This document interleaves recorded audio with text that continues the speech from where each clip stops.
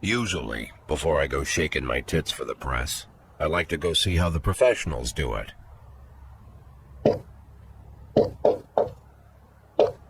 Some might say the chief of police has no business in an institution like this, but in fact it's the quietest and safest place in town.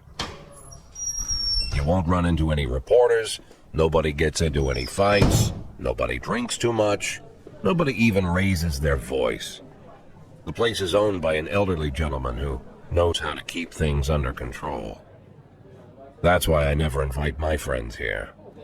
I wanted to make an exception for my 60th birthday, but most of my colleagues are young enough to be my sons, and they'd rather just hire prostitutes.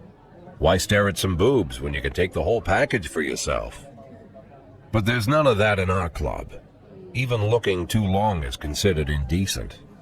You can get an occasional glimpse, like by accident. The rest of the time you just pretend that you're immersed in conversation, or just come by for a drink. Doesn't mean these gentlemen wouldn't want their bald heads smothered in tits. It's just that nobody says it out loud. My younger colleagues might call it hypocrisy, but I call it the good old-fashioned manners. Good manners and leave the rest unsaid. She agrees to unbutton her blouse, and we agree not to pay too much attention. The girls are on a quiet prowl, too. They're looking for a way out of their cramped rooms. Maybe make friends with some wealthy patron with a pacemaker and dentures. Everybody wants something. But we have to control ourselves, or we'll all turn into libertines and prostitutes. Hell, if there weren't any rules, I'd be belching and farting, jumping up on the table, arms held high, yelling, "Shake it, baby!" No idea how I got so barbaric.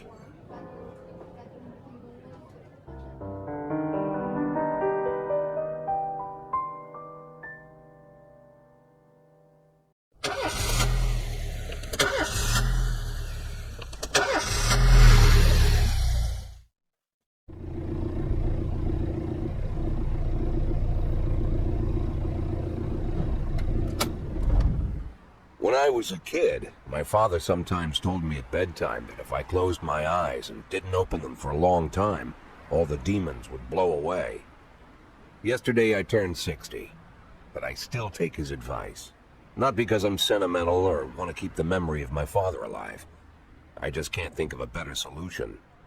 To get away from all the demons that haunt Freeburg, I'd need to wear a blindfold 24/7. Plus, it's a good idea to act blind when talking to reporters. At least that's what my colleagues say. They're afraid of press conferences. But for me, it's more like a confessional. No matter what lies you tell, you're privately thinking the honest answers. It helps me remember who I am. The fact that I'll be reading all about it in the papers tomorrow is a small price to pay. Call it penance for the preacher.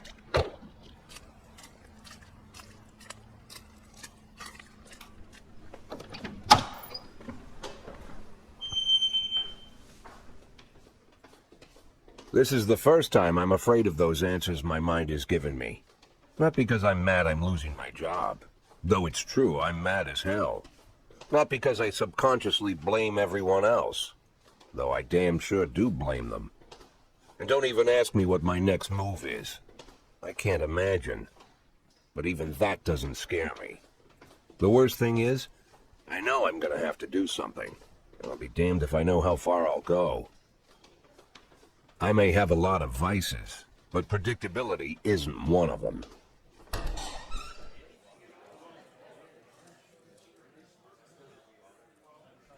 I learned a long time ago how to drive away the swarming demons. But what do you do when they're trying to rip your soul from your skin? Shutting my eyes tight as I can. The best solution remains the same: play blind. I just hope the reporters think I was blinded by the camera flash.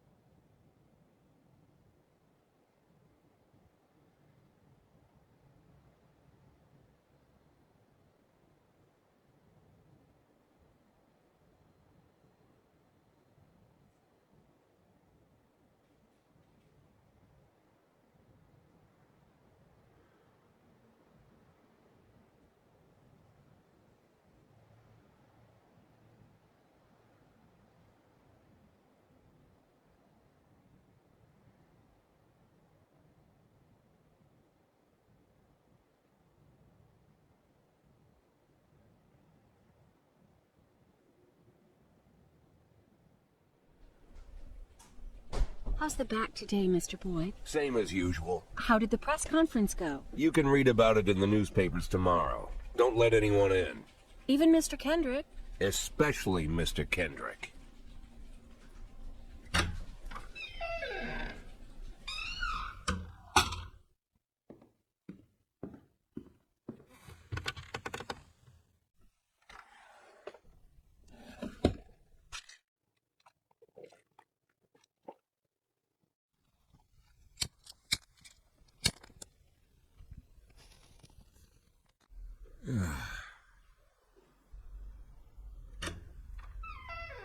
As soon as I heard the door creak, I knew what face I'd see.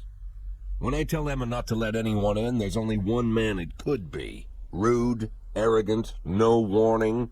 That's Mayor Rogers in a nutshell.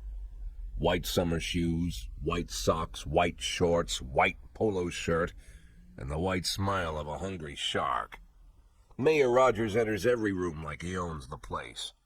Even the floorboards under his feet seem like they're creaking an apology.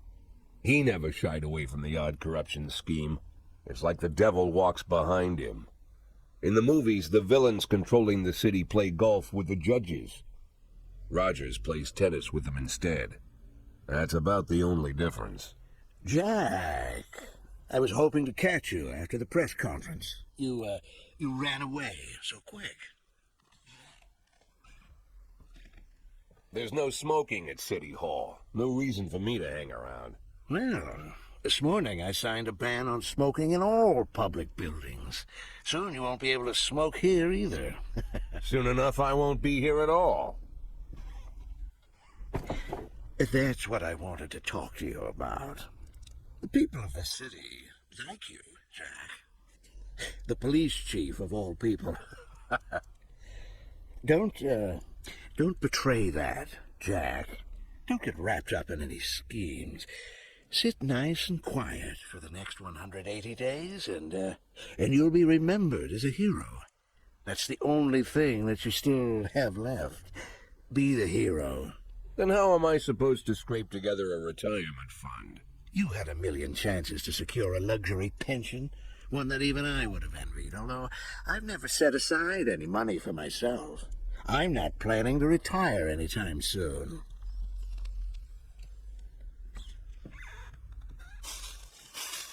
"180 days of quiet, Jack. That's all I need. I don't have any problems with you, and you won't have any problems with me. I have a new assistant, Troy Starr. If you have something to tell me, call him. But try not to bother him. He's a busy man." I'll do my best. And quit smoking up the office. One of my friends will be using it soon.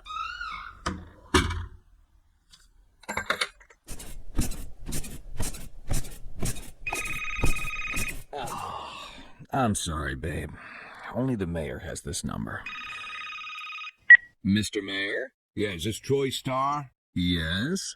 Go fuck yourself, Troy Starr.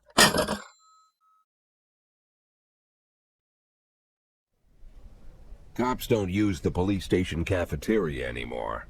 There's some kind of stigma against sitting shoulder to shoulder with your partners.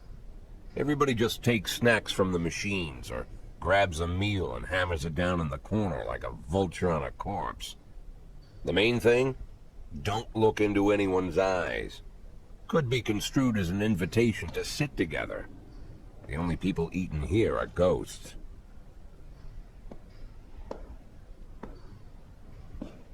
My deputy, Francis Kendrick. He recently became one of those ghosts. The subject of one of the most devastating corruption scandals in the history of Freeburg. No evidence to support the accusations, but everyone knows Kendrick's days are numbered.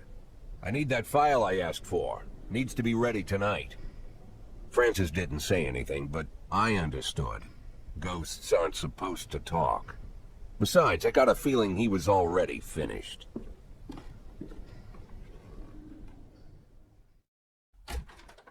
Used to be, when I asked Kendrick to stay late at the office, he liked to grumble and crack wise. Nowadays, he doesn't have the strength for it. Slumped shoulders, blank stare, wrinkled skin. The past few weeks, I don't hardly recognize my old friend. In his younger years, he reminded me of a gallant royal officer in an old Kipling story. Kendrick isn't just crumbling under the weight of the public pressure, but from the shame of it all. Internal Affairs raided the library he inherited from his grandfather, hoping they'd find buckets of cash stashed in the pages. Heard about the look on his face, the fearless policeman standing helpless in horror.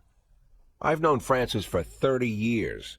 The past 20 years he's played loose with the law. And I know that at a certain point every stolen dollar brings more misery than anything else.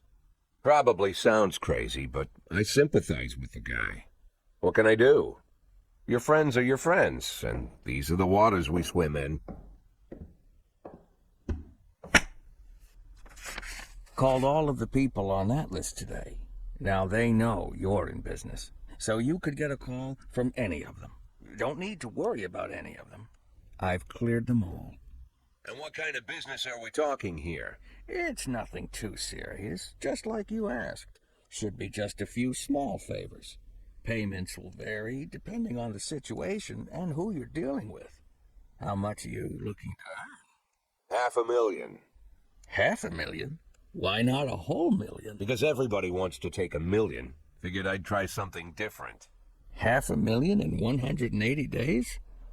Well, you could earn it all above board if you netted all the big fish and hit all your bonuses. Never knew you for a fisherman. Well, you never got into my business, and I'm not trying to get into yours. But be careful about bringing in any other cops. Sooner or later, they'll put the finger on you. And one more thing, Jack. I remember what you said, but I should probably add one more name to that list. Christopher Sand. Sand. Christopher G. Sand. Everyone knows the name, but few could tell you who he is. The old man stays away from the spotlight. Always wears old-fashioned jeans and knitted sweaters. Gives to charity. Rarely attends social events. An avid hunter, I hear. Even dabbles in poetry. You'd never guess he's the head of the oldest and most powerful gang in the city. Goes back as far as his great-grandfather. And Sand is strict about following the old rules. He rarely involves himself in commonplace murders and robberies. Hardly needs to intimidate anyone to get his point across. The people who work for him each have their sphere. They provide protection where needed, even work with the authorities when they want to make a deal. Meanwhile, Sand pulls the strings without getting his hands dirty. People sometimes mistake his quiet approach. A couple years ago, an arms dealer decided to expand its business without asking permission, and his whole family paid the price. In 4 weeks, Sand killed 31 people. Old men, women, even a few teenagers. And Sand's people made sure every paper reported it. Frank, I don't want to hear you say that name again. Jack, please, listen to me. I'm in with these guys. We agreed, Frank. That's not the kind of business I'm into. I don't go there. Never have, never will.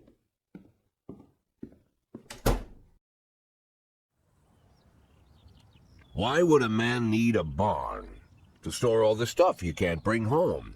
About 30 years ago, back when I was young and interested in farming, I carried all kinds of junk home. After a day in the field, I'd come home with buckets, shovels, dirty boots and clothes, and instantly transform the living room.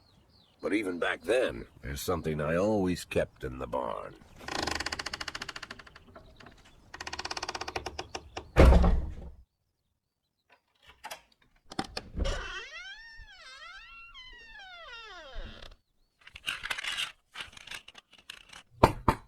I stopped keeping my pills inside the house because every time I was about to take a triple, someone would knock on my bedroom door. Now they're knocking on my barn door. Well, fine. It's not every day that someone comes to visit your barn. In all the years we worked together, Kendrick never came to visit the house. We drank at bars, went fishing, went to the mountains, even chased off some poachers one time. But he never came for dinner with the family. We never watched football over here. And now he's brought his friends to visit my barn. I always try to look unsurprised, like it's an everyday thing to get visitors at the old barn, especially guests with their own personal bodyguards. But Kendrick is sharp enough to see he's caught me with my pants on backwards. Sorry for the surprise, Jack. We saw you from the car. Figured we'd find you in here. I'm going in for a minute, fellas. These guys will wait outside.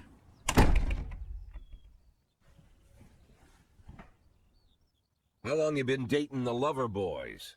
They're Sans people, Jack. Yeah. So now you're appearing in public with members of the Mafia? Jack, I'm leaving tonight. More like fleeing. Jenny and I are taking the girls and making a run for it.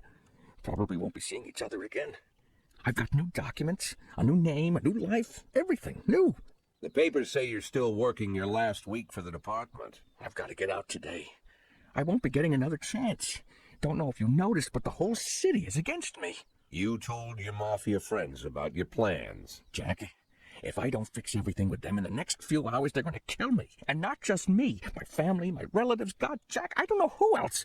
They found out that I was planning to run and they demanded that we close our contract today. Your contract, Frank? Really? Is that how you talk now? Maybe you should call in the lawyers to straighten all this out. Now is not the time, Jack, please. I have a commitment to them until the end of the year. They need an inside line at police headquarters. I can't just give them back the money. That's not how the Mafia works. If I can't find someone I can trust tonight, I'm dead. You know me, Jack. I wouldn't ask you if I wasn't afraid they'd cut my daughters to pieces before sunrise. He's the damn fool who puts his daughters in the crosshairs in the first place. Anyone in my place would have dressed him down good. But I didn't want to pile it on. Fate's already got this guy's soul in the grinder. I'm not going to lecture you, Frank. I don't think I have anything to say that you don't already know. I'm sorry for your family. I wish them all the best of luck.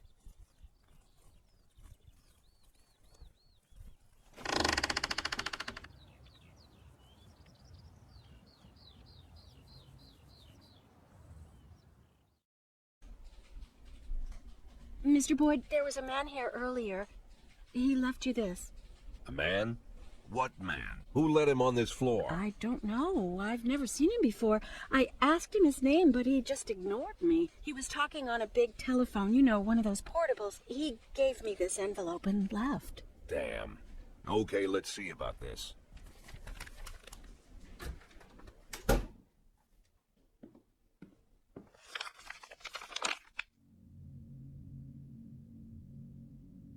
The photo could have been doctored, of course, but Sam doesn't go in for cheap theatrics. Kendrick is dead, his family is dead, and they probably died slowly and painfully. But Sam's got a bigger game. He's not trying to frighten me. He's just trying to clue me in on the facts. I didn't agree to work for him on my own, so now they're just going to insist. Boyd. Good morning, Jack. I believe you just received my message. Who am I speaking with? Oh, I'm sorry. I forget some people don't recognize my voice. But I assure you, Jack, if I was sitting right there in front of you, you'd have no trouble recognizing me. Like I was a member of your family. Even better than a wife, perhaps. A wife can betray you. No man is immune. I don't talk to people who don't tell me their names. Oh, Jack, don't be so childish. You're too old to run away from strangers. Yes, we both are. And in our old age, friendship becomes rare and all the more precious. But of course, we must work with new people and find out new names. So if you insist, Jack, let us formally meet. Hello, Jack Boyd. I'm Christopher Sand. Wonderful, Mr. Sand. And what is it you do for a living? Oh, you'll soon find out all about that. Well, you'll learn much more than a simple policeman could ever expect. You're a simple policeman no longer, Jack. Don't turn off your phone. You start today.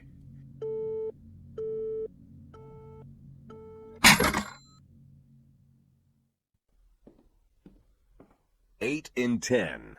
It's been my go-to principle since my first day on the job.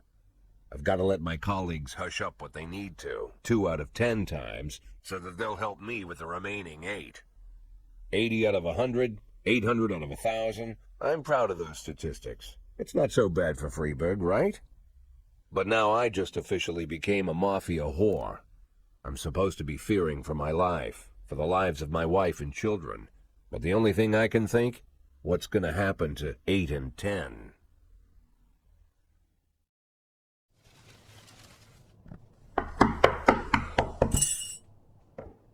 Whenever I'm alone at home and there's a knock at the door, I always hope it'll be my wife, Laura.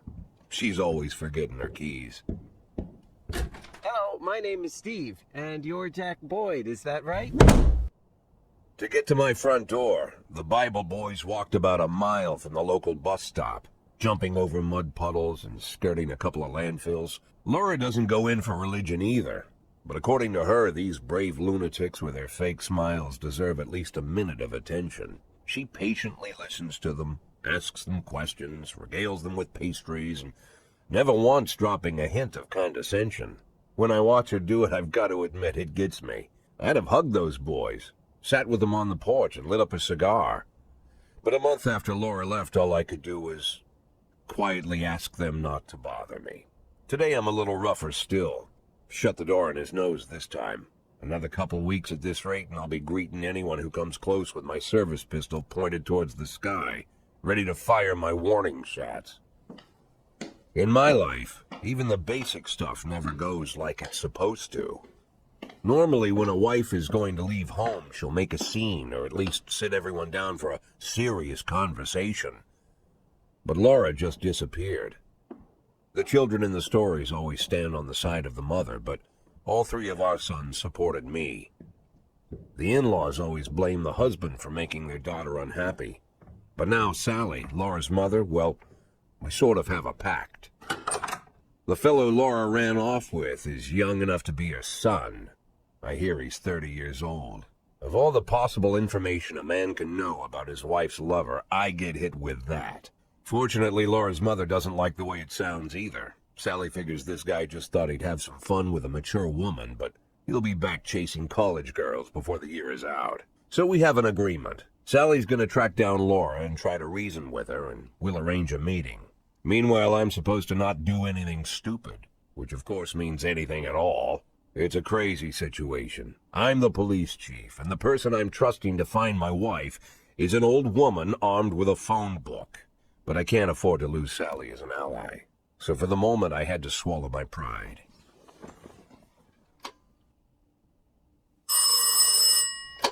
Hello.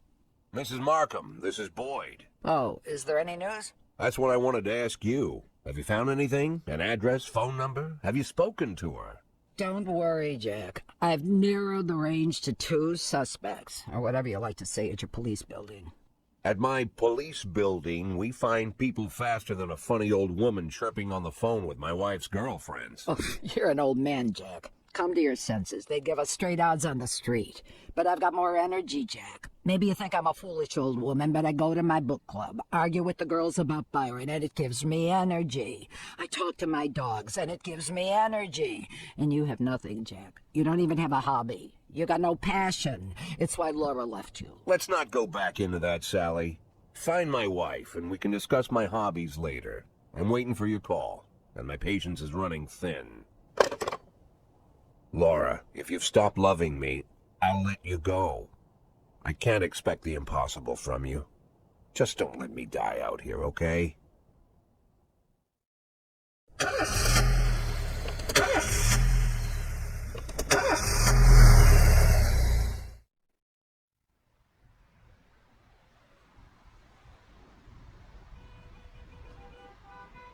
The people of Freeburg have built up a tolerance for the petty horrors of modern life.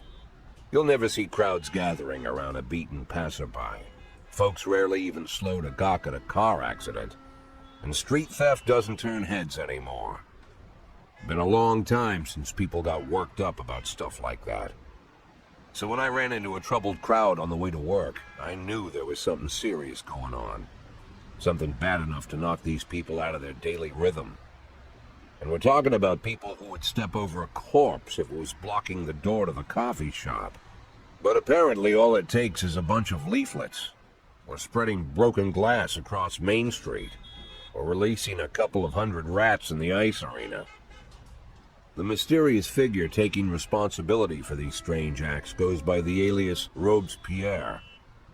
Nobody knows who he is, what he wants, or what all this adds up to, from the buckets of lard spread on the sidewalk to the front door of City Hall covered with ostrich feathers. But this strange cross between childhood pranks and cheap theatrics has got the people all worked up. Everyone understands when some Freeburg crook satisfies the basic human need to rob and kill. But when someone steals a lion from the local zoo and locks him in a cell below the courthouse, the people start asking questions. Myself, I kind of like this Robespierre. It's not just the pranks he's pulling or his green bull's head emblem. I just like his funny nickname. Robespierre? Really? Who does that make me? The Marquis de Lantenac? I don't think so. In the old books about revolutions, I fancy myself the old gunner who goes off to war with a bag of damp powder. Or maybe the innkeeper who tops up the beer kegs with mop water. It's something to think about.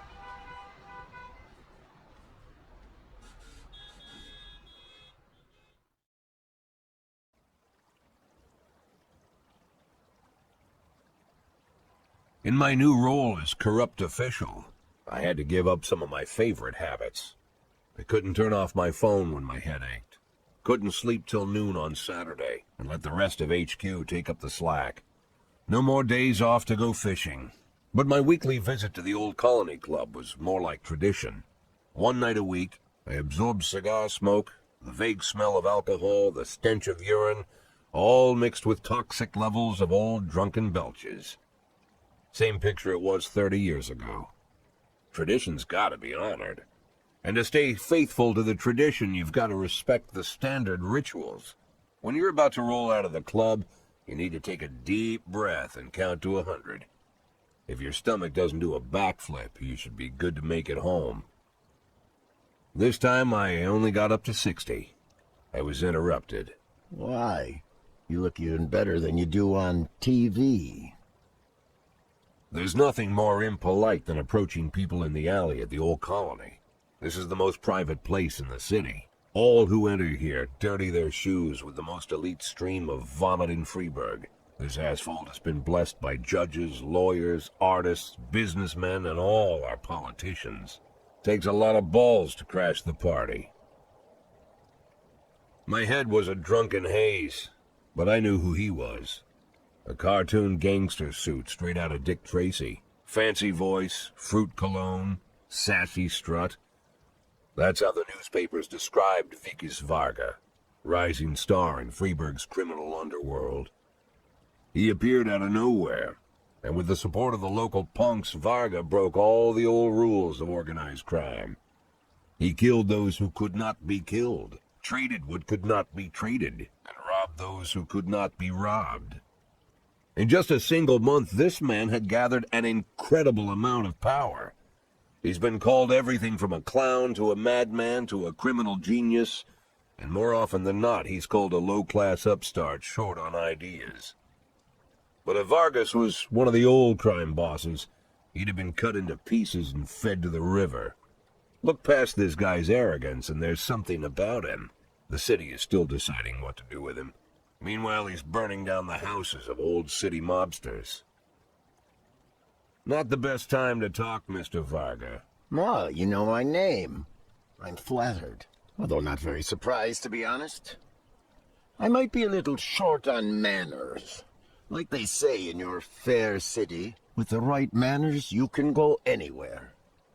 Well, I don't want to go anywhere. I want to stay right here.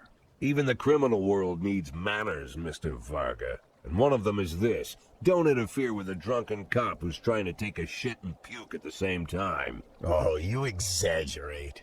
But is Freeburg always so gentle with its officers? You've been a bit roughed up lately. I see you already know Freeburg quite well, Mr. Varga.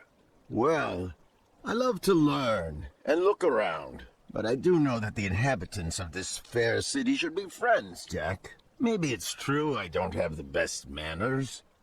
After all, it's only polite for friends to share their phone numbers.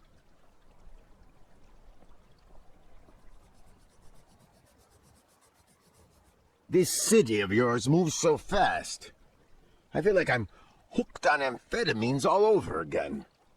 You wake up in the morning full of ideas, and by nightfall, you've all had each other killed.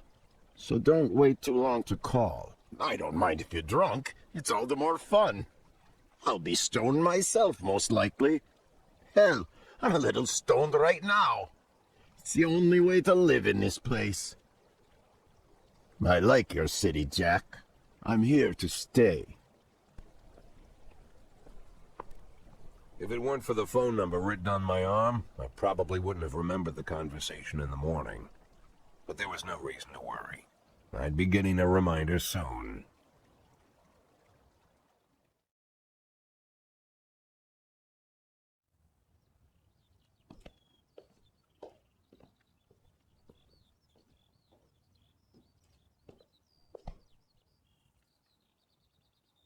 My morning ritual was plagued by the smell of Vickers Vargas' fruity cologne. It was like the sharp citrus scent was chasing me around the house, as if Vickers was right there in my living room.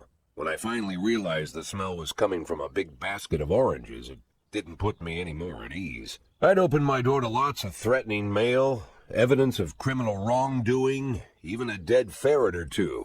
But fruit? Never. You the fruit guy? Excuse me? Was it you that brought the basket of oranges? Nah, it was here when I arrived. Fine.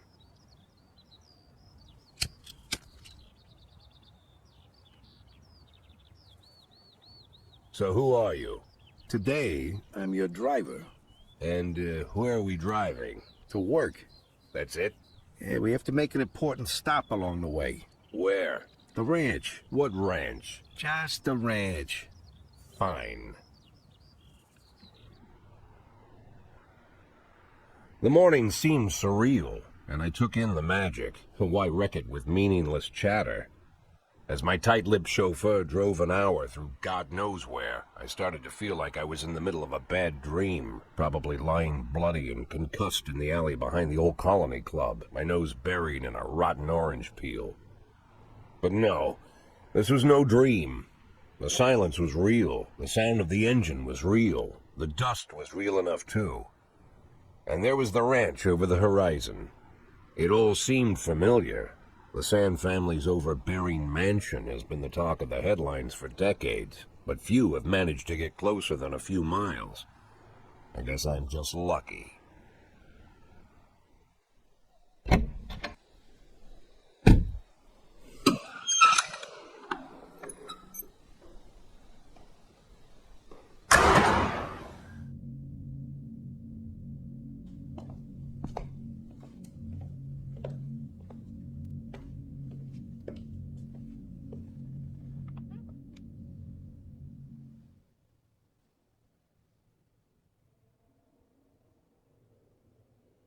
I didn't know you took private meetings, Mr. Sand. Only if I expect good company. I'm surprised my company ranks at all. Today, yes. Today is a special day. So it seems. Do you often go to the old Colony Club, Jack? Every week. Meet any interesting people there? As a rule, no. Sometimes you make a date, right? Sometimes make new friends. Sometimes, I guess. But that's not why I go. And why? I consider it a hobby. A hobby. Do you know anything about my hobbies? Well, judging by the half-dozen animal skins I stepped on walking over here, it's not much of a reach to say you like hunting. Love it. Well, I say that now. It seemed so tedious when I was a child. Took ever so long. But now I'm older.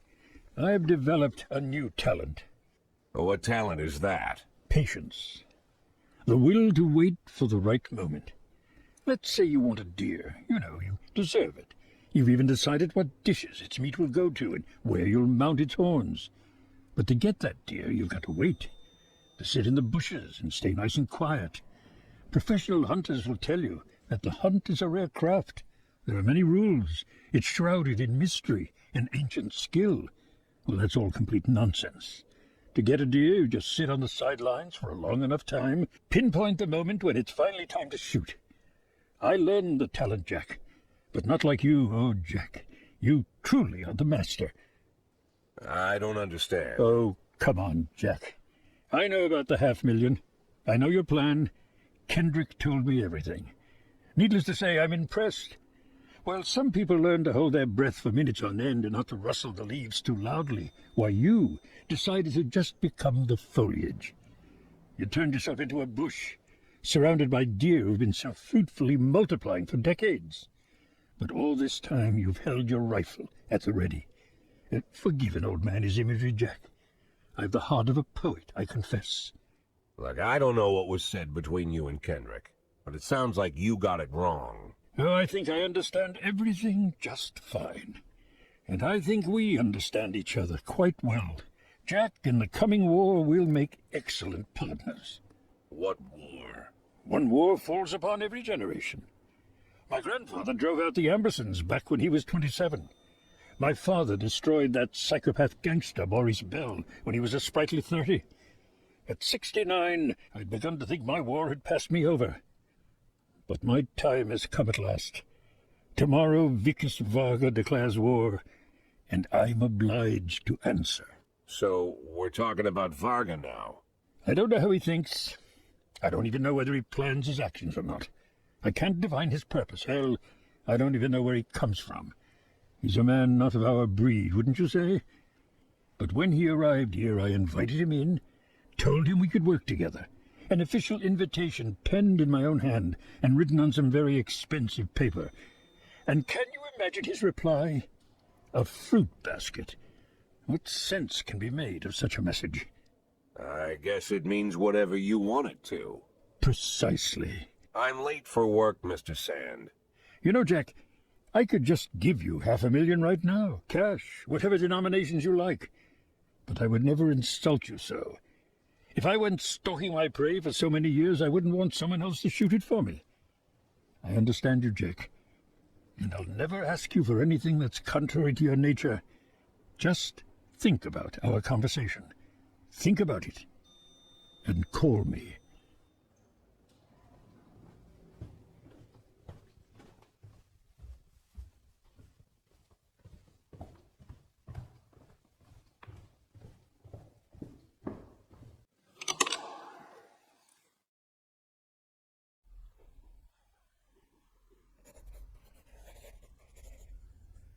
Like I said, it's a whole new life, and I've had to give up some old habits. One of them, keeping away from things that don't concern me. Now I can't afford the luxury. This spotlight I'm under, concerns is all I got.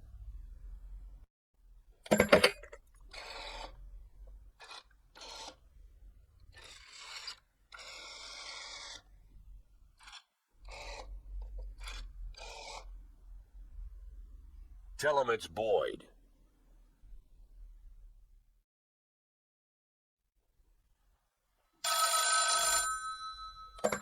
Boyd. Is everything okay, Jack? I'm not calling in the middle of a job. No, you're okay. Did you find her? Yes, I found her. Nothing shocking, don't worry. She's living with an insurance agent in the suburbs. He's 31 years old, recently divorced. He has a funny car, you know, like in that movie where that... Did you talk to her? Yeah, we talked. More like I talked and she basically cried. God, she hasn't cried so much since high school. You know, she was dating this boy from a restaurant and, what was his name? And so, Laura, she'll be back? Of course she'll be back. She just needs time. Time? You mean once she gets tired of screwing the insurance agent? Jack, you're talking about my daughter. Yeah, I know. I want to... Well, I just want her to come back as soon as possible. Don't worry, I'm with you. We just need a little patience. I know it's asking a lot, Jack, but you really just gotta be patient.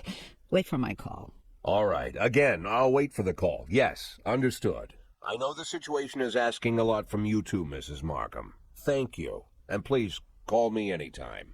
Jack? Yeah? You okay for money? Excuse me? Well, you know, where the papers were talking about your resignation. They said you and Laura were a little tight, and I thought maybe you'd... Good God. Jack? Jack?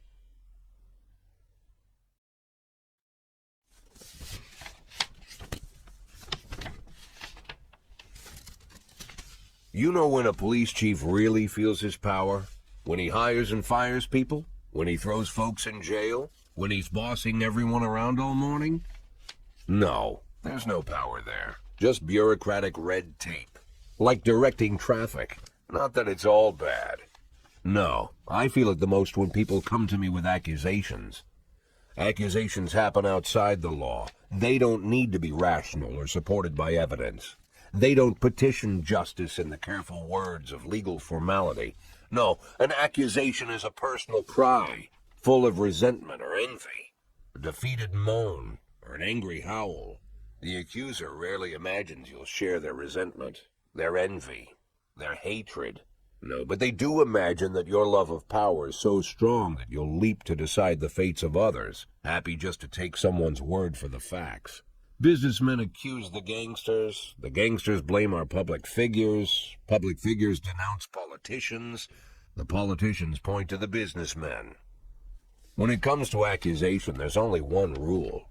Don't aim too high. If you overestimate your own importance, then complaining can cost you your life. So choose the easier path, exaggerate as far as you can, and try to make your plea sound as sad and pathetic as possible.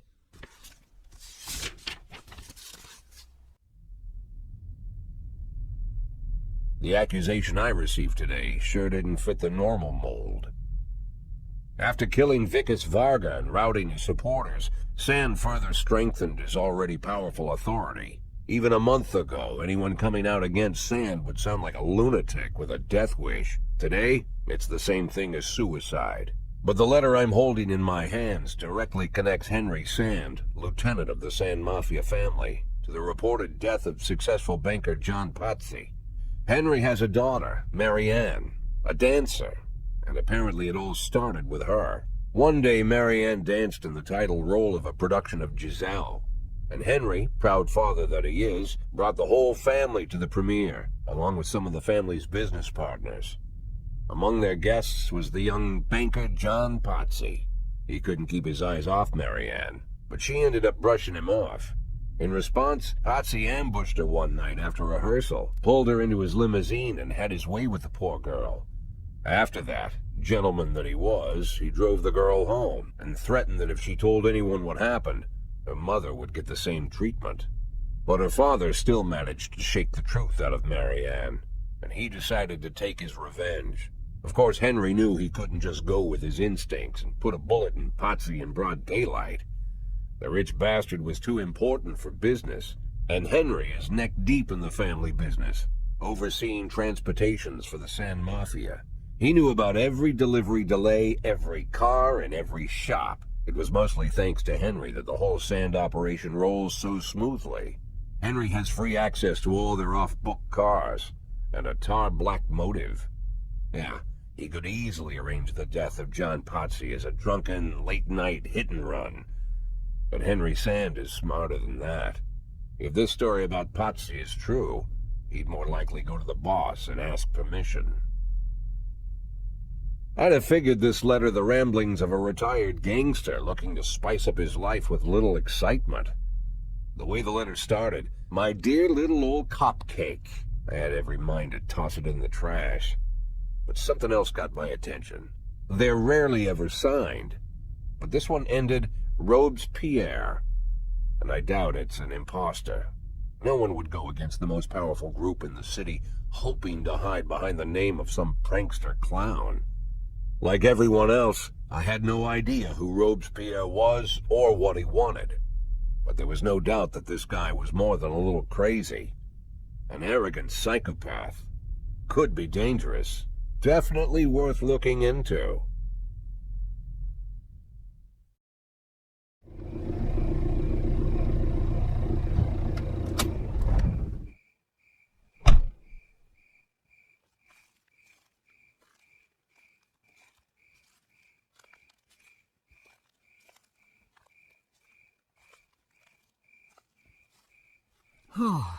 Jack, you always come back so late. What's wrong? Bad news? Good news, Jack. Laura is ready. Ready how?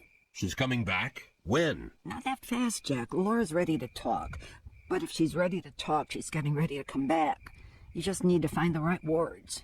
You can find the right words, right, Jack? I'm not an idiot. I didn't ask for this, Jack. It's the middle of the night, and I'm alone on an old farm, 40 minutes away from anywhere, sat on a creaky porch, and now I'm getting snapped at. I came here so you could personally promise me that you'll be able to find the right words. So let's try again. You can find the right words, right, Jack? I can find the right words, Mrs. Markham. That's good to hear. Tomorrow night at 3 o'clock at the Octopus Restaurant. You know it? Yeah, but it's closed at night. Oh, I've arranged for them to be open. Don't be late. But don't come too early either.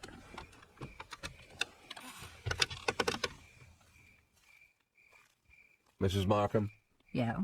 I should probably offer you some tea or something before you go. Do you have any tea? No. Good night, Jack.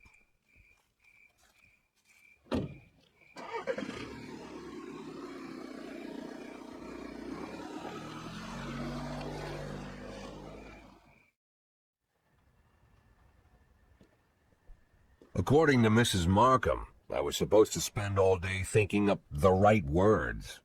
But to my surprise, I did my best work when I shut my head off. I didn't even want to think why Laura decided we'd meet at 3 o'clock in the morning, and in a restaurant we'd never gone to. I didn't know what to tell her, and something tells me she's no more ready for this meeting than I am. By nightfall, I finally stopped worrying. The right words would come when they were needed. And if they don't come at all, then so be it.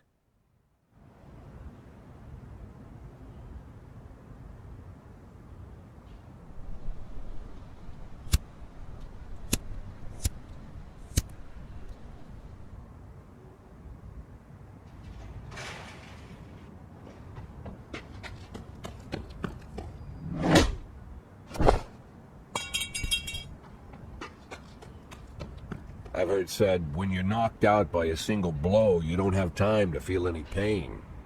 Well, that's a lie. It's painful as hell. Every day I spent in that coma, the pain was unbearable.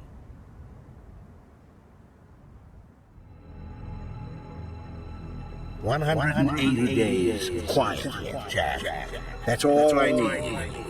I don't have any problems with you, and you don't have any problems with me. I'll do my best.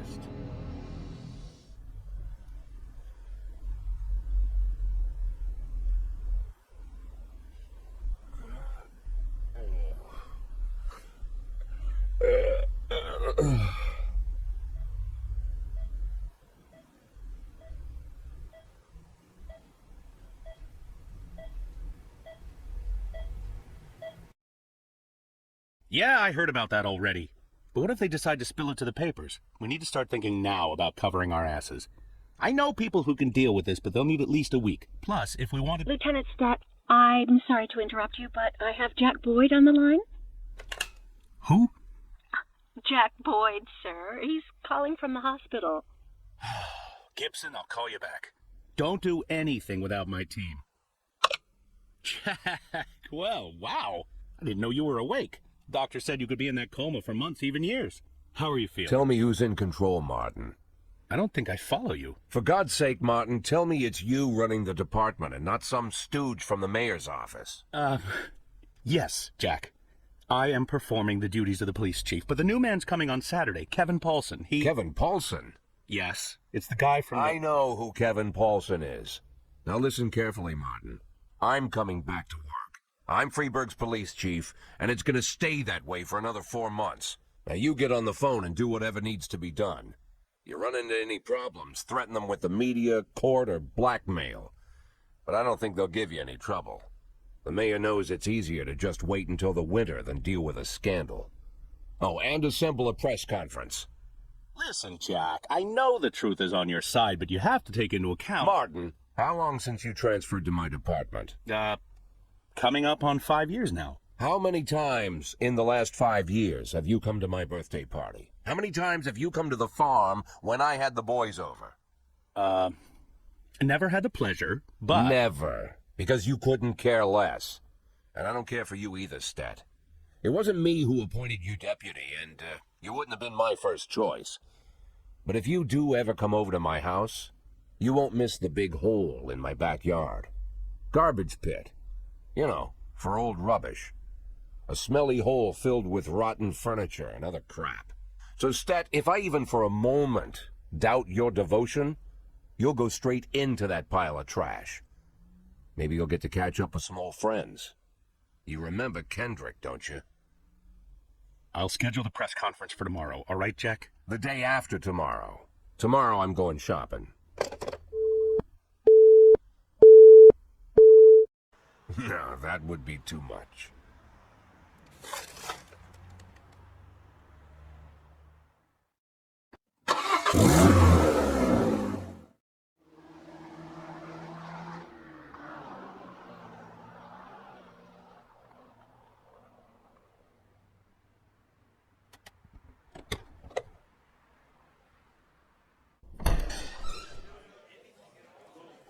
Wow, Jack, what's with the outfit?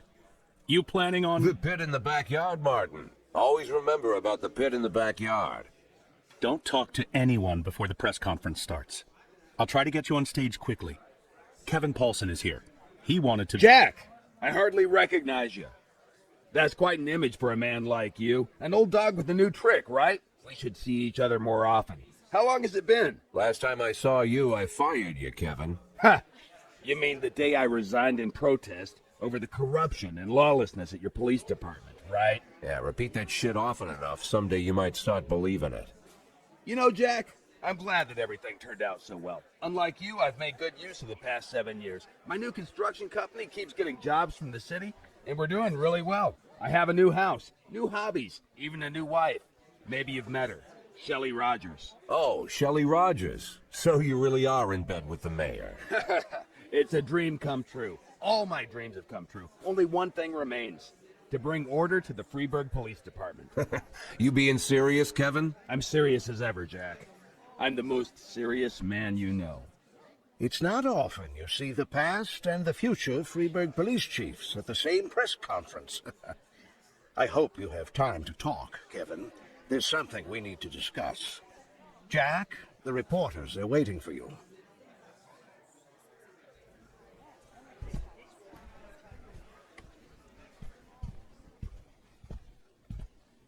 My retirement plan somehow just got turned into a circus.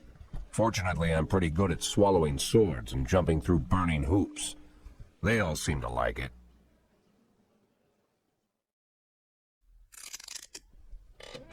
Impressive recovery, Mr. Boyd.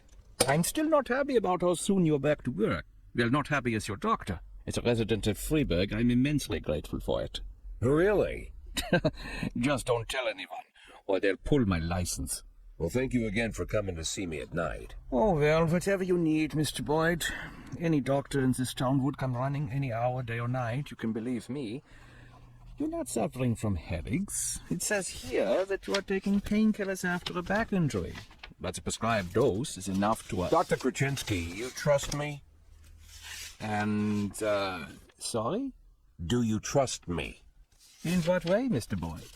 You think I'm an honest and reasonable man, Doctor? You're joking, Mr. Boyd. Thanks to you, my wife finally agreed to buy a house here, and we've decided to have children. Thanks to you, I'm not afraid to visit my patients at night. I think you are the most honest and reasonable person in the city, Mr. Boyd. Great. You see, Dr. Kraczynski, I'm an addict. Mr. Boyd, Well, not a drug addict in the way you might imagine. I'm not some weak-willed junkie. Sometimes I stay clean so long that the tablets stay locked in the barn so long they go past the expiration date. But there are less pleasant stories. You know what? I once took a whole bottle right there in the barn. Passed out in my own vomit. I almost choked. I fought the convulsions, somehow managed to break 4 ribs. For 2 weeks, my chest was so sore I wanted to die. But for those 2 weeks, I kept swallowing pills. Couldn't stop. If you want, I could... I once took a dose right before a party at home. My wife Laura had some little friends over from college. I didn't take that many, maybe 5 or 6 pills, but it felt like I'd taken a few hundred. I passed out while I was carrying a tray of drinks. On the way down, I knocked over a set of Laura's scented candles. The house almost burned down. The repairs took a good chunk from our savings. Mr. Boyd, if you'll allow me, I just... As you can see, Doctor, I'm well aware of the seriousness of the situation and the possible consequences. But sometimes I need the pills. I don't use the word lightly. Sometimes I've got to work on cases with more energy than I've got. I can't do it without 'em. And I know you want me doing my job. So tomorrow I want you to come here and bring me some tablets. Lots of tablets. 10 bottles. No, better 15. Yeah, 15 bottles. The next 3 months are going to be extremely difficult, Doc. I would like to discuss your... You'll bring the pills, Doctor? Yes, Mr. Boyd. Yes. Very good. Look, I don't want to trouble you any further. I bet your family doesn't like you running away with me at night. I bet they'd rather I was still in that coma.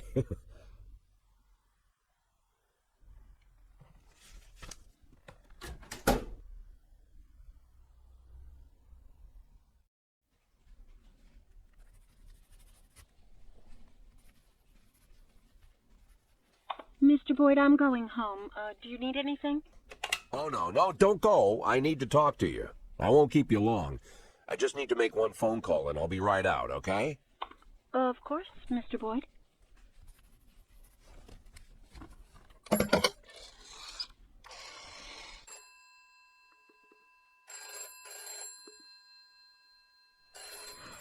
Do you know what time it is? I didn't mean, well, maybe I did. Guess I'm a son of a bitch. Jack? Good Lord, Jack, I wanted to talk to you. Was wondering if you'd call. How do you feel? I'm good, Mrs. Markham. Better than ever. The back pain is gone, the insomnia is gone, my hair is growing back, and my pathological indecisiveness seems to have run off somewhere. Jack, if you think I had anything to do with that... I'll waste no more time trying to think, Mrs. Markham. Every second counts. There's a lot to do. And one of those things is finding Laura. Jack, your tone is scaring me. Good. Turns out I have a knack for that. Scaring people. So, Mrs. Markham, I'm going to look for my wife, and if you somehow get in my way, I'll send a special squad to your house. First they'll throw your dog in the fire, then they'll arrest you for prostitution. What? What the... Prostitution? Sometimes it's necessary to invent charges. It's not like I can arrest you for being an unbearable bitch.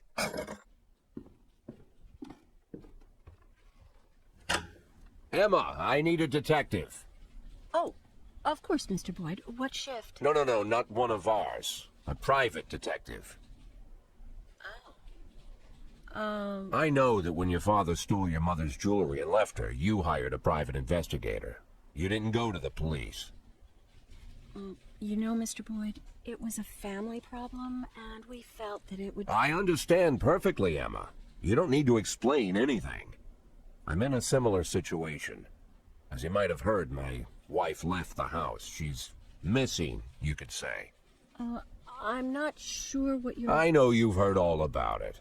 I want her found, but I don't want the department involved. Same reason you didn't. So I decided to hire your private detective. Think you can arrange it? Oh, of course, Mr. Boyd.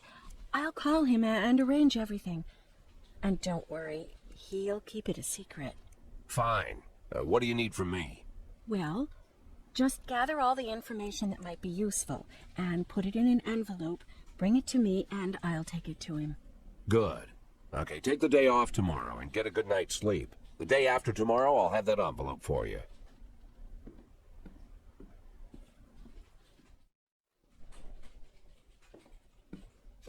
All the information about Laura, just like you asked. Mr. Boyd, keep your voice down. Someone could be listening. Oh, I'm sorry, Emma. It's my first time doing something like this. Here's the envelope. Everything's in there. Fine.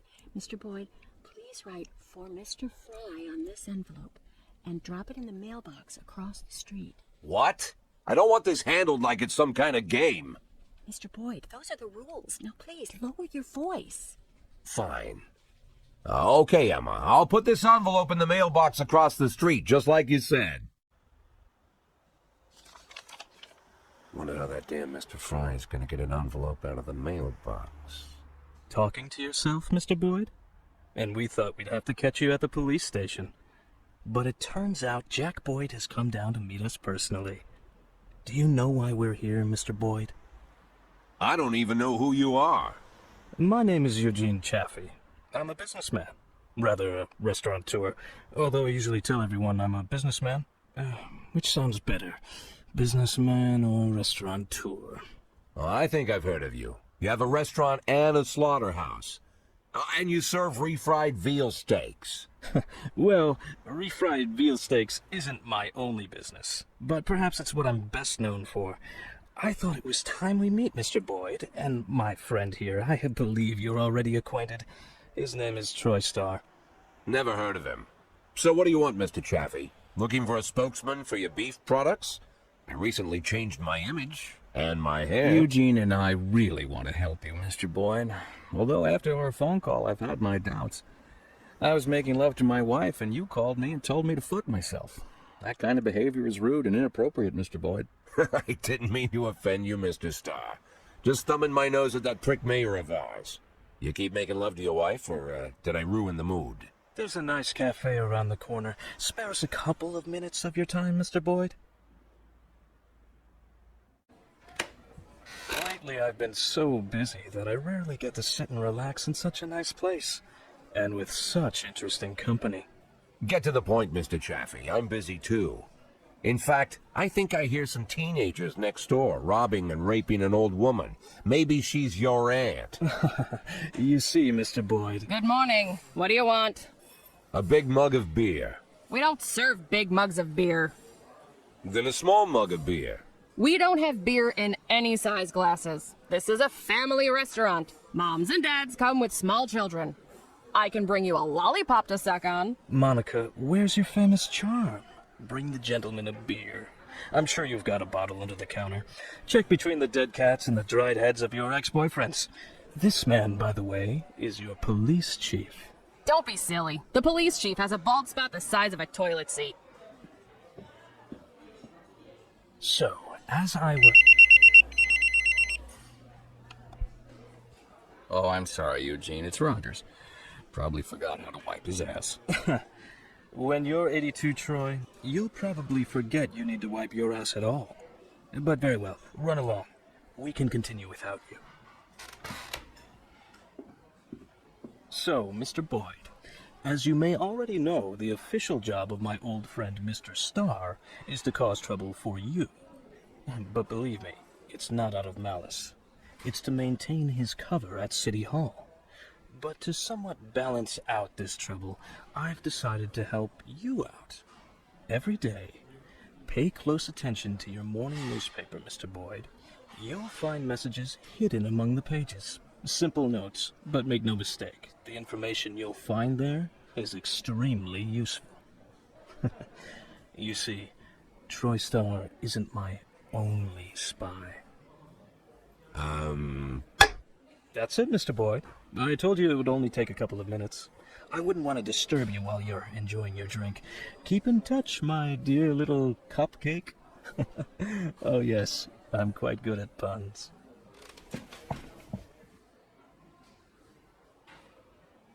Never imagined what meeting Robespierre would be like. But I certainly didn't figure the first thing he'd do was buy me a drink. Getting them to serve a beer at a family cafe? And this Robespierre has some strange superpowers. Strange, but not entirely useless.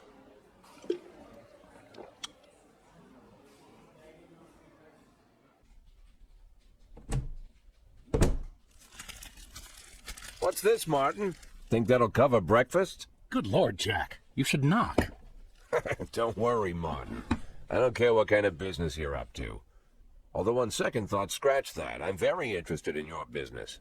In fact, that's why I'm here. You have a lot of connections?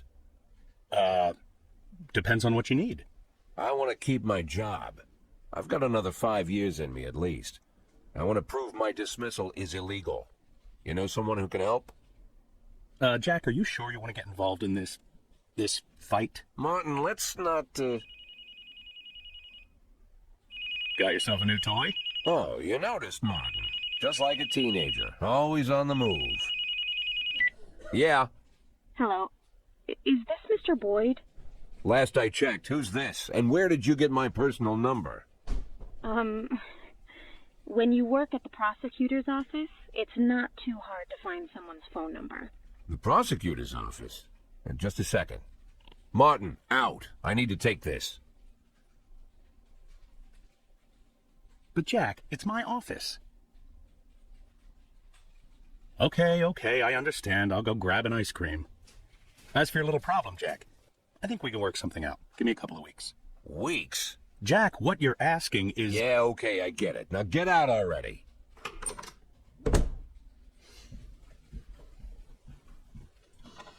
I'm sorry, what did you say your name was?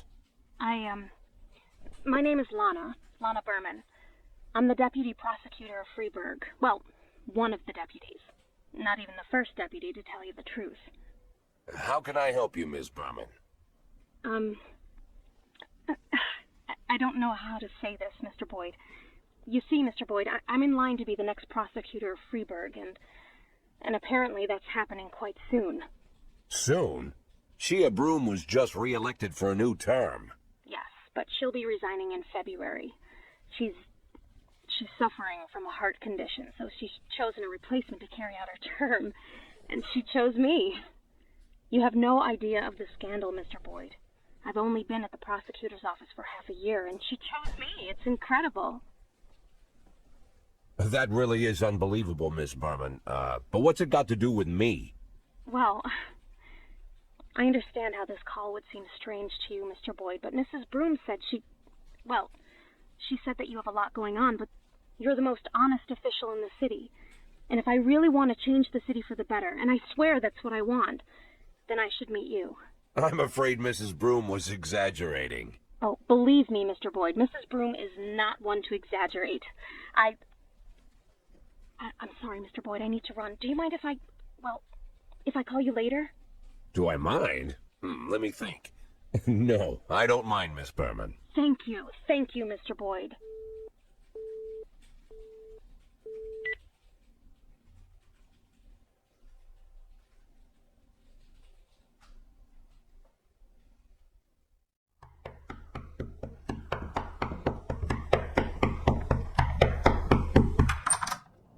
Mr. Boyd, I am Agent Avrahami, and this is Agent Roberts. You'll have to come with us. What now? Oh, please get dressed, Mr. Boyd. We'll wait for you in the car. Mr. Boyd, did you hear what I said? You know what? You boys can go to hell. I'm not going anywhere. Not right now, at least. You can come down to the police station during regular hours. You can't just come to my house while I'm sleeping, pull me out of bed without any breakfast. Right now, the only place I'm going is back to bed. I'm closing the door now, and if you... Jack, what's all this? I told everyone what a great sport you are and how fun it would be to play a little joke on you. Where's your sense of humor gone? Ethan, it's 5 in the morning. At this hour, the only thing that'll get me laughing is one of you feds slipping on a banana peel. Well, what did I tell you? He's such a joker. You're getting old, Ethan. You're getting fatter, Jack. And you're getting boring. And you're getting fired. Fine. You win. But you're still a snappy dresser, Jack. As I'm sure you can guess, we've got an assignment here in Freeburg. Come on, let's go. We'll fill you in at the scene. Oh, and I really am glad to see you, Jack. You have no idea.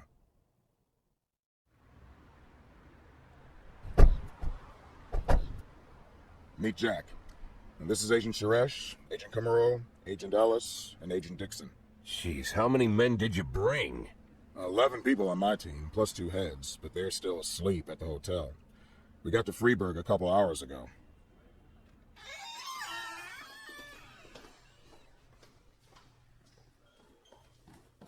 Actually, I was asked not to communicate with the local police, at least until the press conference, but, well, you're a friend. And by the way, you're lucky you didn't have time for breakfast.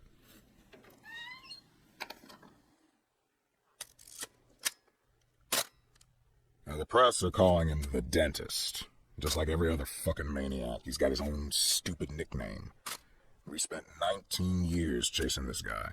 The MO is always the same. He kills young women in a small town, drops out of sight, and then reappears on the other end of the country with a fresh set of victims.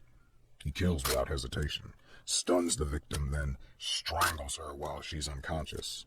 And that's when things get fun. He uses a power tool to remount the dead girl's mouth.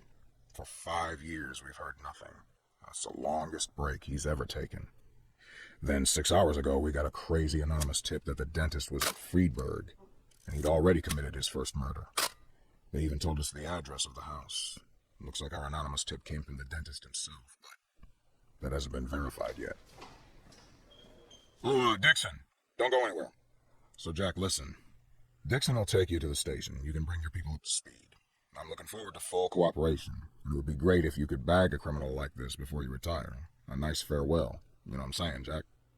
Yeah, a nice farewell. And Dixon, Mr. Boyd will tell you where to take him. Come on, look alive. You're the police chief's driver today, if that's good enough for you. I'll come around to see you tonight. Buy us some beers, huh? But not that piss you normally drink. That stuff gives me wicked heartburn.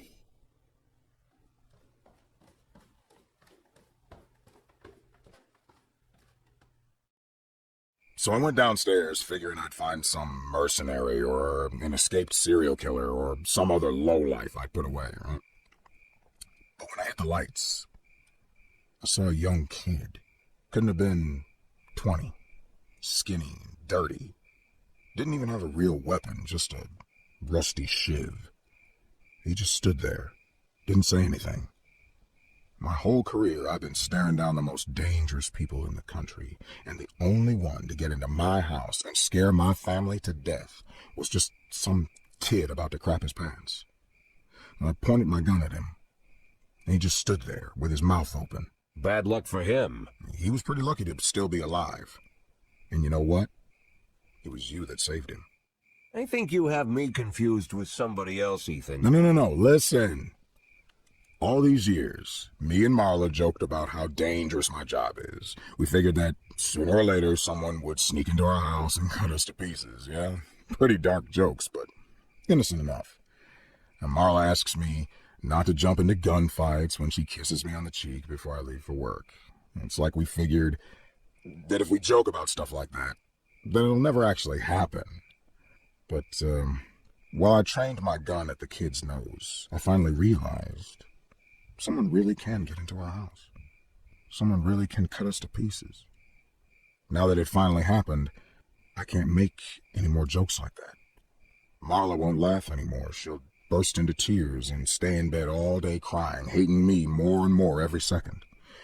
So I figured the only way out of the situation was to show her that if someone really does dare to break into our house, he's guaranteed to get a bullet in the face. He'll die right there on the living room carpet. God, Ethan, didn't know you were so bloodthirsty. I'm telling you, Jack, I was serious about shooting this kid right there where he stood. I was about to pull the trigger. But then I remembered you. Remembered 1,000 years ago, we went to the lake and had some beers after an ethics lecture at the academy. I was all angry with that professor, Laszlo, yeah. Remember what he always told us? Being a good policeman is very simple. You just need to keep doing the right thing. I hated those pretentious speeches.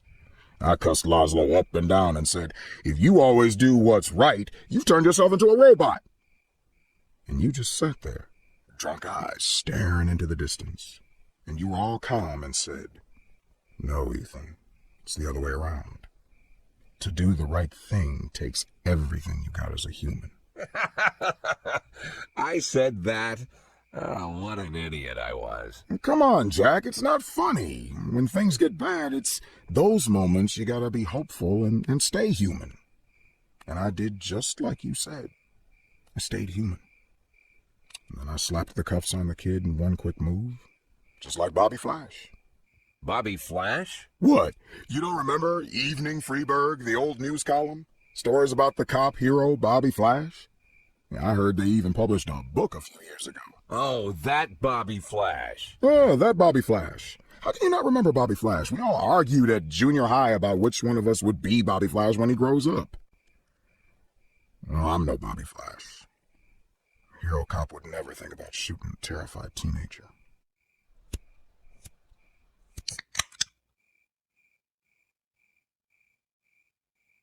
But wait a minute. If I'm not Bobby Flash, then maybe you are. Yeah, maybe so.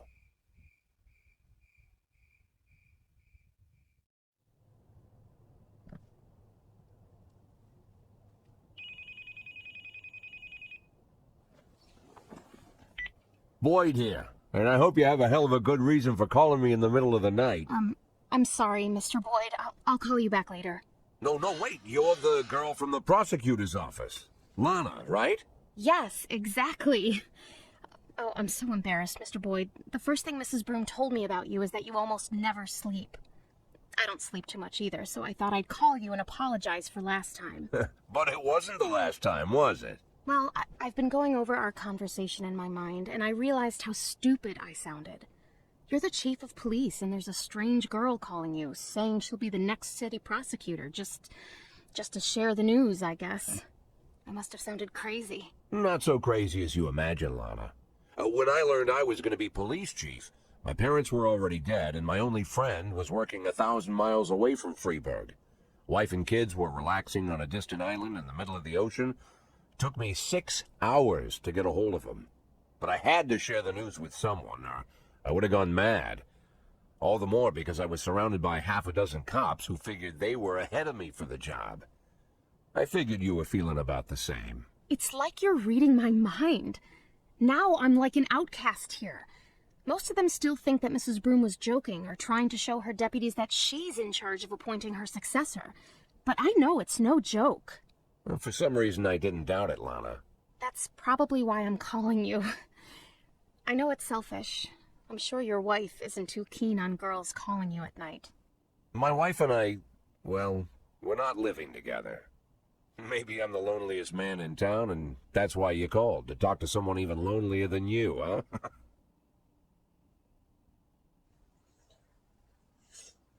Lana? You know, Mr. Boyd, maybe I'm an idiot, but until this moment, I didn't realize how lonely I am. Well, you're in luck, because now you can call me anytime. But if you do, you'll have to call me Jack. Jack? It'll take more than one phone call to get used to that. Well, we're not in a hurry, are we? True. Oh yeah, the work is definitely piling on. Truth is, if I didn't have Palmer helping me catch this psycho, I don't know what I'd do. Yeah.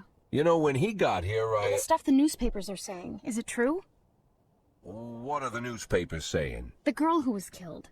She filed a sexual harassment complaint against the mayor? What about the other victims? Were they harassed by the mayor too?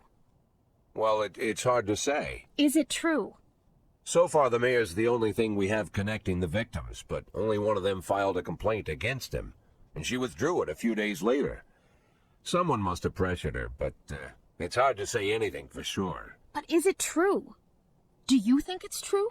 Well, let's just say it seems like it might be. What's the matter? The mayor raped me.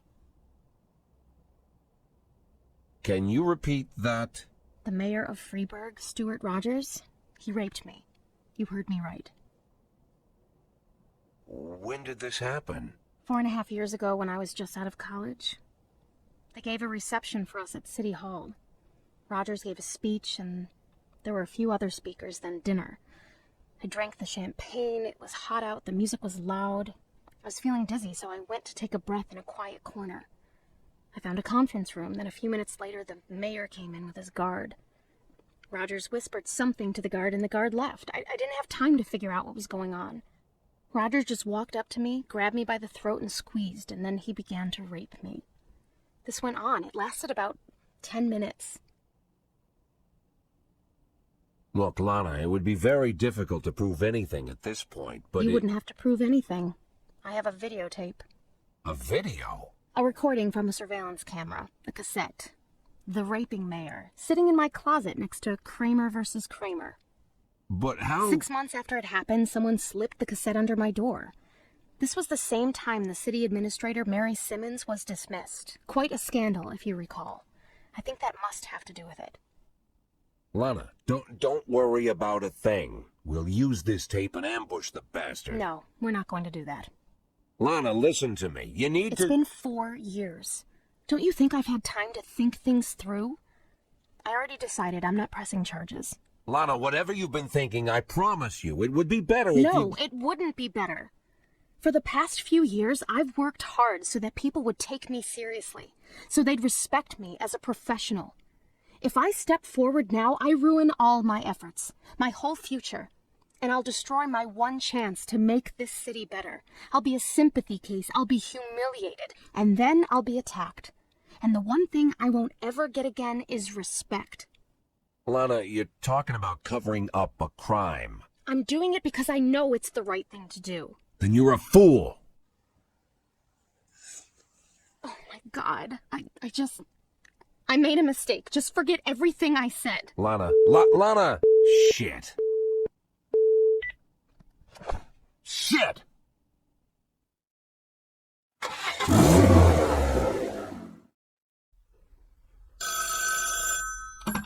Boyd. Well, finally, Jack. I've been dying to reach you these past 2 weeks, but I thought I should give you some time to recover your strength. How are you feeling? Better than ever, Mr. Sand. Touched by your concern. Well, I hope this doesn't sound too sentimental, Jack, but while you were laying in a coma, I thought about our last meeting many times. It was such a fascinating conversation. You said it yourself. You're a true hunter. No, Mr. Sand, it was you who said that. Was it? Well, it doesn't matter. What is important, Kendrick told me a lot about you, Jack. But I suddenly realized that he didn't give me the whole story. Why is it you only want half? What are you talking about? Well, why is it you only want to make half? Not a whole million, just half. Not 100,000, but 5. It's a very specific figure. How did you arrive at that number? Well, I was looking at a house a couple hours outside of Freeburg, down the river. I figured to buy it, move the family, and set everything up, I'd need right around 500,000. It's not my style to take more than I need. Ah. I must admit, Jack, I imagined all sorts of reasons, but none of them were close to the truth. Are you disappointed, Mr. Sand? No, not with you, Jack. Quite the contrary. I respect you even more. Well, I'm glad to hear that, Mr. Sand. And now if you'll excuse me, I have to go home and get some sleep. Of course, Jack. I just...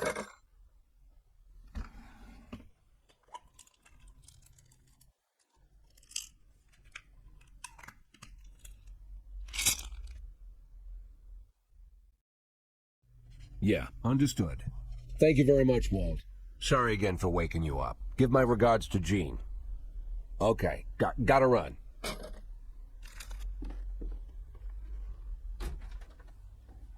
Hey, Martin, wait a minute.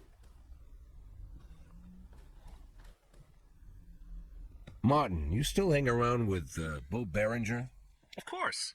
In fact, he's my stepfather. Great. Think he has a couple of men available? Today? Right now, in fact?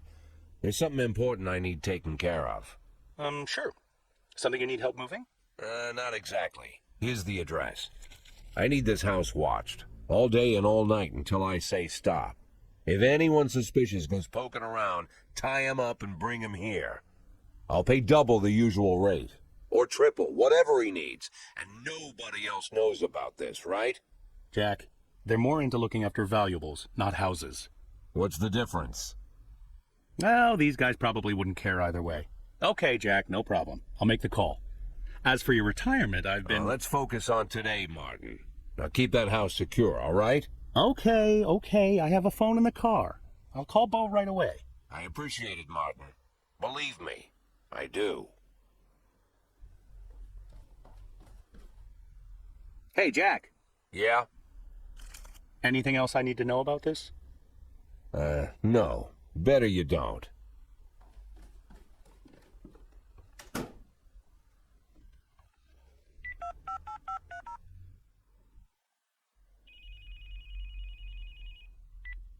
Hello? I'm an addict. Please, I don't want... Listen to me, Lana. I really am an addict. For 20 years now, give or take. I've been lying to myself that I'm in control of the situation, and sometimes it really seems like I am, but sometimes in the more desperate moments, I become completely dependent on the pills. And it's just dumb luck that I haven't killed myself. Or someone else. More than a few times, I've come pretty close. I've been stoned while I'm driving, was even stoned once during a firefight. I've been on drugs while I made decisions where dozens of lives were on the line. When I'm overworked, I need the pills. That's my problem. It's my weakness. But I always knew that if I admit my weakness, if I start talking about the problem publicly, if I go to rehab, then I'm already as good as retired. They'll take advantage of the scandal and get rid of me forever. It doesn't matter all the good work I'm trying to do at the police department. They'll just bury me. So I'm keeping my problem a secret, at least until I can retire. I have to. I know it's the right thing to do. You realize, Jack, this is the first time you ever called me? What? You called me this time. I thought you were just waiting for me to stop bugging you, but now you called me and you opened up, even though you didn't have to. Maybe you're stoned? What? No, I'm not stoned right now. Well, Jack, I guess you need me as much as I need you. I need you more than you need me. Now I know you're stoned. Lana, I heard everything you said, Jack. I understood everything just fine. You don't need to say anything else.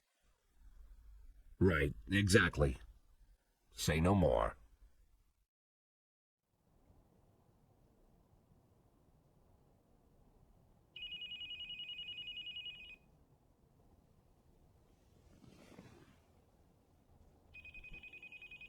Martin, what happened? We've got him, Jack.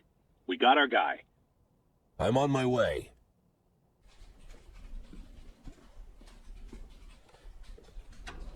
Well, what's the situation? Two things. First of all, our guy isn't a guy. What? She's over 6 feet tall. She's so strong it took 3 guys to take her down, and she wasn't even putting up a fight. If she had a mind to cause trouble, we would have needed a tank. Second, she's not saying a word. Nothing at all. When we took her down, she was packing her drill in her bag and going out somewhere. The clues in her trailer, they were... Well, there's not a lot of room for doubt. There's a lot of evidence. I'm going in. Be careful. I'll bet she could snap those handcuffs if she wanted.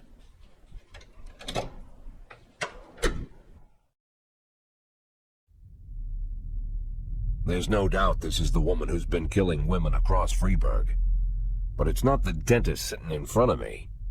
Either she began killing at the tender age of 4, or someone's playing games with us. A game I don't yet see. But this woman knows more than I do. Shame that her eyes are so empty. She's not going to answer my questions. At least not today. She's finished her bloody job, but she's working for someone else.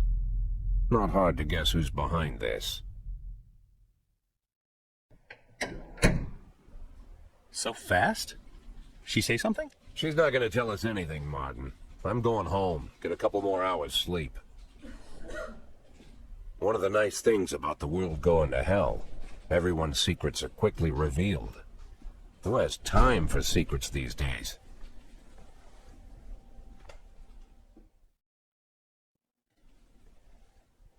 Mr. Boyd, this is for you. That's it? What's it? This is from our guy? What? It's from the private detective? What?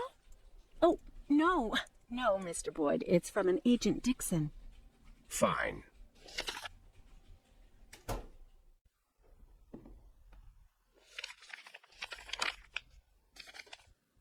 I'm sorry I couldn't swing by before I left, but I'll definitely be back to celebrate your retirement, Ethan.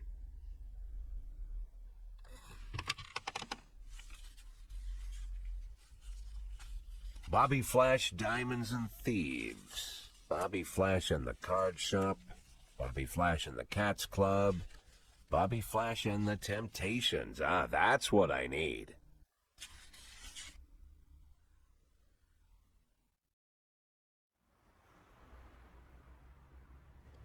Yeah, a box of Caesars.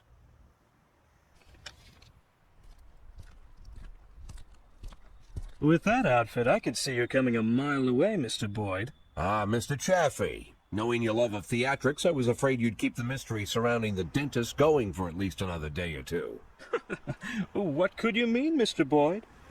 Well, it's true. Robespierre does have a passion for mystery and the dramatic. But there's no need to confuse the actor with his character. For you, I'll play the hurried businessman who likes to cut to the chase. That's not quite me either, but though this mask I wear is quite a burden, I have long grown used to it. Besides, I don't want to distract you from your 180-day quest, not for a second longer than necessary. My, is half your time already up?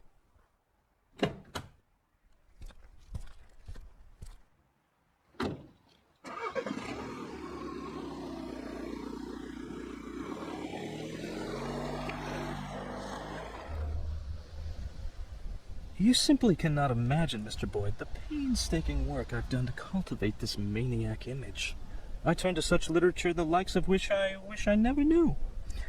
If our law enforcement agencies possessed even the slightest aesthetic sense, they would have instantly seen the game for what it was.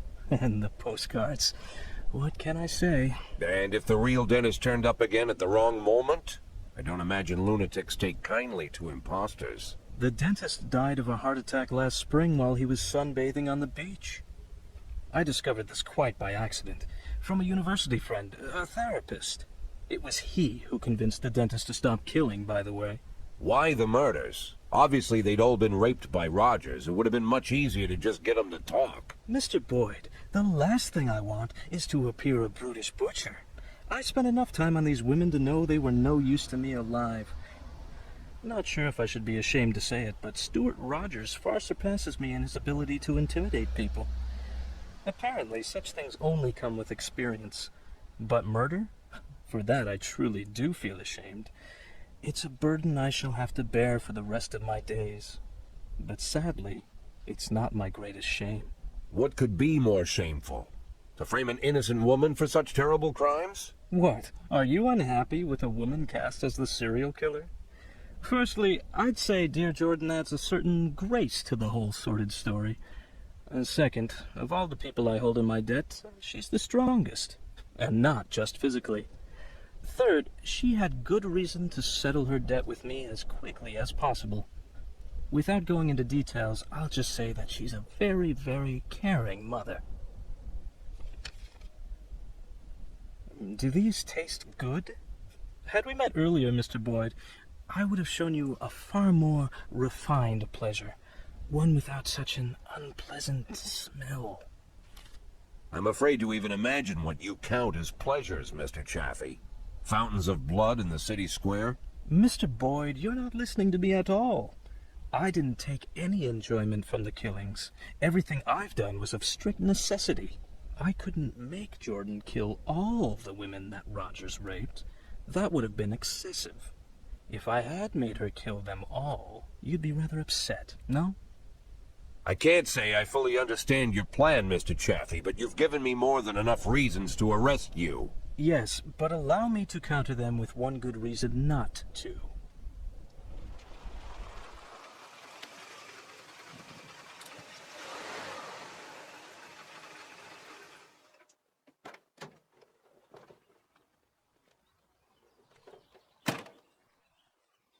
I think you mentioned you dined here once? Yes, not the best restaurant in town. And maybe you're just not familiar with the full range of our services.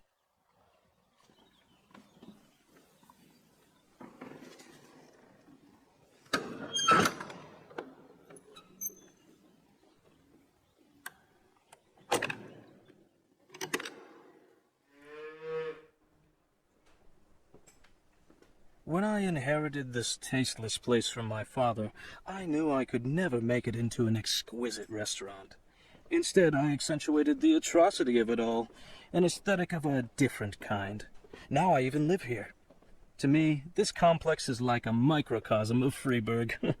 But we're not here to talk about that. At school, I read a French novel whose name doesn't need mentioning, and I read many amazing things. It seems that in Paris, just before the revolution, certain places were quite popular. People of wealth and taste visited from the city, shed their luxurious coats, peeled off their white gloves, and with the help of the local farmer, they brutally stabbed a hole in a bull and decorated themselves with the splattering blood as they prepared a large piece of meat for the fire.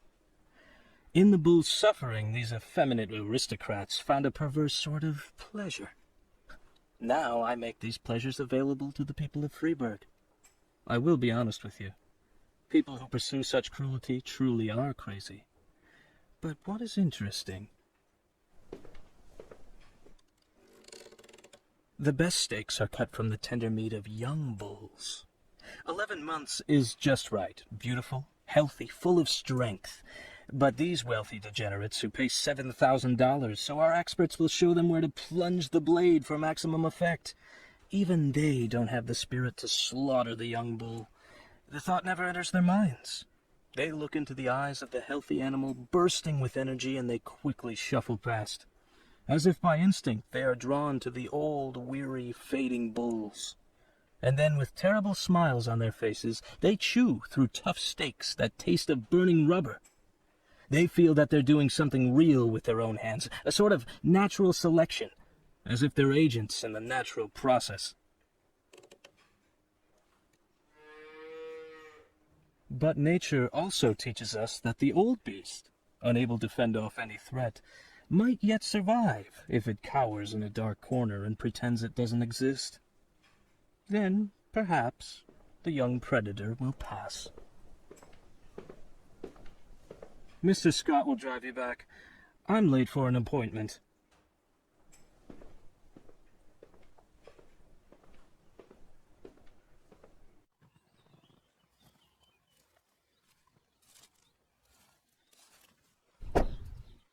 Mr. Boyd, you won't believe it, but the person I just got off the phone with was talking about you. Seems like I'm pretty popular these days. By the way, Mr. Boyd, I've got to ask, why $500,000? Go fuck yourself, Troy Starr.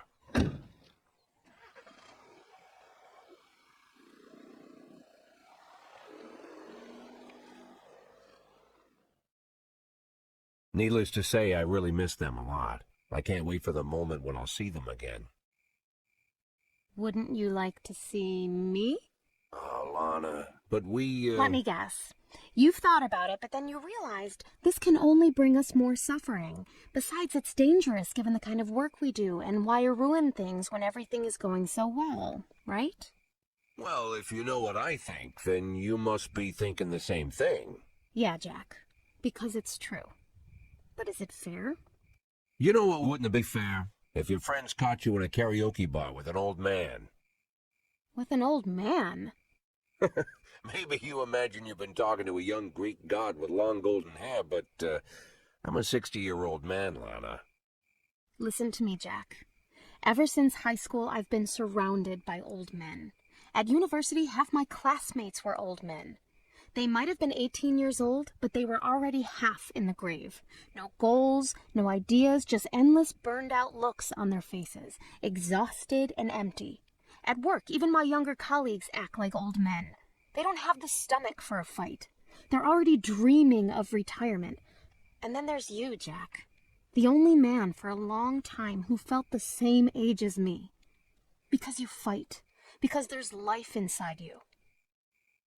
Lana, it's, damn, it's true. There's life in me yet. Jack, you're so cocky. Oh, excuse me, miss. I am the most promising young prosecutor in the country. You know it's true.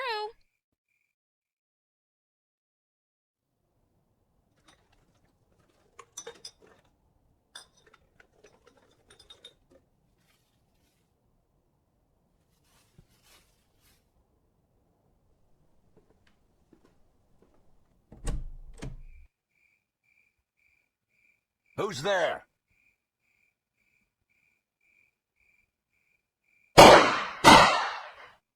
Show yourself or I'll start popping off. Mr. Boyd, it's me, Mr. Fry.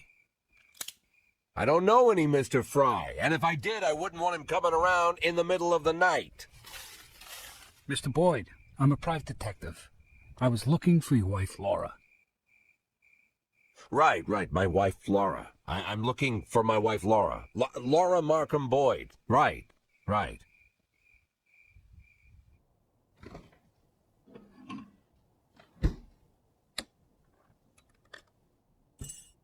You want to throw on a robe, Mr. Boyd? I'm not cold. So, Laura, what have you learned? I know where she lives, who she's with. I know what her plans are. To tell the truth, I learned even more than I expected, but I can't tell you anything. I'll keep a hold of this thing just in case. So, what were you saying? I said I can't share this information with you, Mr. Boyd. You see, Laura... Well, let's say your beloved Laura is with a very wealthy man. I consider myself a good investigator, but he figured out pretty quick that I was onto him. We talked, all three of us, me, him, Laura, and, we agreed that I'd stop bothering them, and in return, I'm getting a very good position in the company he owns, Mr. Oh, I almost gave the name away. You do realize I could shoot you right here. Well, that would hardly be fair, Mr. Boyd. I might not have come here, you know. But I decided to come clean with you, look you in the eye. I don't want you blaming Emma. She really wanted to help you. Plus, Mr. Boyd, I like you. You're a good chief of police, and I feel bad for you. So I talked to Laura, and she'll call you when she's ready. You just need to wait a little longer, and, well, I'm not taking a penny from you for my services. Get out. Leave the beer. But I already drank half of it. Don't worry, I'm not squeamish. Hey, Fry, take off your shoes. I'm sorry? Take off your shoes. Leave them at the door and get out. But why? Because when I asked you to leave the beer, it seemed like you didn't really mind. And I want you to mind.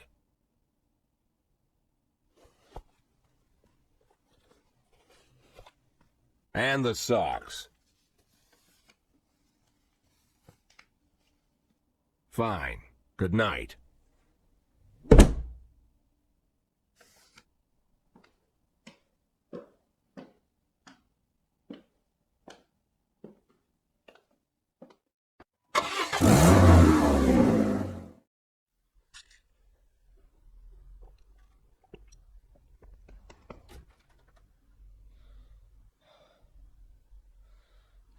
Well, Jack, who's your favorite right-hand man?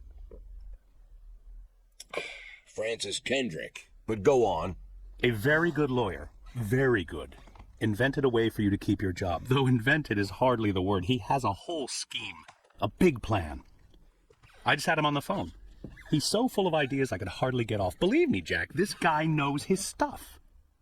Wow, I do not know what to say, Martin. That's wonderful news. Can I meet him? Yes, of course.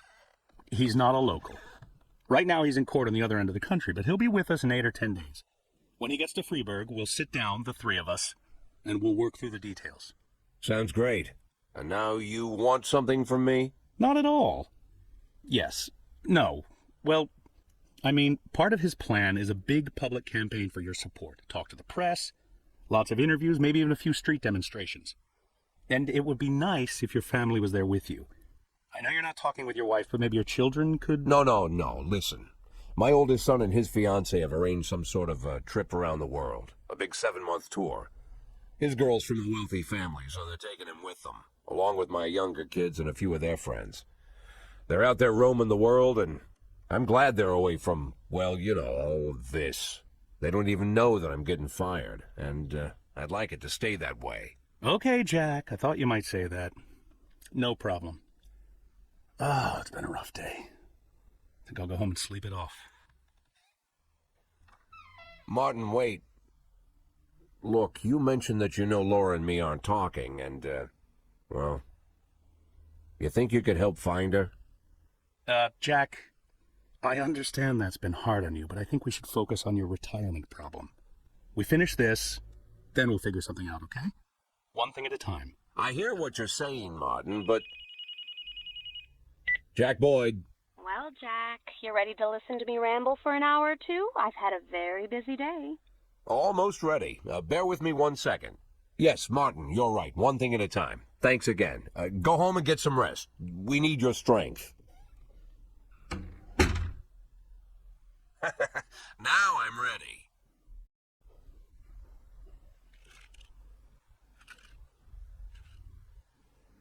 Mr. Boyd, Kevin Paulson is here. He wants to talk.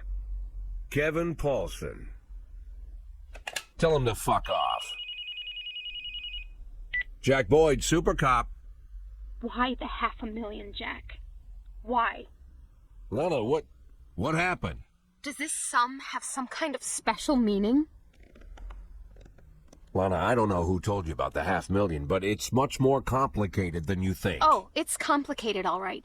It took me an hour to go over all the documents. There's even a few pictures and a lot of answers. Except for one thing. Why $500,000? What documents? How did you get them? What's in them? I think you know very well what's in them, and the one who sent them is obviously a big fan of your criminal talents. He even has a cute name for you, Cupcake. Remember when you told me how you're always surrounded by old men? I'm the opposite. I'm surrounded by children, 9-year-old boys. From their first day of work, they gather in the smoking lounge, telling jokes about what they'll do when they loot their first $1,000,000. But it's more than just innocent jokes. It's quickly becoming a reality. They themselves are surprised how quickly everything happens. They buy their own houses, they buy a car, they get promoted. The first $1,000,000 is soon followed by a second, a third, a fifth. Like children, they have no idea what they're getting into. But I'm not like them, Lana. I'm not like them. You're saying you're not like them because you're only stealing $500,000? I only meant You that... know, Jack, I'm done worrying about people not taking me seriously. They'll know I mean business when my first act as public prosecutor is throwing the city's former police chief in prison. Lana, you can't just read over some papers like this and... I told you not to let him in! I'm sorry, Mr. Boyd. I tried to stop him, but you... Lana, we need to talk.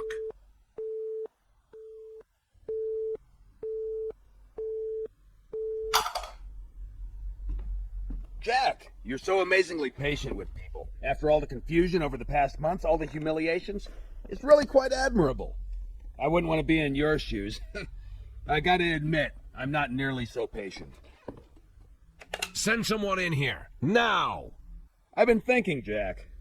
When I take your place, I'll have a lot of opportunities. For example, I could arrest you. You know it wouldn't be hard to find a reason. You obviously don't want that, right? I don't want that either. Given your reputation, arresting you would make me very unpopular. And if we both don't want that, let's find a way out. My suggestion is you retire tomorrow, and I promise I'll let you leave in peace.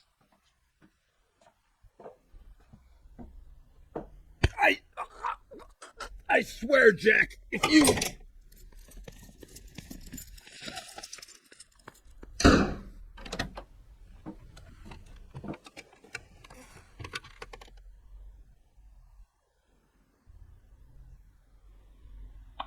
Boyd, there's a call on line 2.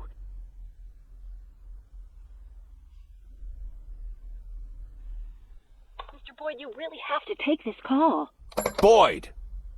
Jack, it's me.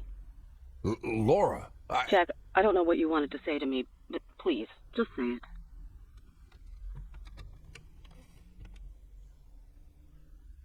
Jack, I'm hanging up the phone. Laura, you... Oh my God, Laura. Hey, you remember years ago? So many years I've lost track, but do you remember when Dylan was down with the chicken pox and he couldn't sleep? We kept him occupied until he passed out, and then we went downstairs, sat on the floor, opened a bottle of wine. Who could blame us? Well, we sat on the floor and opened our bills and joked about how poor we were. Remember? And then I jokingly asked if I'd be your hero if I made $1 million. And you sat there lost in thought like you needed to seriously think about the answer. You were quiet for a while, and then you laughed and said that I'd be your hero even if I only made $500,000. Do you remember, Laura?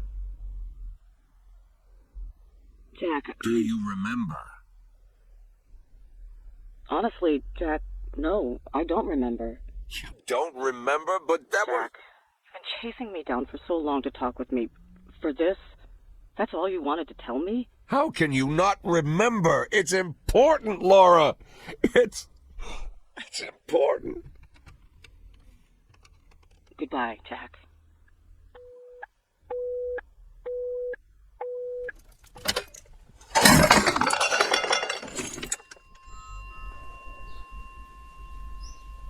Mr. Boyd, are you all right?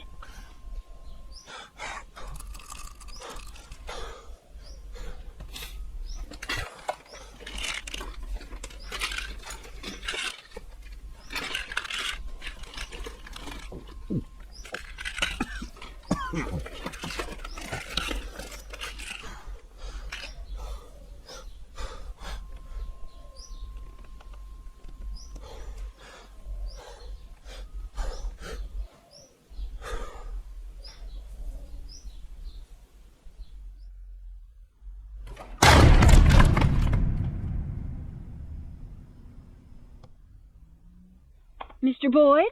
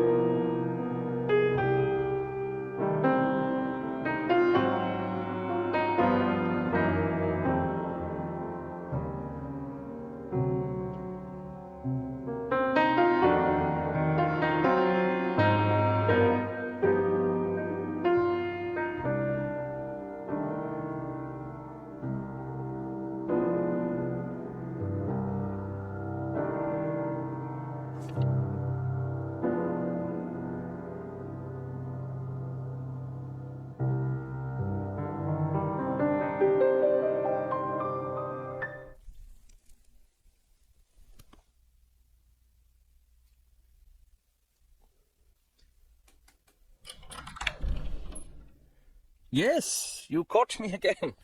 And again, I promise this is the last time. And now you say again that I've said it all before, but I'm... Jack Boyd is awake. Jack Boyd? He opened his eyes? He can talk? Talking? Yes. More like yelling, trying to escape from his room, brawling with the nurses.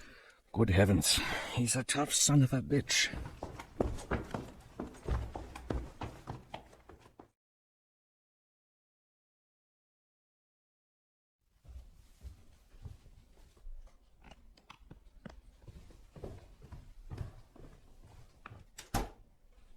Jack! Lord, were you already discharged from the hospital?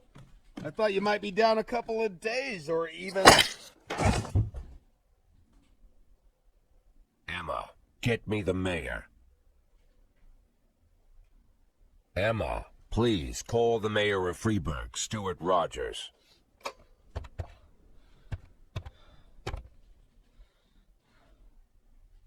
"3114. Connect. It's urgent." This is Jack Boyd. Jack, you've got to take better care of yourself. How's your... I'm Freeburg's police chief. I came to work. Stop trying to get in my way. Someone causing you trouble? We just wanted to make sure somebody was holding down the fort while you were recovering. But don't worry about a thing. I'll take care of everything tomorrow morning. You won't be running into Paulson again. That's exactly what I wanted to hear. Glad we understand each other. Tell Martin Stett to call me. What? You don't know? Lieutenant Stett went missing about 2 weeks ago.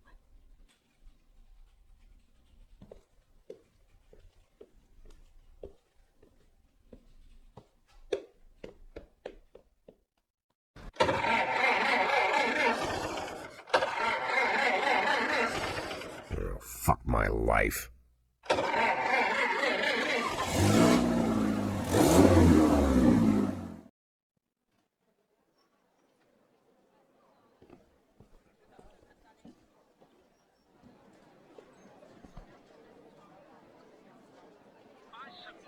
Freeburg's mayoral election is just a play with a predictable ending. But I'll take my place on the stage, if only to show them that the people will find a way to support those who want change, even in a city where everything is controlled by a corrupt mayor. The crooks can falsify the voting results, they can arrest us and beat us, but they cannot silence us. And today, for the first time in many years, we have a chance to make them fear us. While acknowledging that he himself is the mysterious Robespierre, Eugene Chaffee has also promised that he will accept any punishment for the crimes committed by him and his supporters for minor offenses and street hooliganism. But, in his words, not before the city authorities are held responsible for the dead in our streets and the millions they've stolen. Eugene Chaffee went on to say that this is the worst case.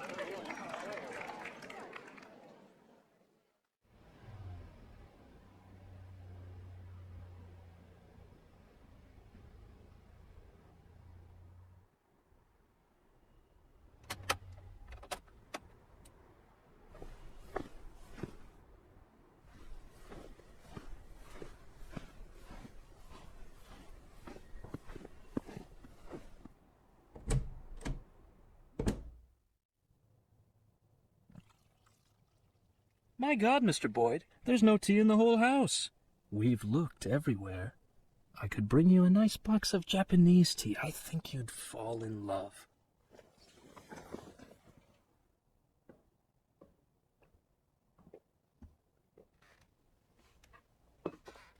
Let's get this over with. The people on the street are freezing by now. Oh, yes. I do apologize for the ill-mannered crowd. A man in my position deals with a lot of unpleasantness. Mr. Boyd, don't you wonder why Mayor Rogers so easily gave you your job back?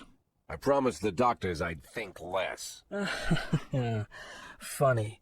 The people of this city are in the opposite situation. They've begun to use their heads for the first time in many years. They've learned to argue. But of course they can't agree on anything. Does Freeburg need change? Should the old guard give way to a new generation of politicians? Would I make a good mayor? Was Stuart Rogers a bad mayor? All these arguments reek of naivete, but let's be charitable. Many of them are allowing themselves to doubt for the first time. What's important is this. In times when the people cannot reach an accord, what they need is something to unite them. And one of those things is their undying love for their chief of police. People can support me or hate me, can defend Rogers or demand his resignation. But they remain sure of one thing. Their police chief is a saint. Their police chief won't let the city fall to chaos. And despite everything, the events of recent months have only improved your reputation, Mr. Boyd. The people have been touched by your recovery from that coma, your eagerness to return again and again to your post, to serve the city. And of course, Stuart Rogers, whose position is seriously shaken, wishes to take advantage of you. Rogers understands that he won't survive this fight. He just wasn't prepared for it. So he's planned a major security operation. He intends to storm Eugene's house, burn everything to the ground so the pillar of smoke can be seen from anywhere in the city. He wants you to personally lead the assault. He'll tell the reporters that Eugene Chaffee was behind a series of terrorist attacks across the city. When he offered armed resistance during his arrest, Eugene was shot and killed. What are you going to do about it? What should I do? Respond in kind, of course. What, you're going to storm City Hall? Don't have the stomach for it, Mr. Boyd? You do understand what my gratitude would mean. Enough money to last you the rest of your life. My job. I want to keep my job. Not 1 year, not 5 years, but until I decide it's time to leave. I told you, Eugene, he's no longer interested in money. Oh, I'll take the money, too. It'll be nice to get a bonus when you extend my contract. You ask for too much, Mr. Boyd. Oh, really? I'll visit you in a few days, Mr. Boyd. Gather your strength. You forgot them in my car the last time we met. Thanks, but I gave them up. Might add a few years to my life. And one more thing. I wanted you to hear this from me, not the newspapers. Consider it a gift.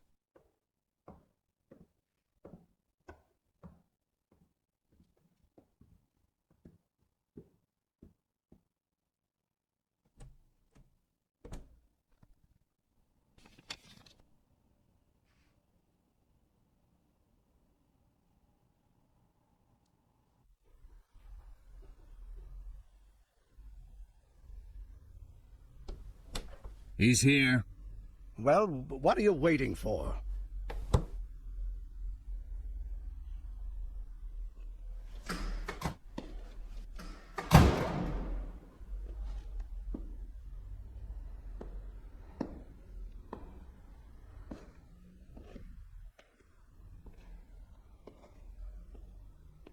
Jack, do you know how I managed to stay mayor for so long? Oh, yeah, I know. Is that what you wanted to talk about?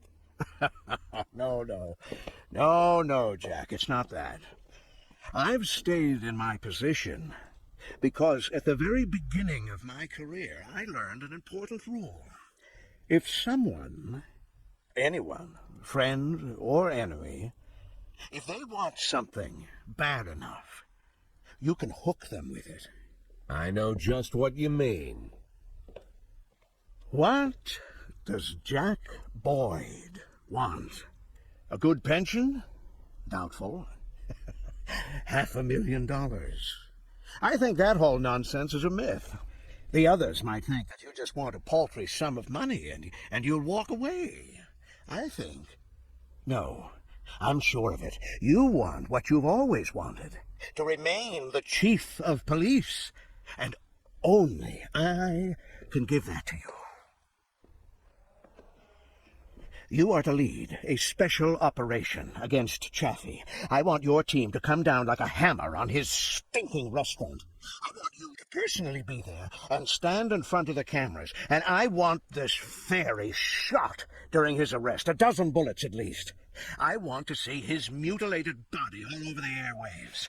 I expect a perfectly planned operation. And if you keep me happy, you'll keep your job for another 1.5 years. I think we have an agreement, huh? Not 1.5 years, Mr. Rogers. For the rest of my life. You think you can dictate terms, Jack? Yeah. Because if someone wants something bad enough, you can hook them with it.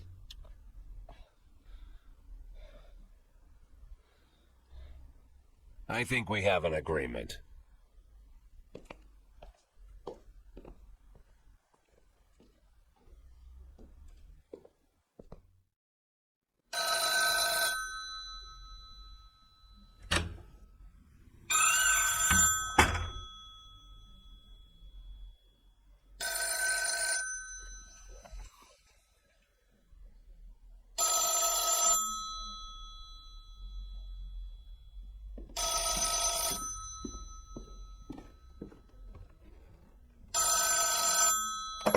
Jack Boyd, Freeburg Police Chief. Jack, it's me.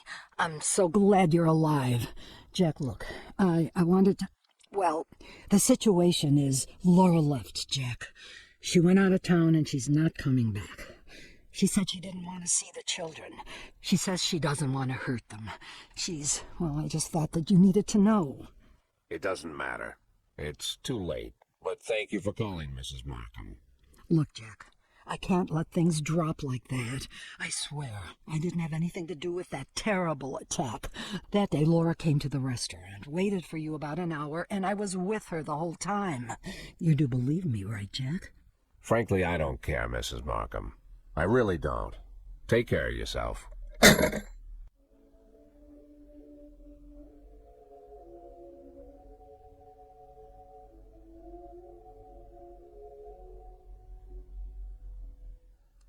Mr. Boyd, there's some armed men on the floor. Mr. Boyd, there's a lot of them. I didn't catch that. Say again?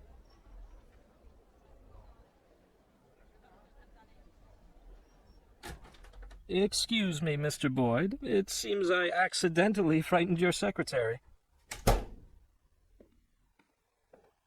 Ah, they publish these stories in a book?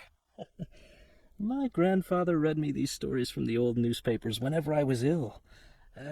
As a child, I was often ill, several times a year.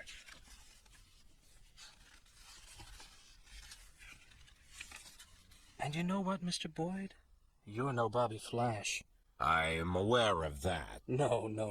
I mean it as a compliment. You want to clean up all the crime in Freeburg, right? Or so I dreamed, once upon a time. Do you know why you failed, Mr. Boyd? Do you know why Bobby Flash always wins? Because when you're surrounded by cartoon criminals, the only way to win is to become a cartoon cop. You're no cartoon, Mr. Boyd. You suffer too much. You have too many doubts, too much fear, too much internal conflict. Maybe that's why the people of this city forgive all your mistakes, because you seem like a real human being.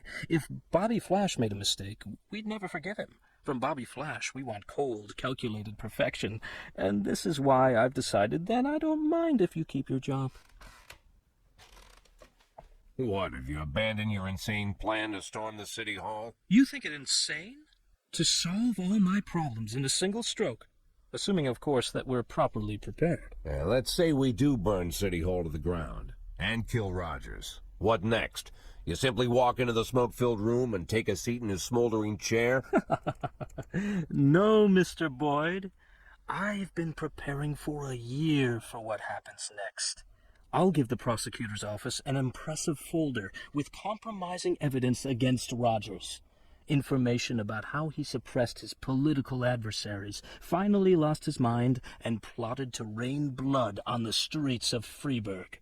Of course, Troy Starr, faithful City Hall employee that he is, will easily confirm all this. At the same time, my dear Jordan will finally decide to break her silence and tell everyone how that fool Rogers threatened her, forced her to kill all the victims of his sexual violence to ensure their unpleasant stories would never come to light. Of course, everyone will understand that we didn't have time for formal complaints. The night before Mayor Rogers' private security detail would plunge the city into chaos, our valiant police chief Jack Boyd made the difficult decision to arrest the mayor of Freeburg. Unfortunately, Rogers descended into delusion and engaged in a shootout with the police, which ended in his death. We'll have to call an early election to replace the mayor, and of course, it won't be too difficult to win the election fairly. And then? You know, Mr. Boyd, most of the facts that I collected in Roger's file are quite true. Anyone who reads through the mountain of evidence would have no doubt that this man was the most vile person in the world. Murderer, a rapist, thief, racist, sexist. Are you a sexist, Mr. Boyd? I'm sorry? Are you a sexist, Mr. Boyd? Or perhaps racist? I try not to be. That's it. I as well. Although I have long been known under a revolutionary pseudonym, I myself am no revolutionary. I believe in evolution. I am convinced that a city which offers such broad support for racist gangs, a city where people cheer as feminist protests are suppressed, a city which for decades has tolerated corrupt officials, I say this city has no interest in a mayor who unconditionally stands for freedom, equality, and the rule of law. Not yet. But perhaps they are ready for a mayor who tries to stand for freedom, equality, and the rule of law. At least when the situation allows it. That's why you're so popular, Mr. Boyd. The city is ready for people like you and me, for people who are ready to make compromises. I'm counting on you, Mr. Boyd. And, when will they be ready? I beg your pardon? You said that the city isn't ready for a mayor who stands for freedom, equality, and the rule of law. When will they be ready? Who decides when they're ready? I'll decide.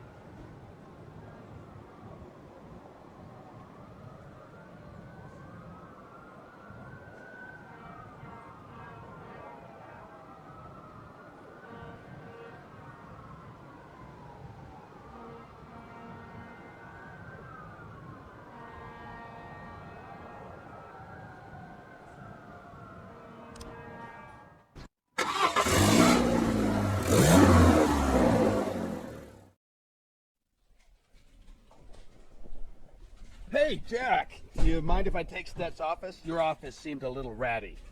No offense, Jack. Jack! I don't mind the broken nose, Jack. I know you were just upset.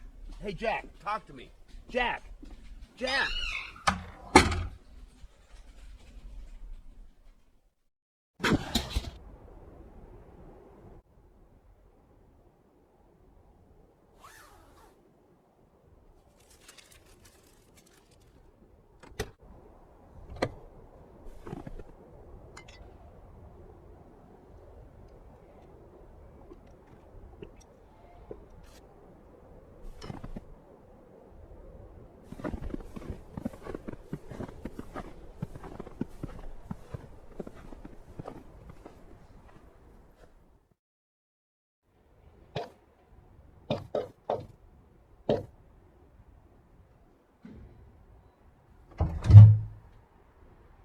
How can I help you, sir?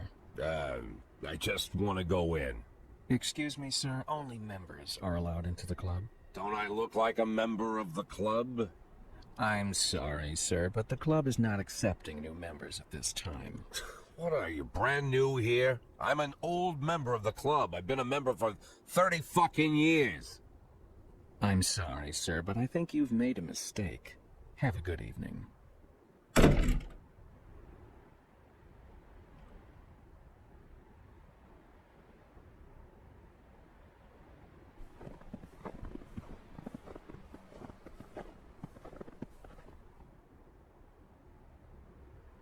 One, 2, 3, 4, 5, 6, 7, 8, 9, 10, 11, 12, 13, 14, 15, 16, 17, 18, 19, 20, 21, 22, 23, 24, 25, 26, 27, 28, 29, 30, 31, 32, 33, 34,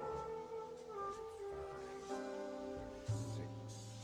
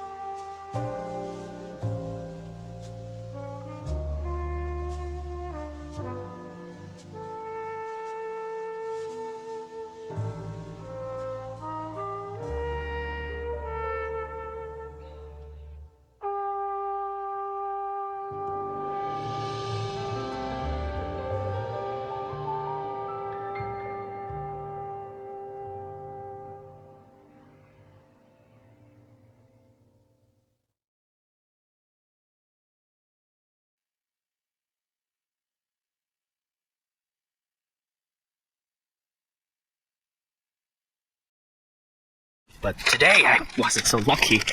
I mean, it wasn't just a regular funeral, was it? No, Sharpwood showed up. Can you imagine? I had a teacher, Mrs. Dawson. I haven't seen her since the 3rd grade. Figured she'd moved or died. I mean, it's not easy to lose track of someone in this town, right? And today, I'm looking at her in the crowd, all alive and healthy. Imagine, right? And the crowd was huge. It wasn't even a crowd, more like a whole river of people. I mean, you look at all of them and you can't even see the end. All the roads were blocked. Just thinking, it's weird. There's this dead guy who's making it so an alive guy can't get his groceries on time, right? I mean, I just wanted to say, I really respect Sheriff Wells. he died a hero, right? Ask anyone. Everybody says he's a hero. But I'm just saying, I got a job to do. I don't want to lose it. Nobody wants to lose a job because it's not easy to find a new job in Sharpwood, right? So, The money's right there in front of your nose. Don't bother with the change. Mr. Nash, thank you. I just wanted to say that you don't need to call Mr. Summers. I mean, he'll be yelling at me either way. I deserve it, right? I'm just... Oh, by the way, those cigars you asked about? Caesars, right? Mr. Summers said we normally don't have them in stock, but we can order them. Maybe it'll take a couple of weeks or so, but what's a couple of weeks when it's a quality product, right? I remember one day I was looking... Forget it. I don't know how long I'll be staying. Oh, I hope. I mean, I hope that you won't be leaving too soon. You're like our best customer. Oh, or at least one of our best customers, am I right? I know there's a lot of stuff going on. Lots of folks are leaving. Even Pale Charlie left, and he's even older than you. He's 90 or something. Maybe even 100. I'm sure you'll find yourself a decent job, right? I mean, have a good day, Mr. Nash.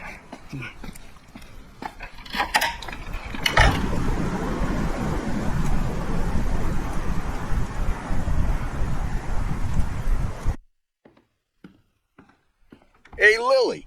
So we're getting rid of this thing tomorrow? What? We do what? That drawing thing in the hall. We're taking it down tomorrow? I already called Uncle Dimitri. He'll cart it off for us. Might even get a couple of bucks. Whoa. First, it's not a drawing. It's a tapestry, okay? A beautiful work of art. You didn't notice, did you? Second, it's hanging there for a reason. And third, and most important, Oh, you mean that drawing in the hall? Great. I'll get a hanger tomorrow so we can put the TV up there. And maybe a VCR, too. What do you think? Jesse, we are not taking down the tapestry. TV? That's not a bad idea. Sure, but I was thinking, well, I thought we could put a snack machine here. I'm tired of having to drive 20 minutes over to Bad Ears gas station for smoked cheese in the middle of work. Like I've got nothing better to do, right? As if You see how much space that giant thing takes up? We can put a TV up, an arcade game, probably even a pinball machine. Speaking of which, my son moved in with his wife and dairy, so we've got an extra VCR. Only thing is, he took all his videotapes with him, so we can't... Oh, no, tapes are no problem. I've got lots of tapes.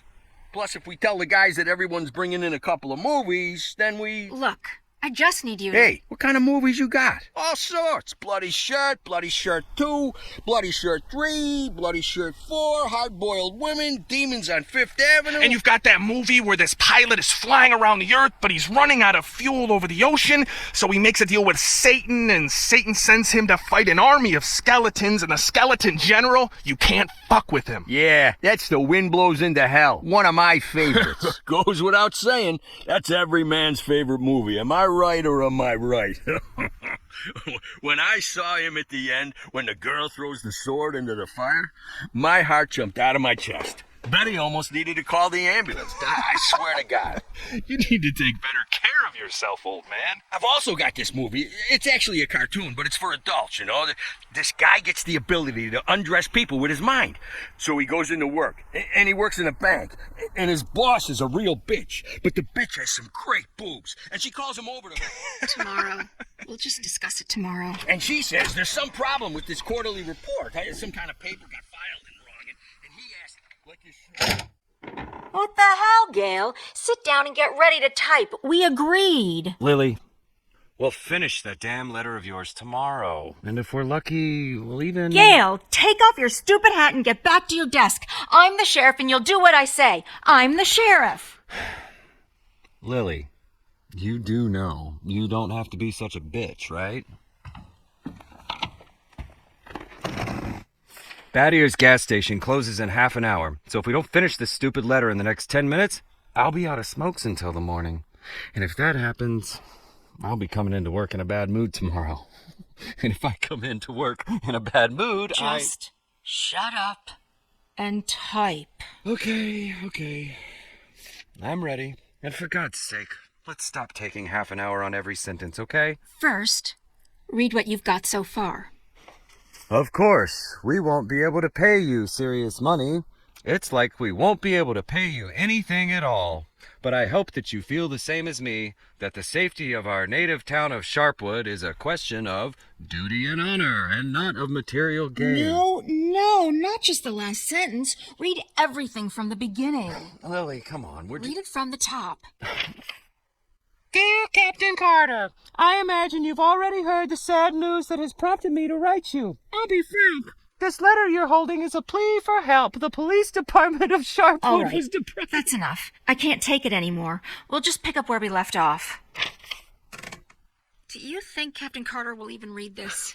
Lily, let's just finish it. And then... They got him! The guy from the flower shop, remember? He's one of the neck guys. We're sure this time. Where are they taking him? Are they bringing him here? They already did. He's here. Did he have the goods on him? Has he said anything? What does he know? Well, you want to find out, or you're just going to sit there?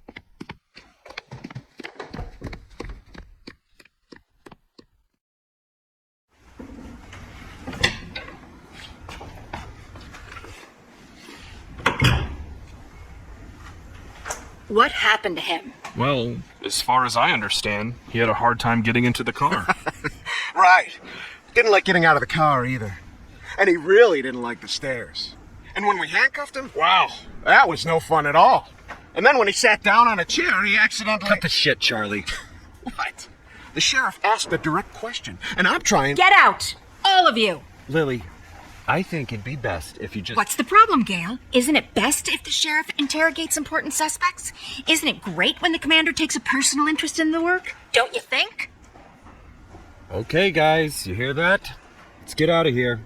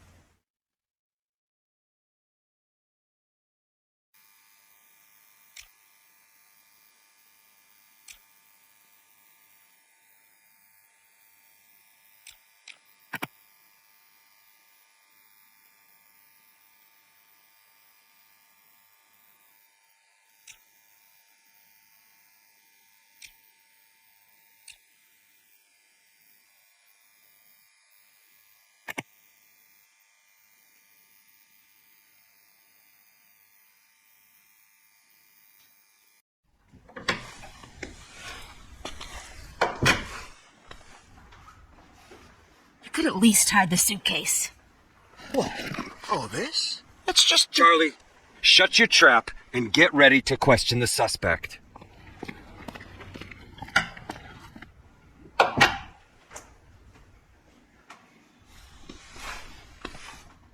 Lily, I just want to... You do understand, Gail, that this will soon be over.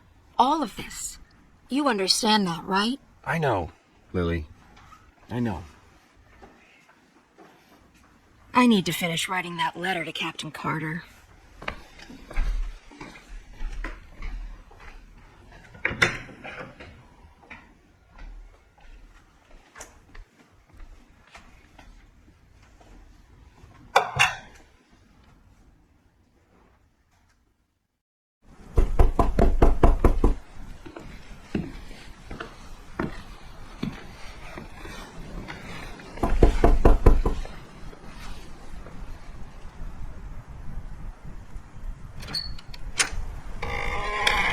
Hello, my name is Bogdan. Are you satisfied with your water supply system? I bet you're not. I'm here to solve your problem. Excuse me, what? It's not so nice to run to the toilet outside in the cold, is it? Especially at our age. You go once, you go twice, and by then you've already frozen your butt off. And it's lucky it's the only thing you've frozen off. Believe me, I know what I'm talking about. And you know what I'm talking about too, don't you? Look, listen, this isn't my house. I'm just renting it. All the better. So the homeowner will pay for everything, while you will enjoy the new toilet in warmth and comfort. Are you selling toilets? You sell toilets at night? Don't be silly. We'll replace your whole water system. A new toilet in the house is, well, it's the cherry on the cake. You're right, I'm here a little after hours. Well, you see, our firm is just taking its first steps in this business, so I can only visit my customers after I'm done with my day job. But a toilet inside your house is doubly good at night, right? Do understand your needs, sir. I myself had to run to the toilet outside for 20 years every night. But when I finally got a toilet inside my house, Please, go. Just go. I want you to leave. I know what you're thinking. You think that in such a small house there's simply no room for a toilet. But I assure you, if you just allow me to come in for a moment... Leave right now. I'm asking you to leave. I just want to save both of us some time, that's all. I know that you'll change your mind. The next time you need to go in the middle of the night, you'll remember me and think, damn, that guy was right. A toilet in the house is what every adult man needs. So why don't I've asked you to leave. You need to leave. Now. Leave. All right. But I bet you won't last a week before you change your mind. I'm telling you right now, you won't last a week.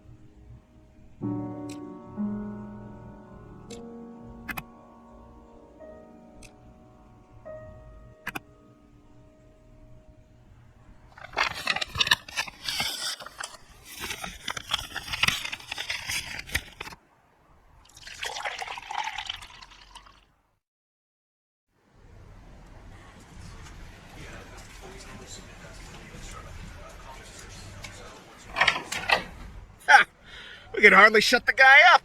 He wasn't so tough. I didn't even get to the Phase 3. Phase 3 is where We don't have a lot of time. They're moving their headquarters, but we should be able to nab most of them if we hurry. It's north of here, the old summer camp. But they never keep the goods at their headquarters. They always use a different place, usually an isolated house on the outskirts. Most of the time, these places have random tenants who don't even suspect that there's anything hidden under their floorboards. That way, the drugs can never be linked back to the neckties or the neckties to the drugs. You remember that little tavern called Forsetti? We went drinking there after graduation and broke that big mirror. Mr. Blaine's converted it into a house, and now he rents it out for almost nothing. 2 weeks ago, an old man moved in, and under his floorboards, there's 27 kilograms of heroin. I'm starting to think that guy is leading us around by the nose. I'm betting there's 4 or 5 armed guards at the house. But you said it's a small place, right? Well, I bet there's 2 at least.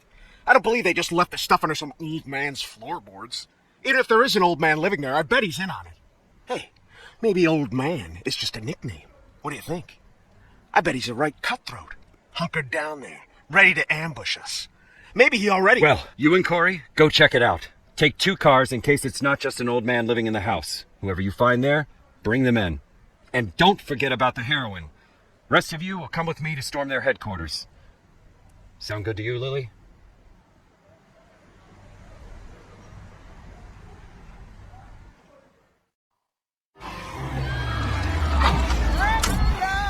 Careless love. You play to my head like wine.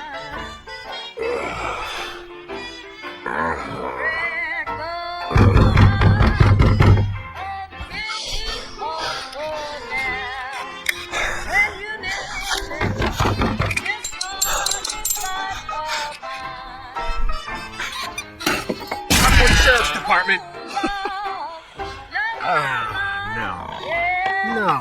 No. Look at this. No, well, just look, Corey. You couldn't find anyone better to watch the goods? Oh, they just didn't bother. Or are we missing something? What do you think, Corey? Think we're missing something? Huh? Is there some kind of special meaning to the fact that we've got drunk, dirty grandpa here sitting in the shack watching the goods? Maybe we need to crack the code here, huh? Well, any ideas where they hid the powder? How about you look around while I interrogate the suspect, huh?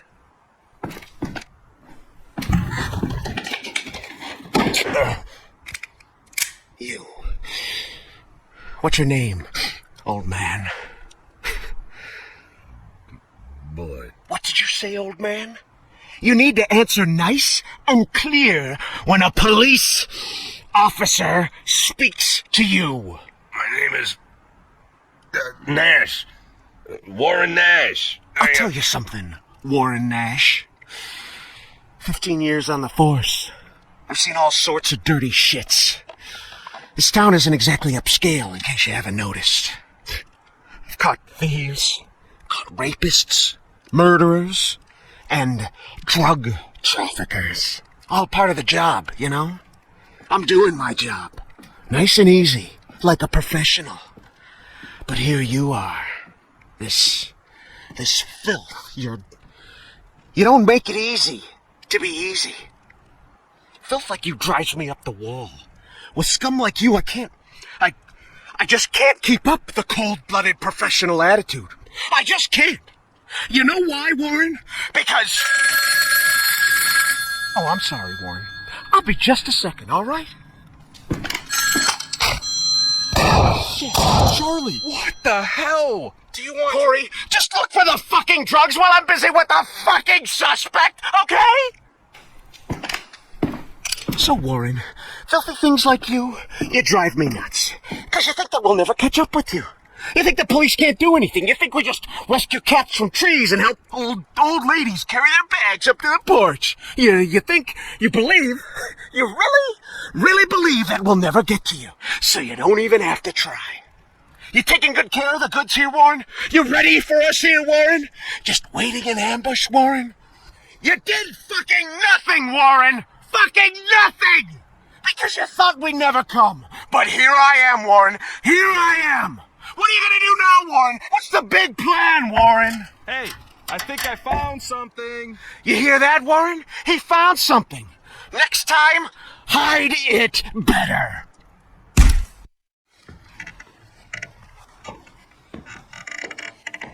Well, this looks like 27 keys of heroin to you? I would say there's somewhere between 26 and 28 keys. Well, that sounds like 27, right? Yep. Yep, looks like 27. So what are we thinking here? You load it up in the car and I'll pack up the old man. Any of this other junk we might need.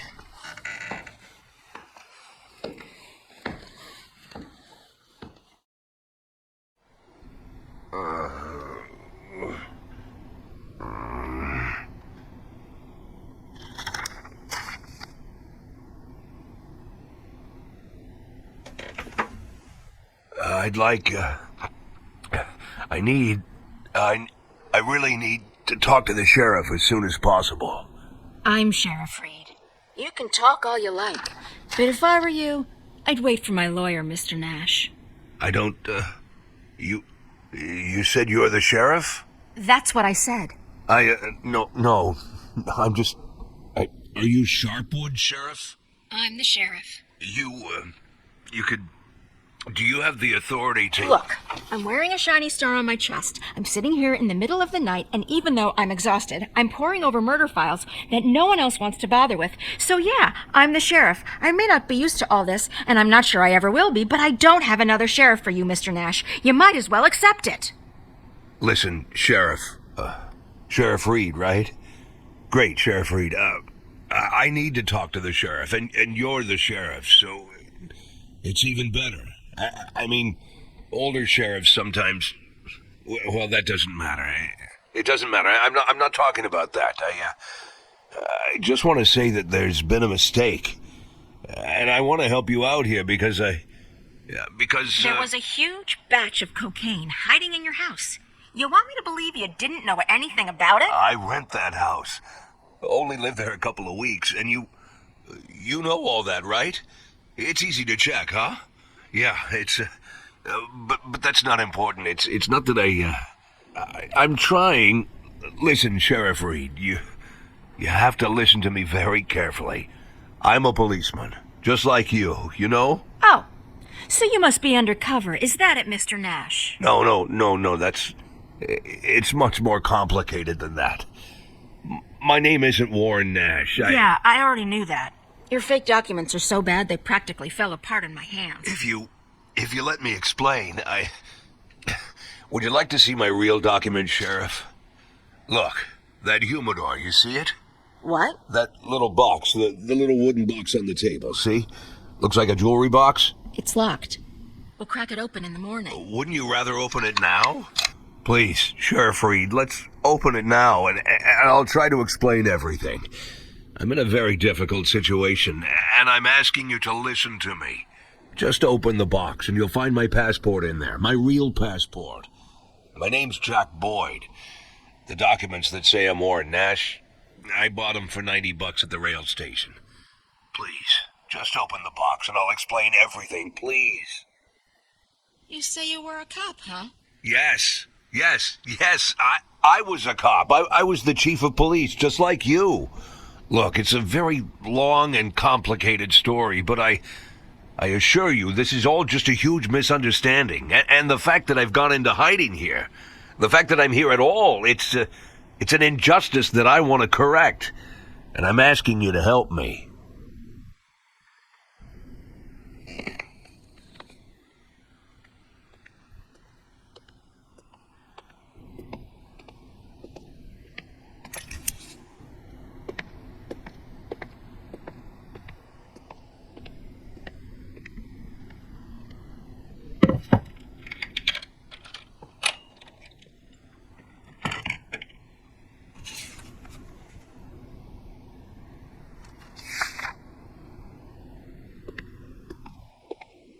Sheriff Reed, let's talk. I'm begging you.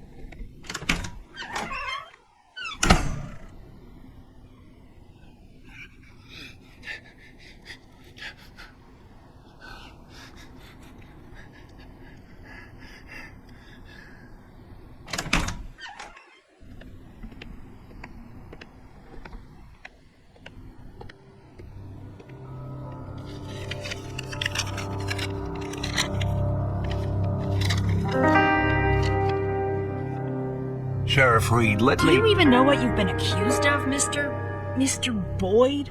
Let's just say I don't know if you know what happened in Freeburg last winter, but it had nothing to do with the law or justice. I was used. You do understand that I have to report you to the feds, right, Mr. Boyd? Sheriff Reed, if you do this, you just continue this. I believe that cops should help each other, so I just want to say, you seem like the kind of person We've known each other for 5 minutes, Mr. Boyd. I doubt very much that I've made any impression on you at all. Whatever you've got yourself mixed up in, I hope that you find justice, if that's really what you want. But for now, all I know is this. You're a criminal, and they're looking for you. Your folder. Your folder, that's a case file. Can I see it? Excuse me? I worked as a detective for years. Even when I was chief, I did half of my detective's work. If you're having trouble with the case, I'm sure I can help. Cops should help each other. My exact words, right? You think that I... Listen, Sheriff Reed, what do you have to lose? You're the head of this police department. You've got to think rationally. I'm not trying to teach you how to do your work. I'm just for a minute, forget about all that, this whole awkward situation, okay? Right? You have an unsolved murder, and there's someone standing right in front of you who's offering to help.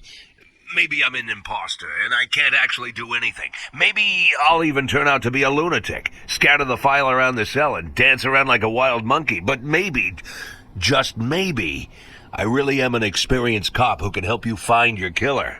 Don't you want that? Don't you want to give me a chance since you've got nothing to lose? Don't you want a real criminal in prison, not some sorry victim of circumstance like me? That's police work. Catching the real criminals, right?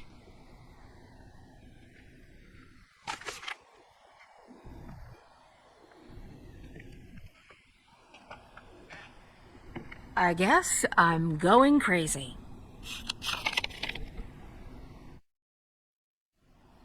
Look.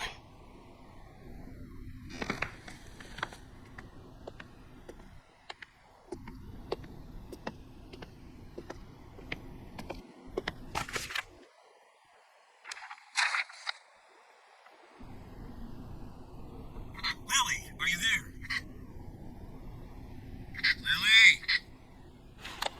Lily here. Come in.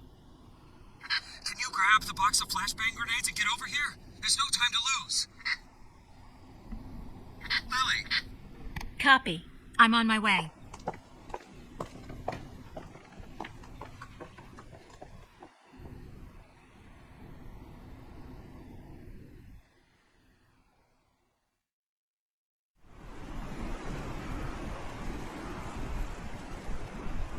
So?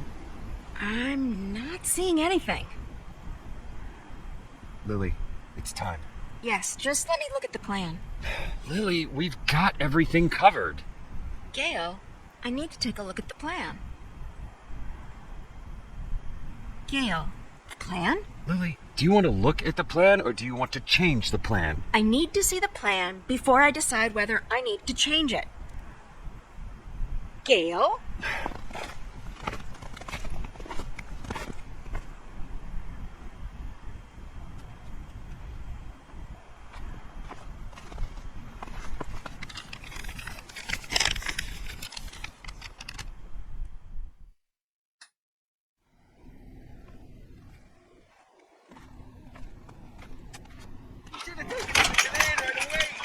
Yes, let's get him over here. Someone needs to go get Canan. Does anyone know Canan lives? Jesse, grab that blue bag over there. He's over here. I'll call him. Bring me that bag. I'll call Canan. The bag, Jesse. Jesus, Jesse, we don't have time for that. Bring me that bag. Lily, put pressure here. Press there and don't let him. Make it? You think he'll make it?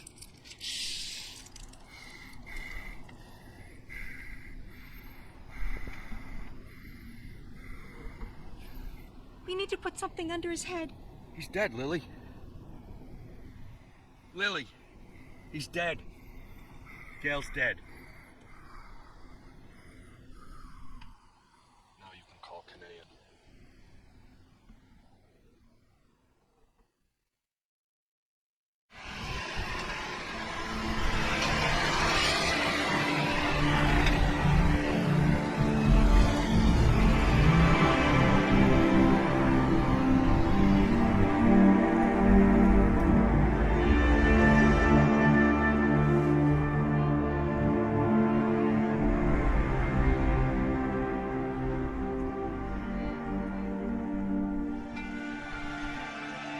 What was his name? I mean the deceased officer. What's his name? Gail Greenberg. Were you close? No, but... No. We went to school together. Sheriff Reed, Sheriff Reed. Oh, Sheriff Reed. If my dad could hear you say that, he'd died of laughter. He'd laugh like a madman, choke on his favorite meatballs even. Sheriff Reed. Call me Lily. My aunt lived in Freeburg. She sold flowers. Had her own store, a little shop. My mother and I used to visit during the summer. You have warm summers there. Warmer than here. Anywhere's warmer than here. So, what happened in Freeburg? Mr. Boyd? That's a very... I'm sorry. Forgive me, Lily. I begged you for a chance to tell you everything, and now I don't know where to start. You were slandered? You could say that. So you aren't guilty of anything? I'm plenty guilty, but not what I've been accused of. I was just a fool. A blind fool. You're right, Mr. Boyd. I'm sorry? The sheriff's job is to think rationally. I figured I might be a shit cop, but at least I can think rationally. Now I'm not so sure. Lily, listen to me. You aren't guilty of anything. I've been a police chief going on 13 years, and I can't say that I never... let's just say it's a difficult job. It gets complicated. And to put you in this position, it was, I just want to say Don't that... be shy, Mr. Boyd. I don't make much of a sheriff. Is that what you wanted to say? Because I completely agree with you. Lily, listen to me. I'm a policeman. Whatever position I'm in now, whatever this is, whatever my official status, I'm still a policeman. I'm a policeman and I know how to do this job. And I will help you. Cops should help each other. Isn't that what we were talking about earlier? Don't you agree with me?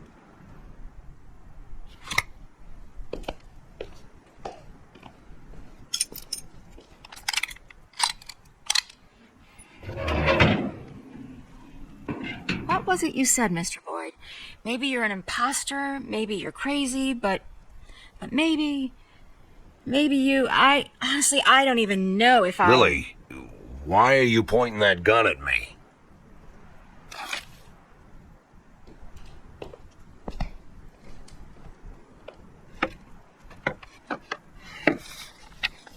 Can I get out of this cage? Lily? Yes, Mr. Boyd. Yes, you can get out of the cage.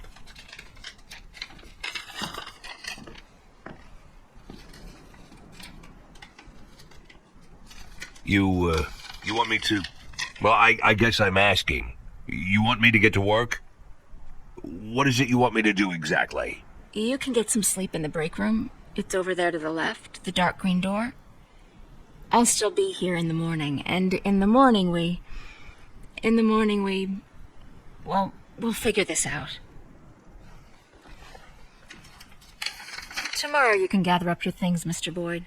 Yes, I just This letter, I'd like to send it as soon as possible. It's for my children. It's important. I can mail it for you. I don't mind. I've got a letter to mail myself. Lily, I wanted What? to... You want to know if I'm going to call the feds? No, I won't call the feds. Do I realize that means I'm breaking the law? Yeah, I know. Do I understand that you could make a run for it at any time? Yeah, I know that too.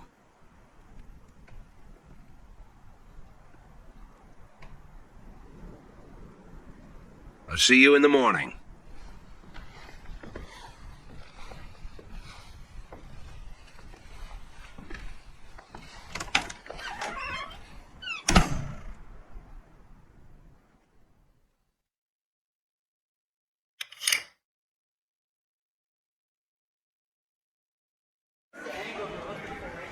Any other questions? So how long you been working undercover? Since February. So you're like our new sheriff now, huh? Mr. Nash will partly take over management of the department. Some of you will now be his subordinates. Bad news, Cliff. I'm still the sheriff. Well, if you understand everything and there's no more questions, then let's... Wait, I have a question. When are we going to take that thing down? I meant questions for Mr. Nash. Then I have a question for Mr. Nash. Mr. Nash, when are we going to take that thing down? When are we taking that thing down? We're not taking it down. Sorry, bud. Looks like it's staying up. That's enough. Everybody back to work.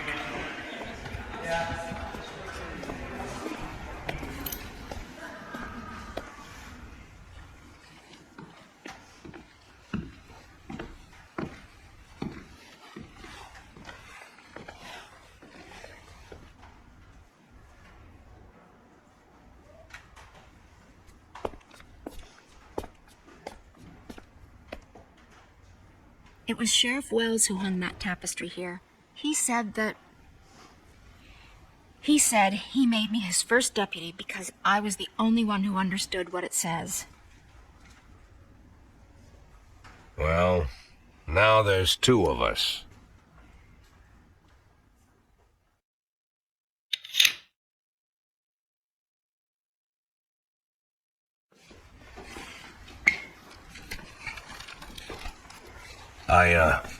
Did I miss something? No, I just want to move into the office where you were working yesterday. So you're moving into a smaller office? I'm moving where I'm more comfortable. That's the office I used to share with Gail. It's probably too big for me, but it'll be just right for you. Can I help? No, I don't like people pawing my stuff. You could get a bite to eat. I'll be finished in like 20 minutes. I can handle this. At least I can handle this. Okay, then I'll go down to the dining hall then. Call me if you need me.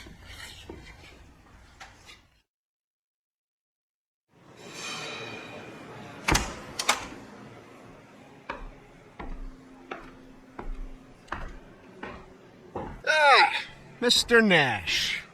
Glad we have a chance to get acquainted again. This time under better circumstances, huh? Our first meeting didn't go so smooth. You really must forgive me, Mr. Nash, for being so rude to you. It was rude of me to arrest you. You gotta admit, you don't really look like an undercover cop. Am I right, guys?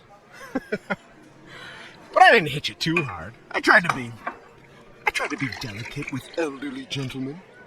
I'm not some kind of monster. I didn't mean to offend anyone. You really shouldn't be offended. We're all grown-ups here. Why be offended? Why are you offended, Mr. Nash? I gotta say, I expect more from a senior police officer. Well, I don't know, more professionalism, you know? You seem like the kind of guy who sits behind a desk doing paperwork. Am I right, Mr. Nash? That the bathroom? Weren't you gonna drink your coffee, Mr. Nash? You're not incontinent, are you? Mr. Nash, do you have a problem? Is it an age thing, or did I just hit you too hard in the kidneys? If that's the problem, then I apologize, Mr. Nash. I tried not to hit any vital organs.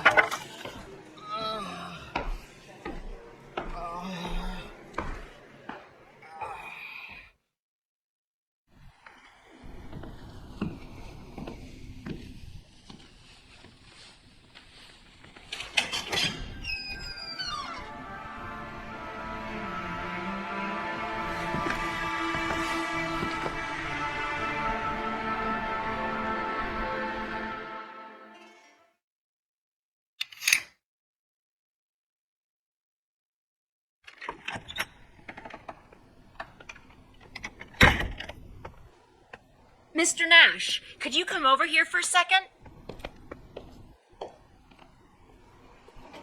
We need to talk.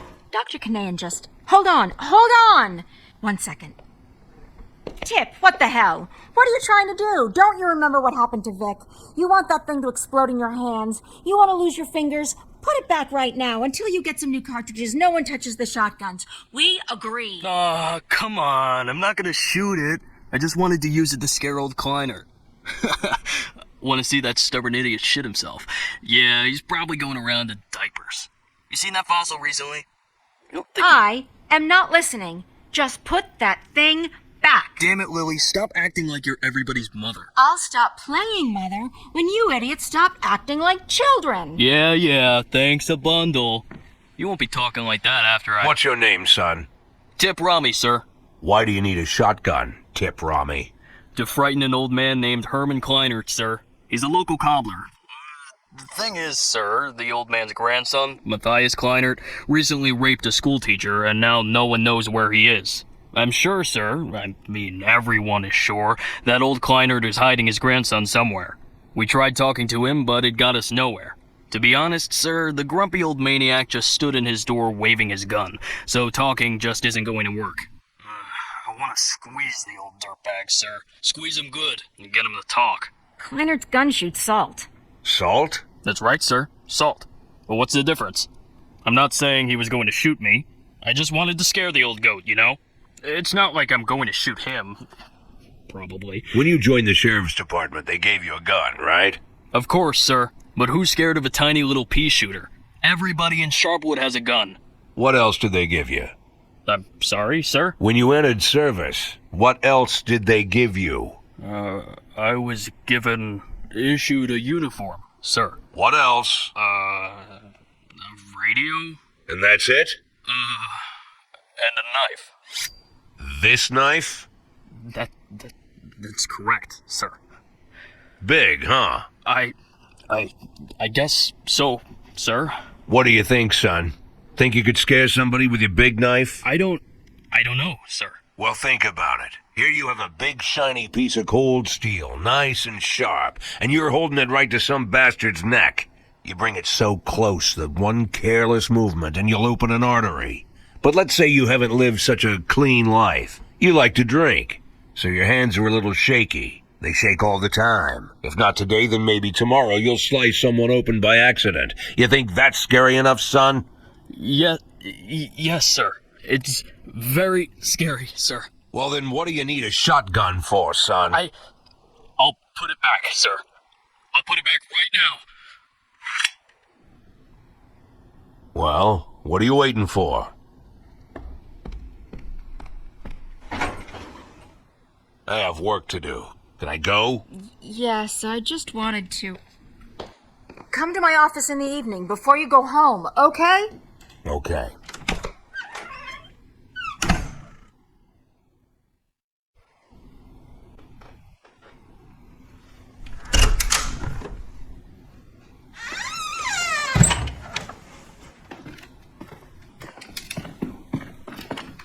So, you want to talk? Yeah, Well, Well, thanks for helping me this morning with Chip. Sometimes he just... Anyway, there's something I wanted to talk to you about. It's very serious. I mean it. It's serious. As far as I understand, yesterday you had some kind of altercation with Charlie Fletcher. Dr. Kanayan called me and... Well, Fletcher's going to be okay in a couple of days. It was nothing serious. But I don't want this happening again, all right? I can't promise you that. I don't understand. I said that I can't promise you that nothing like that'll happen again. Listen, Jack, I don't like Fletcher either. It's not Fletcher. I will treat my subordinates as I see fit. That's what I mean. But Jack, there are boundaries. I, as the sheriff, I draw those boundaries, okay? I respect your experience, I do, and I just want to say there are rules that must be respected, and I believe that these rules are an integral part. You know, I believe we understood each other, and there won't be any more problems, right?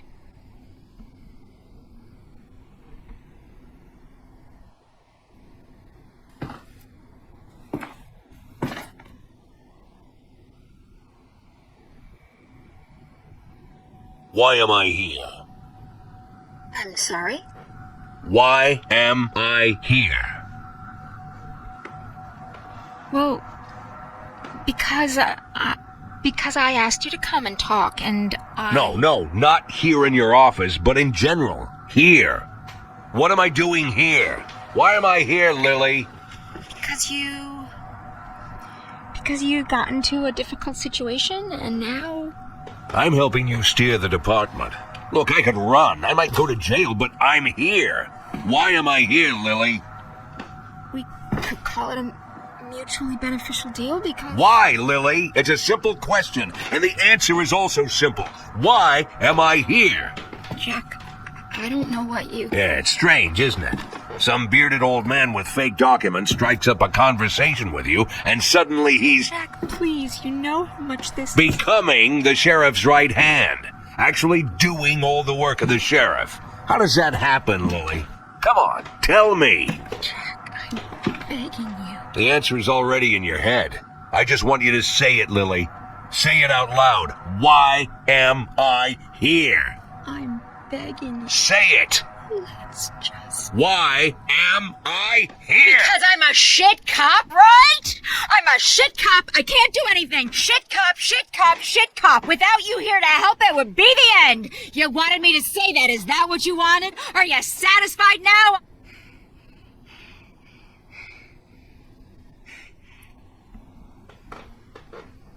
I'm very satisfied, Lily.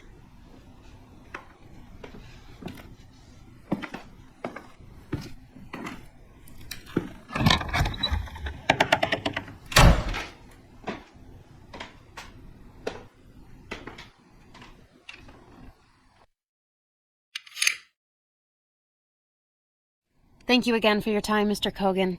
And thanks for your patience. Next Thursday we'll have another meeting, by which time I will have some new questions for you. If you remember something new before our next meeting, not just about Jack Boyd, but about your work in the police department as a whole, then just let me know.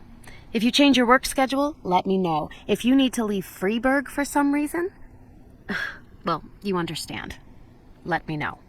Don't look at me, Mr. Kogan. I don't want to be here any more than you do. If it was up to me, neither one of us Thank you would have again, Mr. Kogan. You are free to go.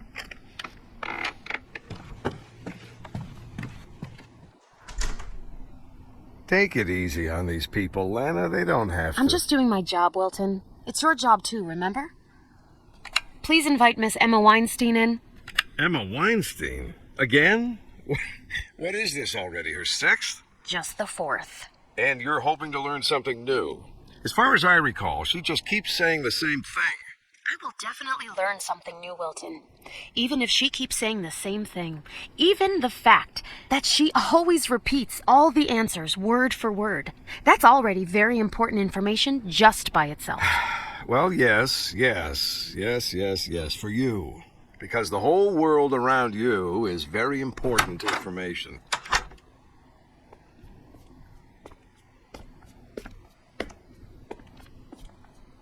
Good morning, Miss Weinstein. I'll ask you some questions, some of them new, others I've already asked you during previous interviews. But I hope that you'll be kind enough to... You can ask me any questions, Miss Thurman. I'll answer you. For the second time, the 5th, the 10th, as long as it takes. You know that. Then let's not waste any time.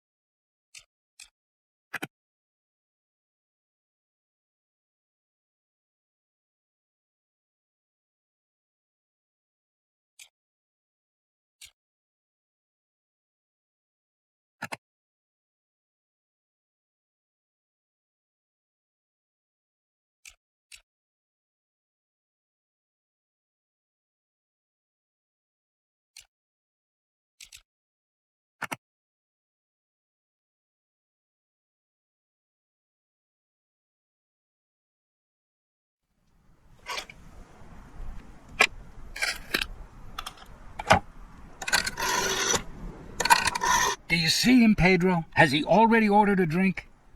What? What chihuahua? Are you sure you're looking at the right guy? Do you see a basket of strawberries? Pedro, not everything is important. It doesn't matter how he's dressed. A basket of strawberries. Do you see it? Has he already started eating the strawberries? All right, Pedro. Don't worry about that.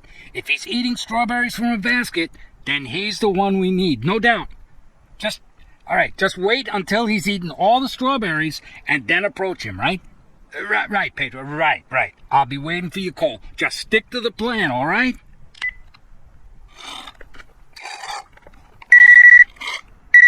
Pedro? It's me. Jack. Yeah, I was sure you must be dead. Look, Fry, I know that I hear there's a federal agent who's interested in you. He's already reached Millington. From there, I think he'll be heading north. What do you think, Jack? Has he picked up your trail? Fry, let's just talk. Jack, how happy he'll be to find out you're still alive. A young agent, let's call him Chris, dreaming of a brilliant career. He wants to prove to his alcoholic father that he's made something of his life. And the girl, let's call her Tanya. She's recently left him. So he just loved to play the hero all over the front page and then just rub her nose in it. And Chris has an arrogant colleague, too. Let's call him Tommy, who's always laughing at him. Wait, you know what, Jack? I think Tommy's fucking Tanya. I mean, this whole time. How could I have missed it? Tommy's fucking Tanya, and worse, the alcoholic father is banging Tanya, too. I mean, they're all fucking around over there. And just think about poor old Chris. Fry, let's just... And by the way, did I mention that Chris has a bit of a stutter? Naturally, that meant problems at school. And not just at school, but at the academy, too. Yeah, he was nearly kicked out of the academy twice, even though his marks were brilliant. Imagine, they were ready to kick the guy out just because he stutters a little. No, nobody wants to have anything to do with him. You know what that's like, Jack, huh? And suddenly, our stutterer Chris, less than 6 months at the Bureau, he catches a fugitive off the federal wanted list. And not just anyone, but Jack Boyd, the king of corruption. I mean, the symbol of our whole society's disintegration. Al Capone in a police cap. Nobody else could do it.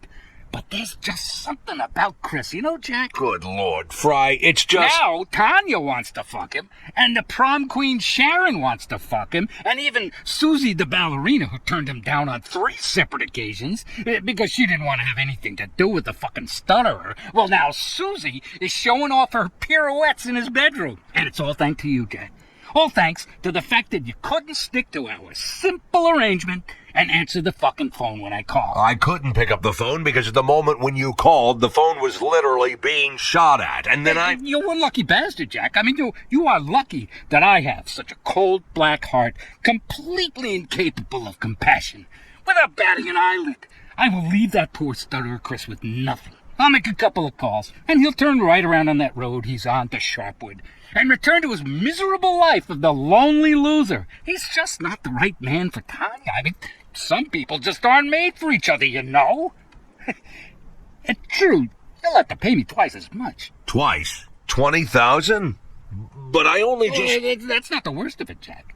You not only have to pay me twice as much, but you'll have to do it 4 times as often. 20,000 a week. I hope whatever mess you got yourself in, you still got all your fingers, or at least enough of them to pull out a bank transfer. How long until the next payment? 4 days? Come on. Let's talk, Oh, I'm sorry, Jack. I have another call. I'm guessing that Mr. Cervantes just finished eating his strawberries. His what? Strawberries? Listen, Fry, I'm just asking you... Fuck.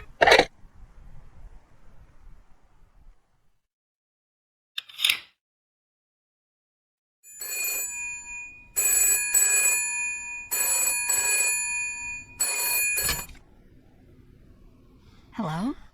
Yeah, I'm listening. It's me. I'm listening, Lily. I decided that I wanted to talk about the woman. What woman? About the woman with the coins. Lily, do you realize that you're calling me in the middle of the night? It was wrong, Jack, what you did. I'm not trying to exaggerate. It's not the worst thing you could. I don't want to compare it with. I want to tell you that I think it was wrong, and I think that you yourself understand that it was wrong. Am I wrong? Lily, go to sleep. Jack, I want to... just want to make sure that we're seeing eye to eye on this. That we're on the same team, you know? It's important to me. For a cop, nothing's more important than a good night's sleep. You can trust me on that. It seems I'm more like a nanny than a cop. And I'm all cop.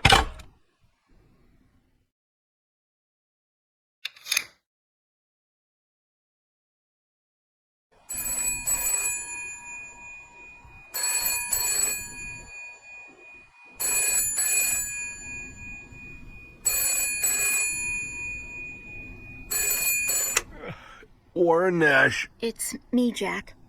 I have a strange question for you. How would you say your work is going? What are you talking about? I mean, I don't mean in general, just today. The work you did today, are you pleased with what you did? What kind of question is that? I'm talking about... I need to sleep, Lily. Jack, I'm not trying to...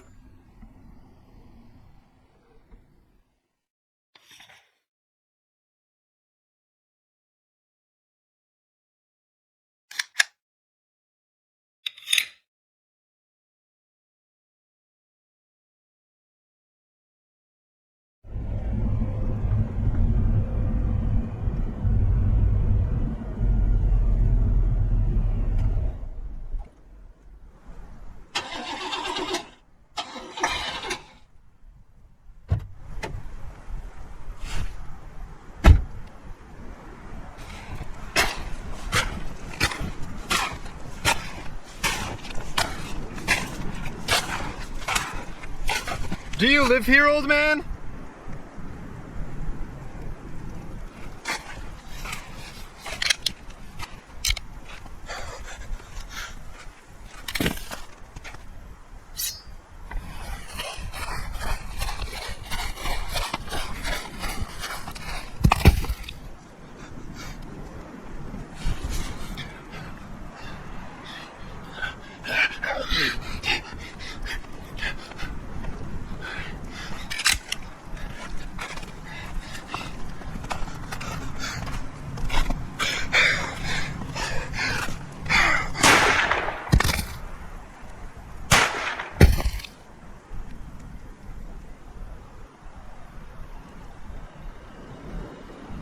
Go home, Mr. Boyd.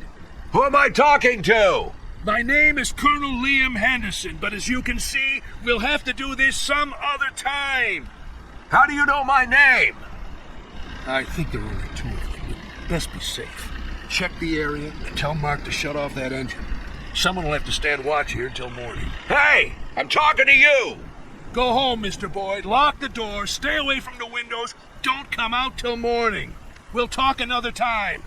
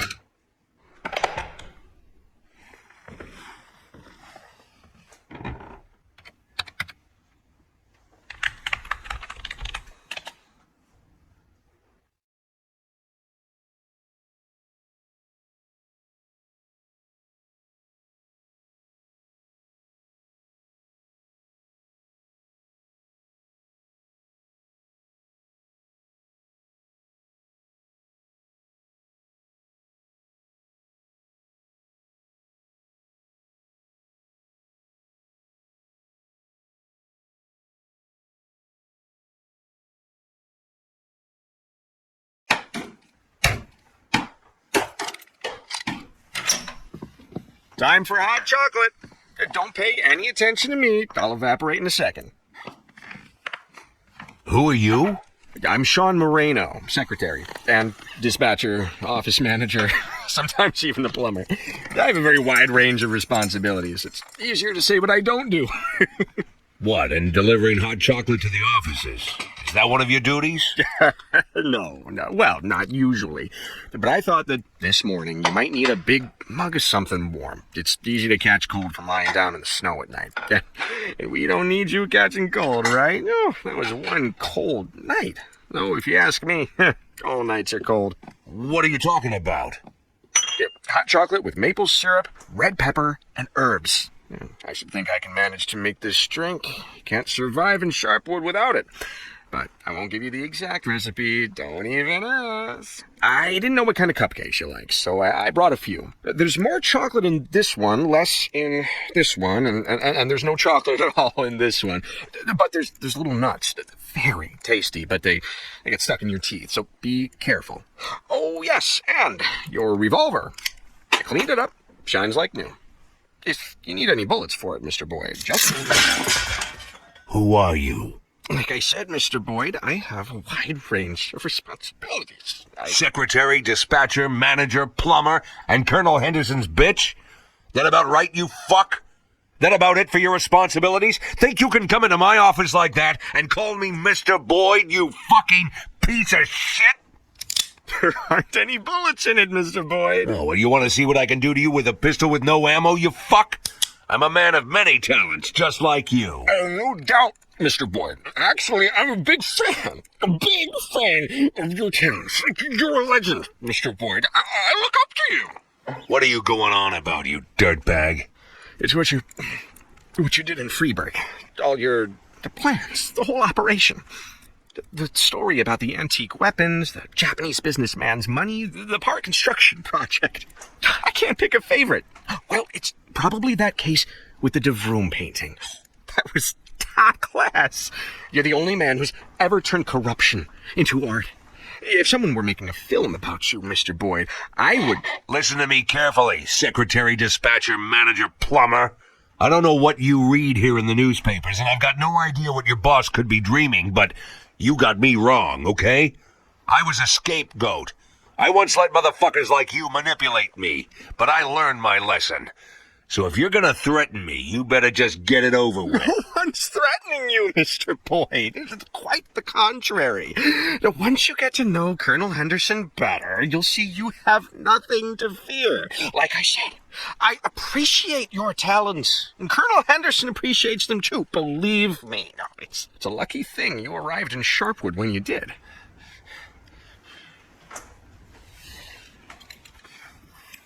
The key you used to open my office. Leave it and go. You do know that I have copies, right? I could make 100 more. I said leave the key and go. If I see you in my office again, you will drown in a mug of hot chocolate. I promise you that.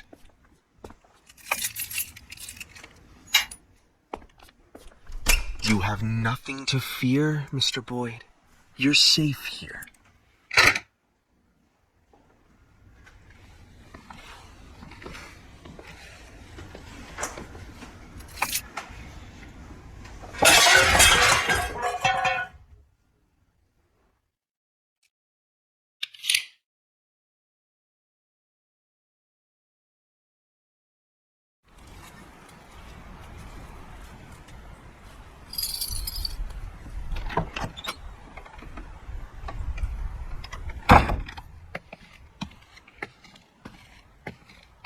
I'd like to see Sheriff Lily Reed.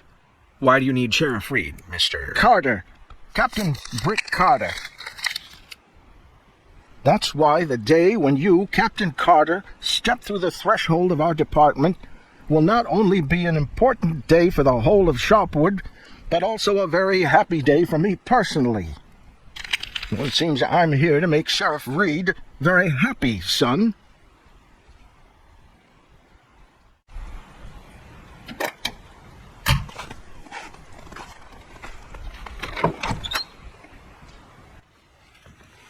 Hey, I told you to stay away from my office.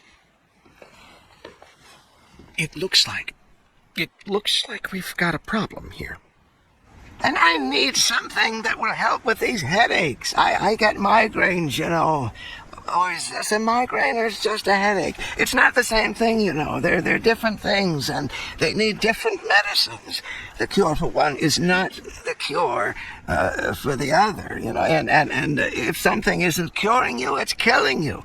The medicine for headaches won't help with migraines. Dr. Kanayan explained the difference to me, but Okay, do you need an aspirin? No, it's a different one. Acetaminophen. No, the one with the letter B.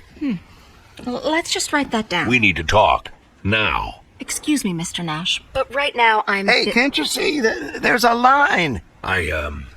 What's going on here? I just listen to the needs of our townspeople every week. I try to help them get access to food and drugs that aren't easy to come by in Sharpwood. I don't want them going to the smugglers, you know? Get back to the end of the line. Quiet. I work here. Lily, there's a man You work here? Well, then, I'll tell you, boy, the floor in the corridor I walked across over there is the dirtiest floor I've ever seen in my life. And if my taxes are going to... I'm not the janitor. I'm a cop. A cop? Perfect. So you have to solve my problem with the rats. I don't... Lily, listen. There's a man named Carter waiting for us in my office. Carter? Wait, Captain Brick Carter? Yes, that's him. Would you, Tip. Write down all the medications Mr. Moses needs, then do the same for the others. Get everything down in detail. Oh, forget about your notebook. Take mine. Start a new page for each person. Got it?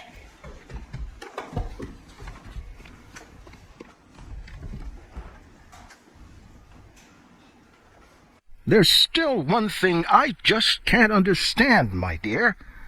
Why did you write me this letter? If you already have this... Mr. Nash appeared he appeared unexpectedly. He worked undercover for a while, and he was sent for by... This is an operation. It's all part of a big operation. Some kind of big operation. I myself don't know all the details. But I think Mr. Nash himself can tell you everything he... Oh, I have no doubt that Mr. Nash will tell us everything. He'll tell us how he was assigned to this operation. He'll tell us how he was sent his orders on a beautiful piece of paper with a seal and a signature. He'll tell us how he had to pack up everything in his big city apartment, and how carefully he packed his expensive trousers in his expensive suitcase. Oh, how he had to grow a beard to blend in. Yeah, he'll tell us all about his brilliant career. Oh, you must have been an excellent student at the academy, Mr. Nash. Or perhaps you think you already know everything there is to know. But there's something you don't know, Mr. Nash. It's something very important. A city like Sharpwood can't be saved by some upstart careerists and bureaucrats from central administration. A city like Sharpwood can only be saved by its people. People who were born here, who grew up here. These are our demons, Mr. Nash, and we have to deal with them ourselves. You were sent here by the chiefs in the suits, while I, prodigal son of Sharpwood, was returned here by the Lord himself. Oh, so in your opinion, Sharpwood will be saved by a lame soldier with no police experience holding his Bible at the ready? I will not take offense to your disrespectful remarks, Mr. Nash, because I myself was once just a stupid fool. I did not understand that God saved me in the war. I did not understand that it was He who helped me survive after what happened to me after the war. But now I understand. Now I see. Now I am ready, and have no doubt, Mr. Nash, I have come not with a shield, but with a sword. Well, then prove it. Work here for a week and show us what you can do. All right, I already said we're not making this into a stupid game. Mr. Nash, you've done an excellent job, but you have to agree that Lily, this isn't a game. This is a test. And it's a test that I humbly accept, my dear Lily. I have endured many, passed them all with dignity, and I will endure this one too. Oh, of course. You'll love it. Excellent. Just fine. Now we have 2 more stubborn boys in the department.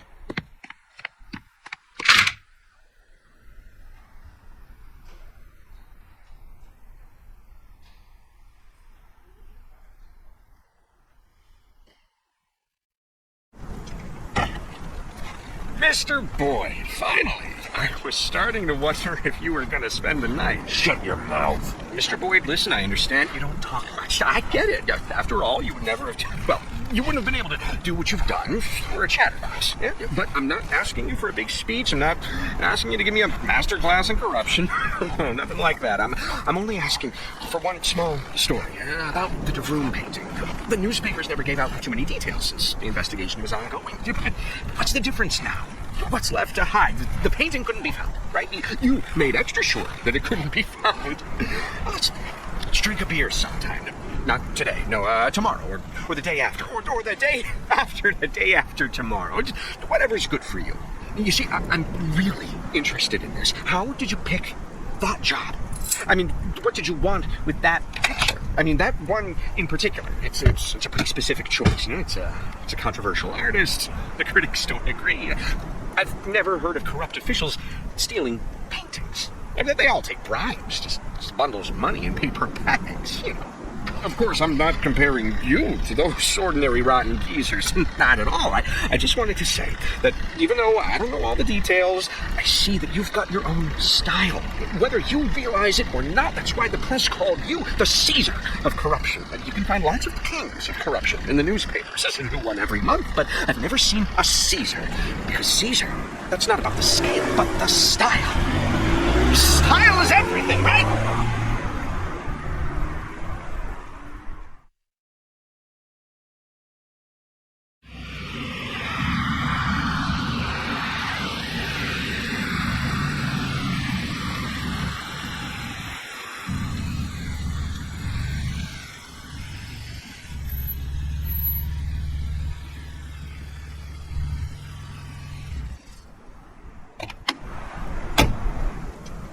Please, Mr. Boyd.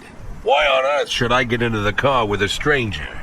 Given your history, I'd imagine that you often had to get into a car with strangers. Back in Freeburg. Freeburg is different. Is it really so different? Absolutely. Friendlier? Warmer. Well, that's not saying much. Anywhere is warmer than here.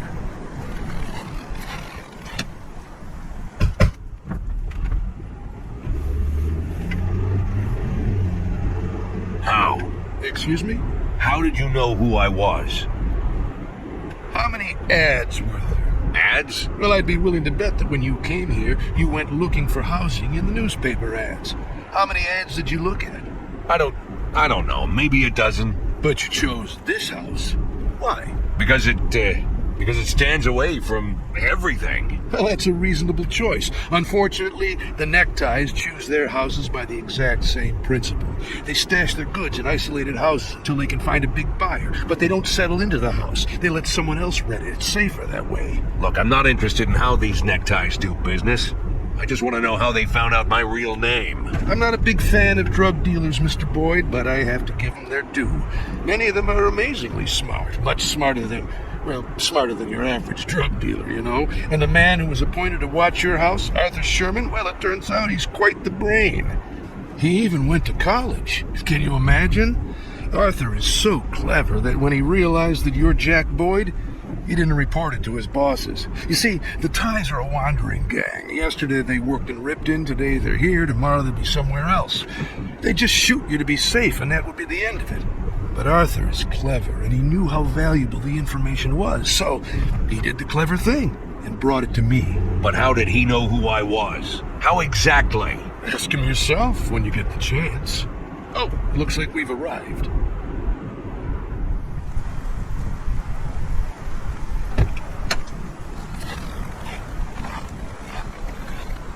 Mr. Boyd, are you coming? Are you completely out of your mind? I'm a wanted man. I shouldn't be showing my face in public, even if it is old and shaggy. Come on, Mr. Boyd. There's only drunk pigs and sweaty strippers in there. Nobody'll even look at you. Don't you want to drink a mug of draft beer for the first time in months and burp loud enough that everyone hears? Aren't you tired of hiding? Don't you just want to be an ordinary person? You saw where I live. Now I want to see where you live. Don't you think that's fair? Okay, you win. But I'll never believe that you don't miss letting loose. That's not the only thing I miss. Not the only thing, and not the main thing. I understand.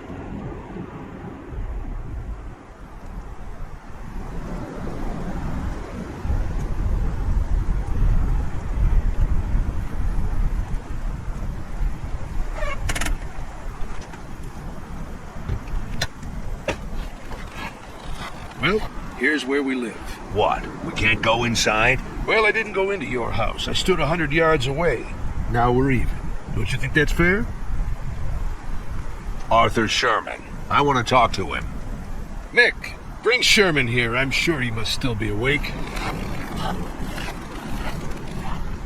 Sean told me about this Captain Britt Carter of yours. Now, if you want it... It won't be a problem. You sure? I can manage. If you have any difficulties, just let me know. I could... well... And I thought you were a smuggler, not a butcher.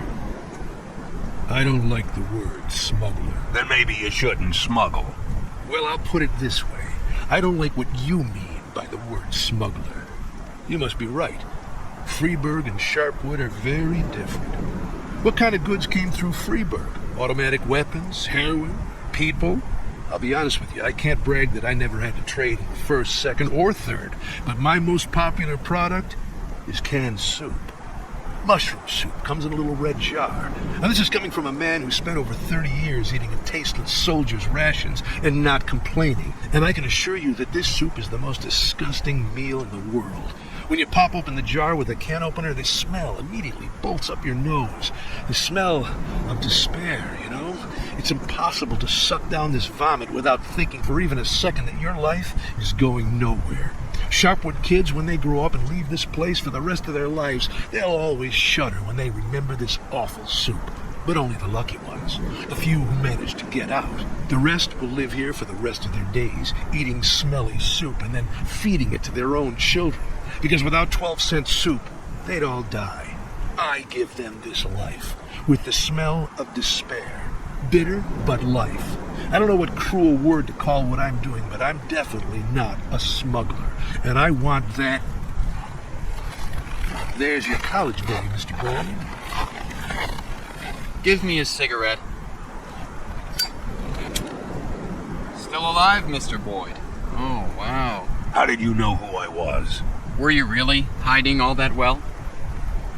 You hitchhiked on your way to Sharpwood. Well, not to Sharpwood, of course, but to Big Rift. And from there you walked on foot, but before Big Rift, a red-haired guy named Locke drove you. Picked you up at a bus stop 70 miles down the highway. Buses from Garensburg pass that stop every 6 days. In Garensburg, you spent 2 nights at the Stone Woodpecker Hotel. I called down there and had a nice chat with Mrs. Hopper, who... Just stop! So you're really that clever, Arthur Sherman? Proud of your little investigation? If I'd known this investigation would turn me into a hostage to rednecks playing toy soldiers, I wouldn't have stuck my nose in your business, Mr. Boyd. Hostage? Arthur can't leave the barracks. It's for his own safety. In addition, he likes to live by military regulations. Isn't that right, Arthur? This shit you're pulling here isn't military order. It's the middle of the night, but everyone's awake.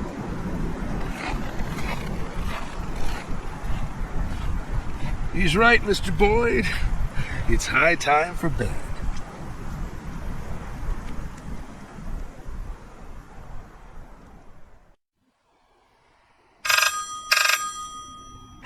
Hello? It's me. Are you awake? What do you think? Listen, I talked to Shapiro about Plunkett's situation. The truth is bad. He might not even make it to the end of the month. I don't know what he did wrong, but the dicks from the mayor's office don't even want to meet with him. But tomorrow, one of them will be considering your request. At least Amy Carlos has to be there. Do you know what that means? I'm not... Come on, Reeves. Plunkett needs to show off, to show them that he has everything under control. He'll need to puff himself up like a tough leader, the only thing holding the prosecutor's office together. Which means you're the ideal target for him to show them what a tough boss he is, you see? To put it simply, whatever happens tomorrow, just nod and don't say anything except, yes, sir, and hopefully the blowback won't get out of hand. Lana? Are you still there? You'd really like that, right? For me to always say, yes, sir, and that's it? Lana, what are you talking about? Look, I am trying to, well, sort of like trying to save you. Don't you get it? Good night, Reeves.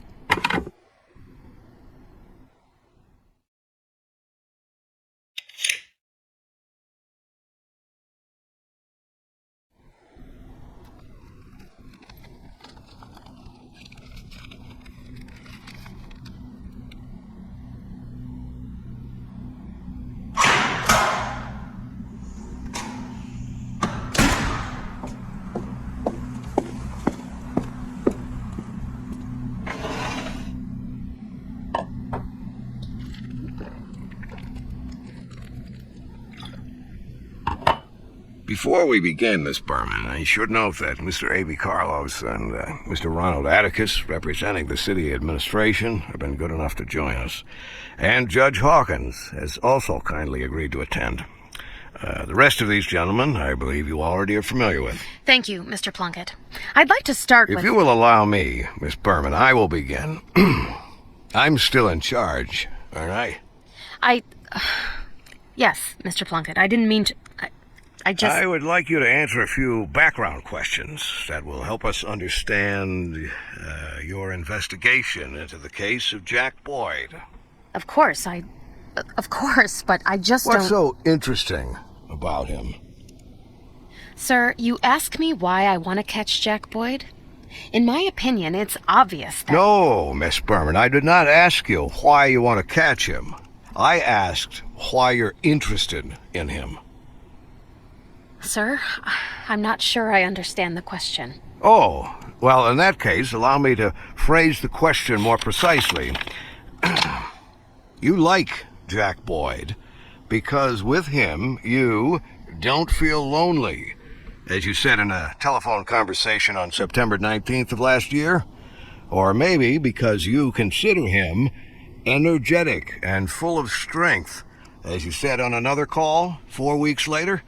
The whole point is that... Mr. Plunkett, sir, before you go on, I think it must be said that... No, Miss Berman, I am a man of conservative upbringing. I always imagine there are certain obligatory rituals and relationships between men and women. Going to the movies, meeting at the cafe, walking in the moonlight. But I see that's just boilerplate romance compared with these... touching transcripts. You've quite convinced me that even over the phone, you can create a very close bond with someone.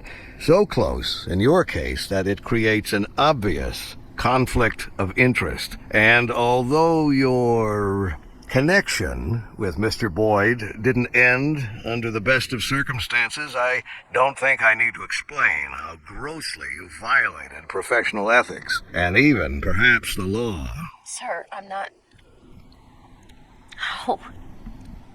How did you... Isn't this the work of the prosecutor, Miss Berman, to know a little more than the others know? Information is our weapon, haven't you heard? I'm sure everyone in this room will agree. Do you think I would have reached my post if I couldn't gather information and use it at the right time and place? Everyone here understands perfectly what I'm talking about, I assure you. And I have little doubt that you understand as well, Miss Berman. Now, going against a person with information is like going against yourself. A young lady with ambitions simply cannot help but learn these common truths. Mr. Plunkett, there's something... But even truisms are sometimes worth remembering, are they not? If you'll just let me explain... I believe we're finished here, Miss Berman. You are suspended from all current duties. Your future will be decided by the disciplinary committee at a special meeting on February 2nd. Meanwhile, you're free to go. We don't need to detain our guests any further. I think they've heard everything they need to hear.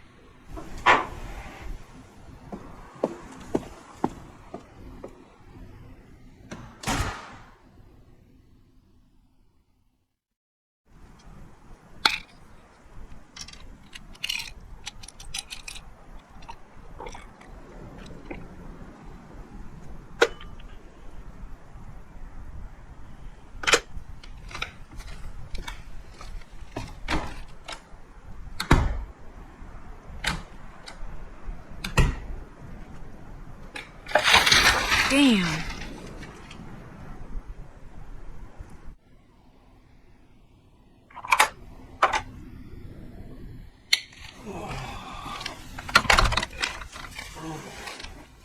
Forgive me, Captain Carter, but this is important. Don't worry, honey. It's okay. I haven't had time to fall asleep yet. You came to wish me luck? I have leads on a number of major cases that I wanted, that I've dreamed of doing. Someone's selling old weapons that they're bringing in from Ripton. Someone else is trying to... Look, it doesn't matter. You can read it all right here. The point is that we've got a lot of evidence against some small-time criminals. Relatively small time, of course. But I wanted to use them to get to bigger fish. Lily, there's only one day left. I don't have any time to get to the big fish. And you don't need to. Just arrest all of these people. Arrest them and win. Your father would have laughed if he could hear this, but I'm a gentleman, my dear. Just win the stupid competition, Captain Carter.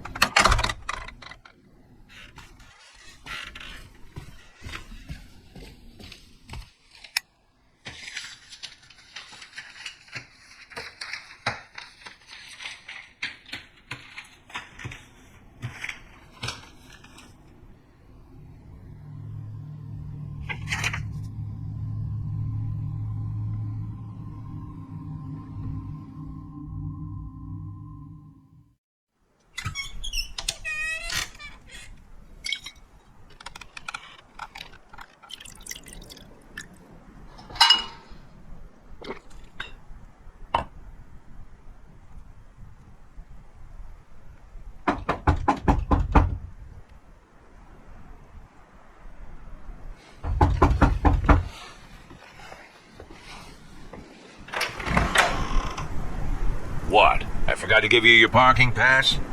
I have my pass. Didn't Jesus tell you not to drink? That's right. I don't drink. I already went through that ordeal, but you... no. Well, it's nothing to be ashamed of. Oh, I'm not ashamed. You can be sure of that.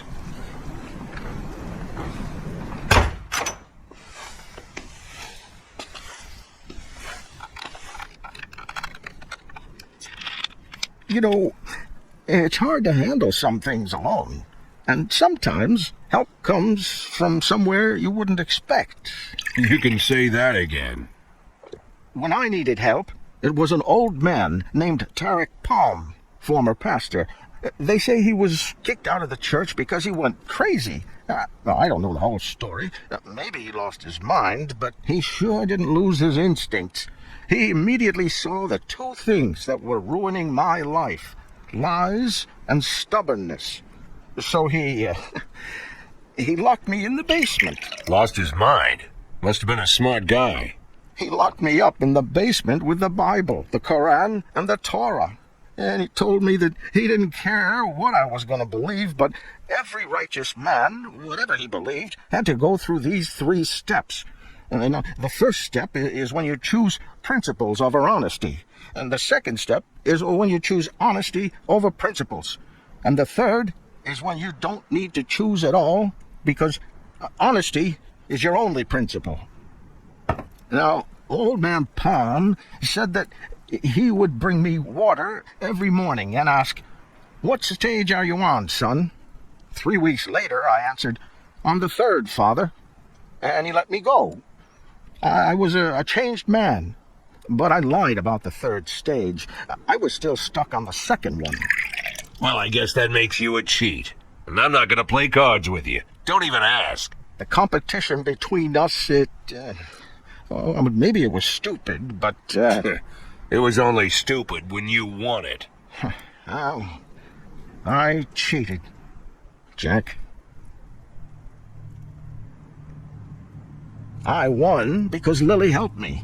Brought me a pile of papers with lots of leads. And somehow, this one was stuck in with the other papers. Of course, I was going to phone it in right then and there. But then I thought, what will happen if I call? The feds will arrest you. But what then? Would that be the end of it? No, of course not. There'll be reporters, and there'll be some kind of investigation, and everyone will be on the hook. Lily, the other cops, our ordinary townspeople, everyone. It's hard to imagine how this would hit our town. Jack, I'm sure you understand.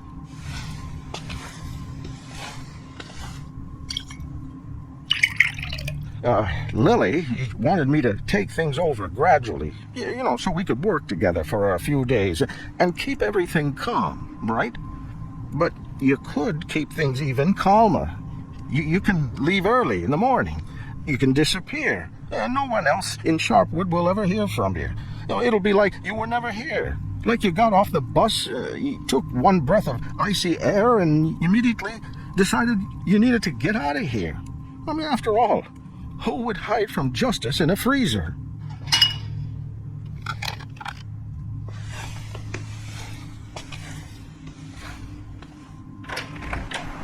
Don't be ashamed, Jack. Drink up. You haven't got through this yet. I have.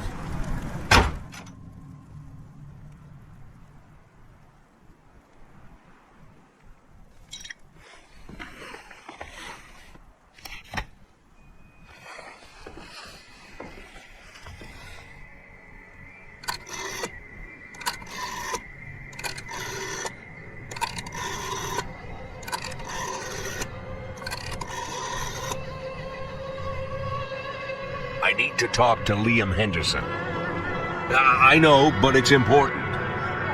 Yes, I'll hold.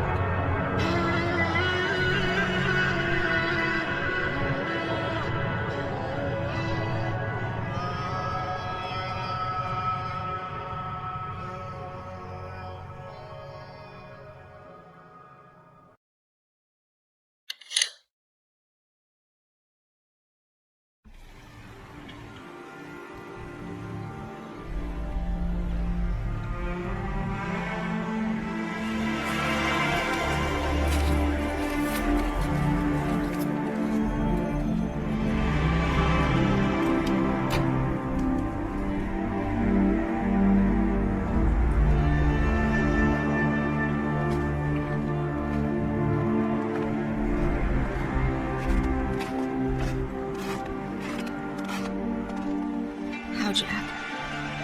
How could I let this happen? Who could have done this? Captain Carter caught a bunch of scumbags lately. And he made a lot of enemies. Any one of those cocksuckers could have decided Anyone that... could. Anyone could. Anyone could have. But someone did. Anyone could, but someone decided. How did I let this happen? We will try to find... Of course we'll try, Jack. Of course we'll try. The one who did this will be punished. I have no doubt. You have no doubt. Of course you have no doubt. The person who did this has to be punished. What else could happen? Lily, we did everything we could. You did everything you could. Of course. Even more. I did more. More than necessary. More than this fucking town can take.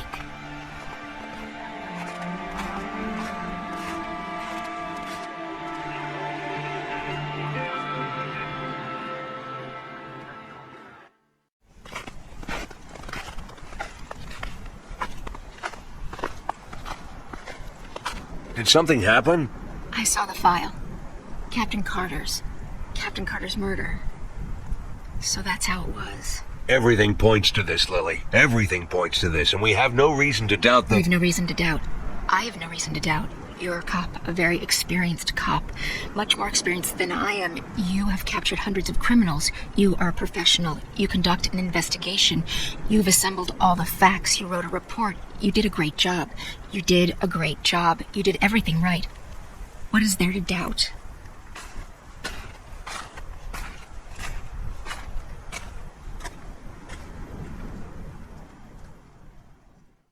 Tell me, Victor, tell me honestly, are you a human being or a robot? Huh? Right? Or are you sure? Have you checked? Because it seems to me you have a set of programmed commands instead of brains in your head. Ever consider showing a little bit of flexibility? Just a little bit, huh? Ever consider that selling butter and selling gasoline isn't the same thing? Well, listen. Listen to me, Victor. Listen to me a second before your tiny electrical brains run out of batteries. When you sell him butter, you sell him a delicious breakfast. A person can live without a delicious breakfast. Yes, most people in this fucking town haven't even heard of a delicious breakfast. When you sell him butter, he's in a position to bargain. Because if he doesn't have butter, he'll smear his toast with clay, and by God, I swear he will eat it with no less pleasure. But when you sell him gasoline, Victor, when you sell him gasoline, you sell him his business. You sell him the entire meaning of his existence. Because, Victor, if he doesn't have gasoline, he'll have to shut down his gas station. And if he closes his gas station, he won't have butter or toast on the table. And in fact, he won't even have a fucking table, because his creditors will take away his whole fucking house. And a man needs a fucking house so that he can have a place to put his fucking table. You got the logic, right? Now see if you can digest it with your fucking electrodes or whatever you usually think with, and call me back when you come to an agreement on the price. Ah, you're already here. I'm sorry, Jack. It's a busy time of year. I gotta sit by the phone all day. I can call you Jack, right? Why am I asking? I'm already calling you Jack. Let's sit down.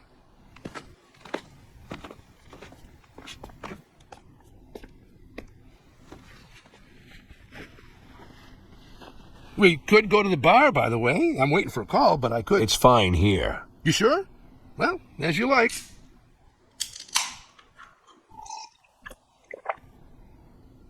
That's what I love about Sharpwood. Even if I forget to put the beer in the refrigerator, it'll still be cold. Here, you can help yourself. Doesn't look like beer, does it? Well, what is it? The infamous smelly soup? You should try it. Go on. Try it. Don't be squeamish. Half of Sharpwood eats that soup every day. No one's dead yet. Not from the soup, anyway.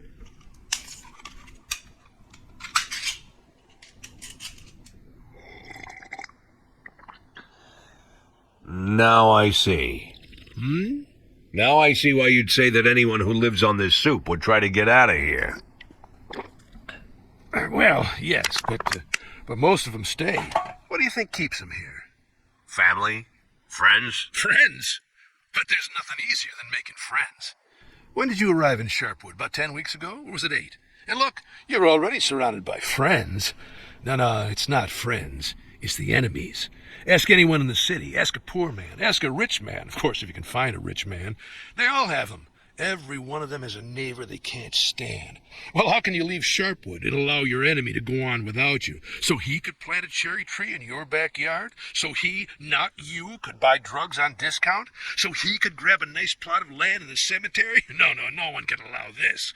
The enemy must be exhausted if it takes you your whole life. With the enemy, you need to fight to the last. Once you have an enemy, you're doomed. You can't think straight. Old Sheriff Wells was doomed. He couldn't stand drug dealers. I myself don't care for them, but Wells didn't count them as people at all. Despised them more than murderers and rapists. And as soon as those fucking neckties appeared in the city, he knew right away that they were his enemies. Enemies which he must overcome, you see? And even if by some miracle he succeeded, what next? What other enemies would he have invented? And the performance we arranged for him that night? He had no reason to believe that there were ties hiding in that house. But one phone call, from this phone here, by the way, and he rushes off into the night to God knows where. You know what happened next. He threw himself into a hail of bullets. Got 2 young cops killed, too, though they had absolutely nothing to do with it. Sheriff Wells invented his enemies, and he paid for them dearly. So the policeman had to pay for doing police work. What? Jack, come on. I know we need the police. Of course we need them.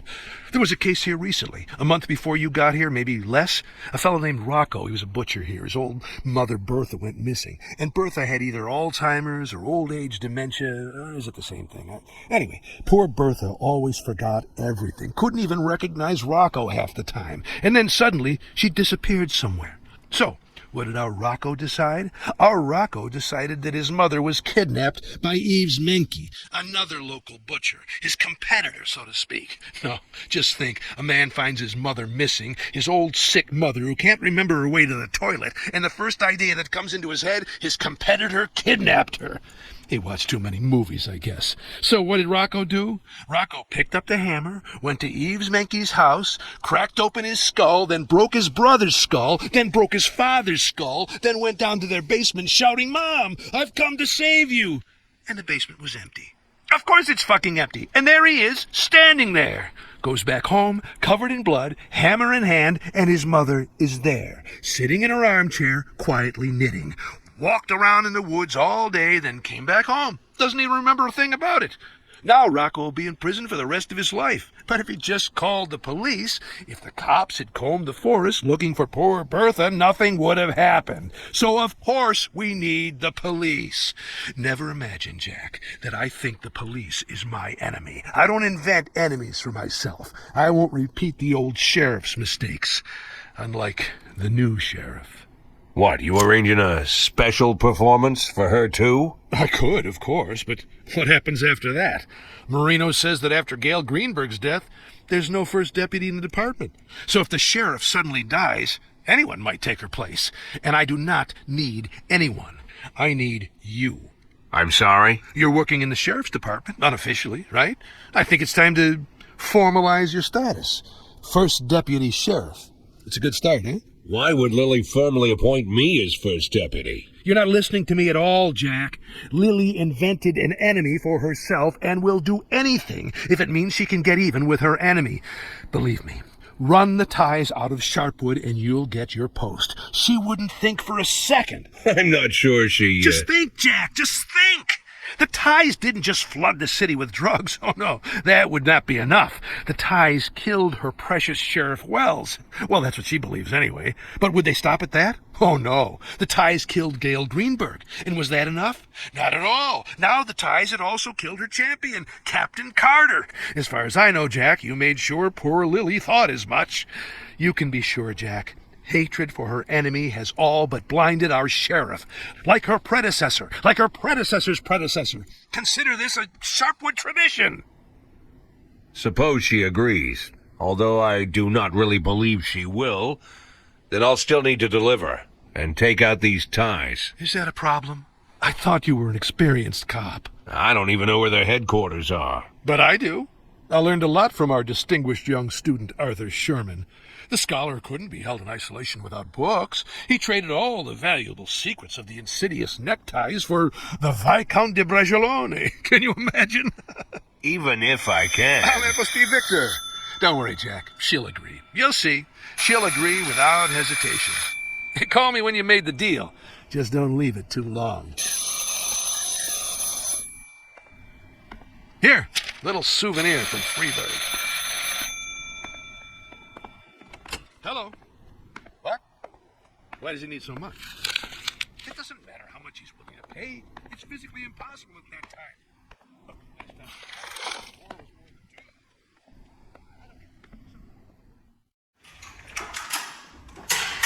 Jamie, Corey, great.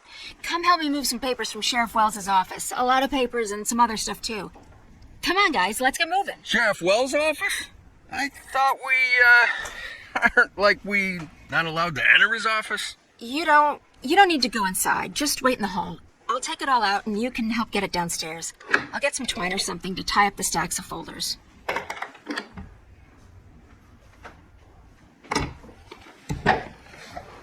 Sheriff Reed here? Yeah, we're waiting for her. She asked me and Jamie to come help with her.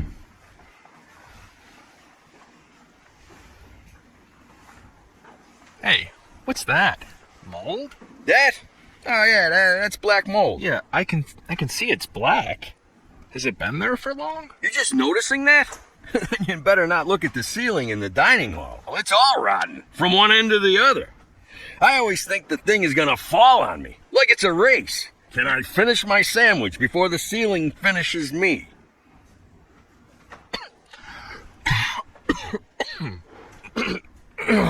Oh, man. Can mold cause coughing? It's bad for your health, right? Some kind of toxin or something? What? Hardly. Oh, man. Feels like I've been breathing in garbage.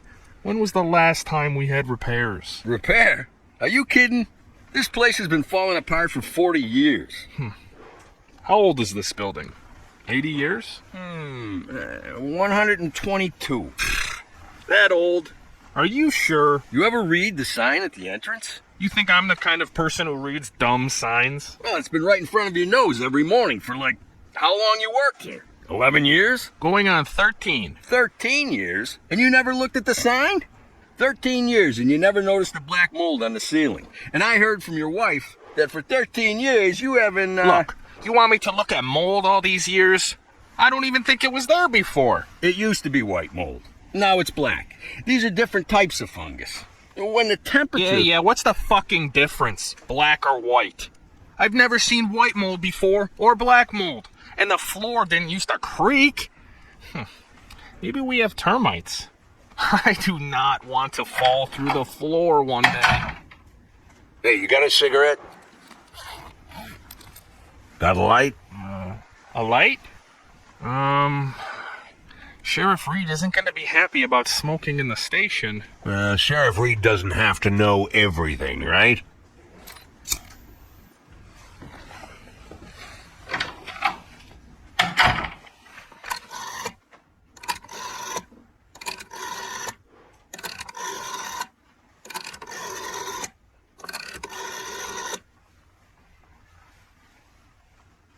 It's me. Yeah, already done. She agreed. Very. No, that won't be necessary. No, let Marino bring me everything in writing, then I'll do it myself. Yes. Excellent.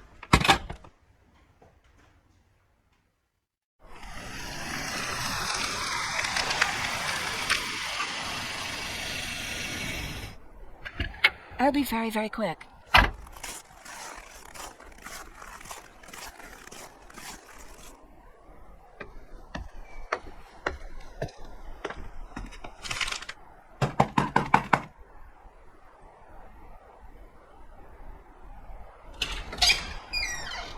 Miss Weinstein, you... I can't be long. I just brought you a letter from your dad and some food. Miss Weinstein, you better go, you know? I'm already leaving, dear. Take this. I don't... Is this her, Dylan? This is her? I'm Miss Weinstein, young man, and you're probably Edgar. I'm glad to meet you. I'm a friend of your father. He asked me to give you something very important. Tell him we don't need anything from him. You understand? I don't care. We don't care what he wants to say. He missed his chance to fix anything a long time ago. We lived without our whore mother. We'll figure out how to get by without our kingpin father. Tell him that. You hear me? Your father is very worried, and he only wants Oh, of course he's worried. Of course. With all the money he stole, with a boxcar full of gold, with all his fucking pictures, I'm sure all he's doing is sitting and worrying, sipping a Chardonnay or some other shit. No doubt he's worried sick. Maybe he's even praying for us. Thanks very much. I'm sure, Edgar, if you just read this... Wasn't that clear enough?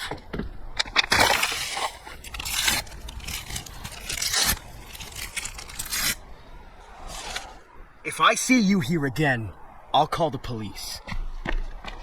Sorry, Miss Weinstein, I'm sorry.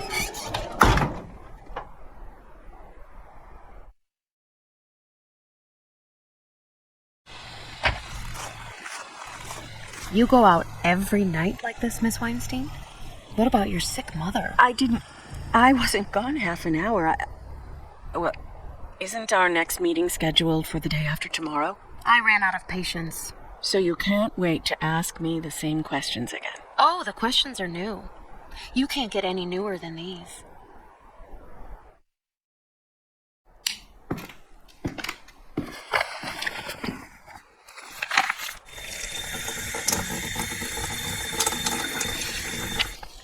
I'd offer you some coffee, but I'm sure that... Do you know who Anastasia Culp is? I don't understand how it's... How do you... I know you didn't want his legs to be broken. You didn't want to make a cripple out of him. You just wanted your mother's jewels back and made a little mistake.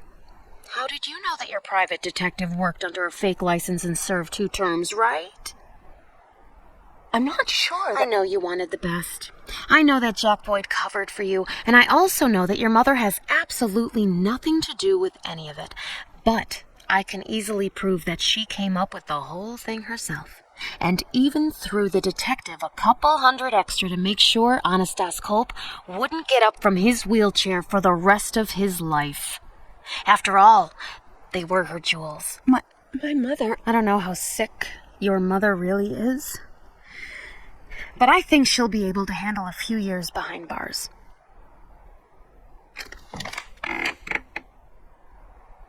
What do you need? Write down how to find Jack Boyd. And if I go to the address that you give me, and I really do find him there, I promise that we'll never see each other again.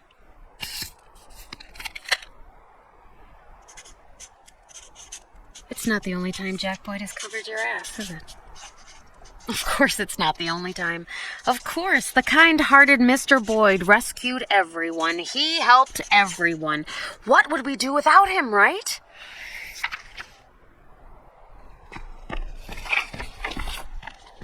Why do you want to catch him so badly? You know for a fact that he's not who everybody thinks he is.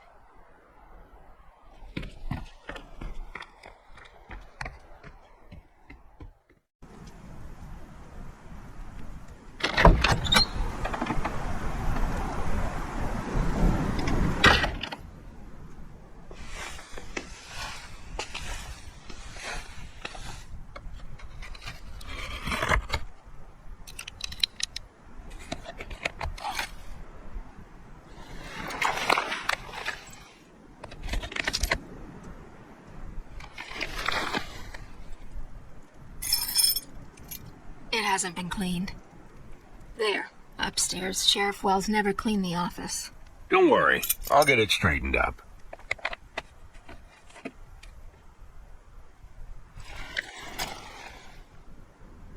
How do I look? Like a police chief.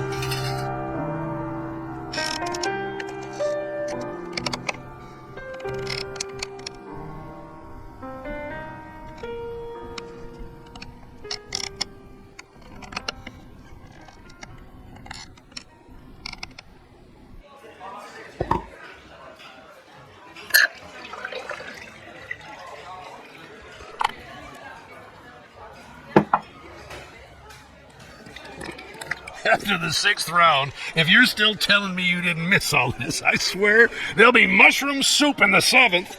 I wouldn't notice the difference. Your beer is shit. It's your beer now, First Deputy Nash. From now on, you're one of us. Doesn't make the beer any less sour. Huh? You're picky? That's good, it's good. The higher your position, the higher your standards. When you officially become sheriff, we'll have to make sure you got bourbon on tap. I don't have running water. We'll fix that too. We'll fix everything.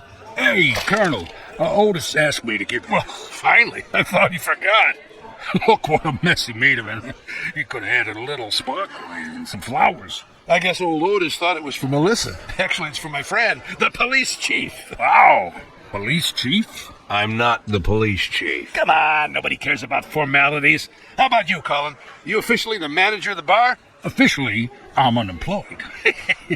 And you haven't even officially been colonel for years. So, what are we celebrating, guys? Birthday? You could say that. So what? Colonel, you gonna give your friend a private dance for his birthday? Yeah, my figure's not like it was 30 years ago. Viola was standing for you today. She'll be free in a couple of minutes, all right? You think I didn't try to convince them? But Mr. Nash here had a tough week. Looks like he just wants to go rest and be alone with his thoughts, I suppose. Alone with his thoughts? Any thoughts in the police boss's head about raiding my bar? Don't doubt this man. Our new police chief will arrest a lot of us, and your bar will be shaken from top to bottom, and he'll find nothing but pleasure here. Okay, Colonel. Since your friend wants to be alone, maybe we'll just go up to my office and discuss the payment for our Christmas supply. You gonna beg me for a discount again? Don't forget, I've got a loyal customer card. I'll be right back, First Deputy Nash. Don't get bored.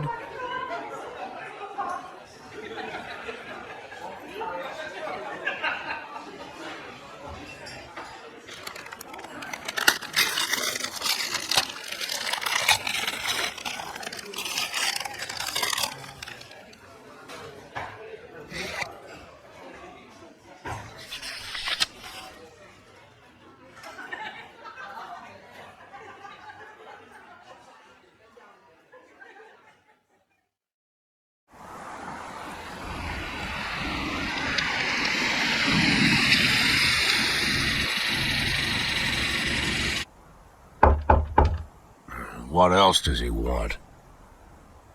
All right, I'm coming already.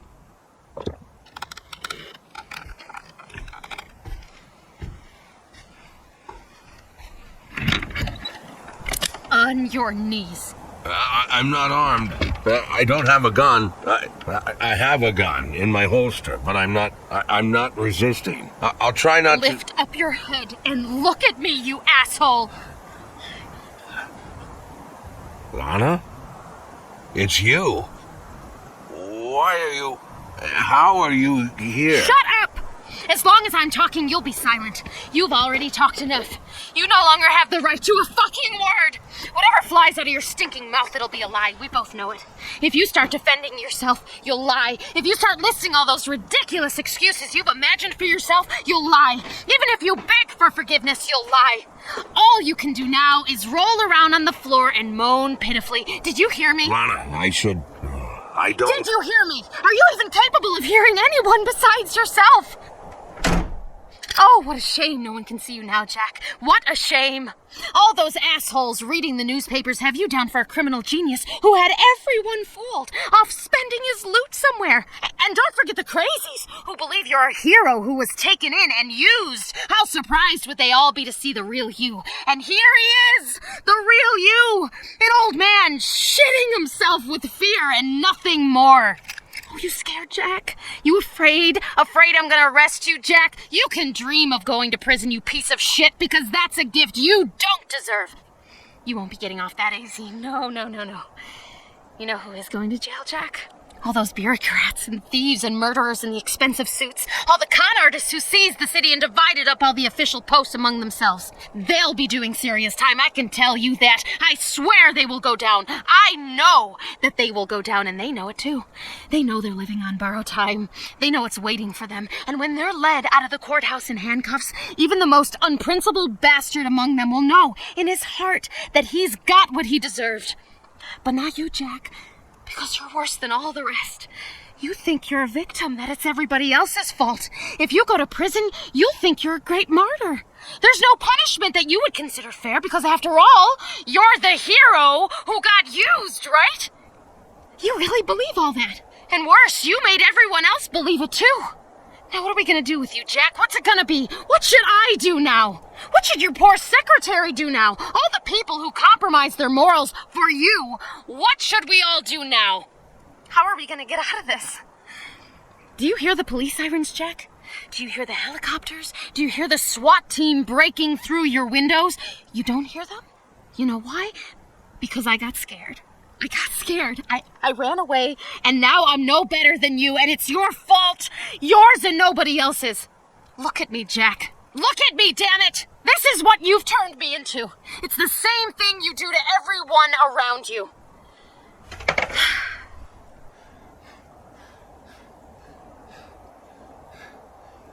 Well, are you gonna just lie there or pour me a drink?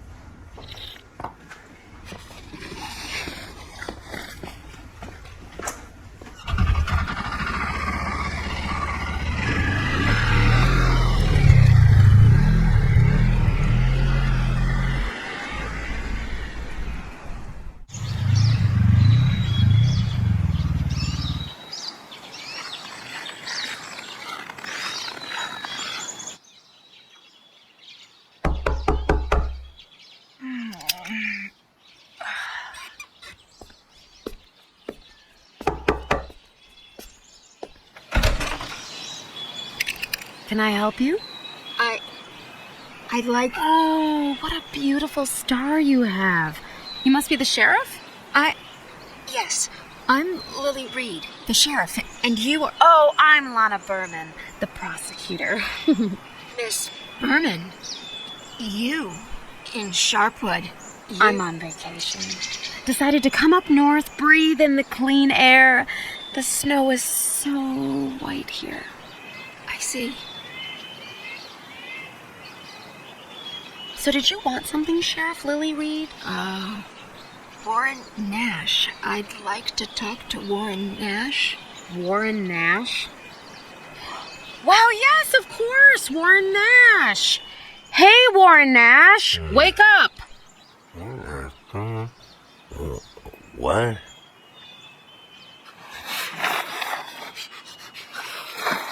He didn't show up at work, and I figured he might... Oh, no, what a jerk. I always told him, you want to lose your job, Warren Nash? What will you do if you lose your job, Warren Nash? Can you even stick to the simplest rules? But what can you do with a man like Warren Nash? He's just that kind of guy. He never thinks about the consequences, you know what I mean? It was nice to meet you, Sheriff Lily Reed.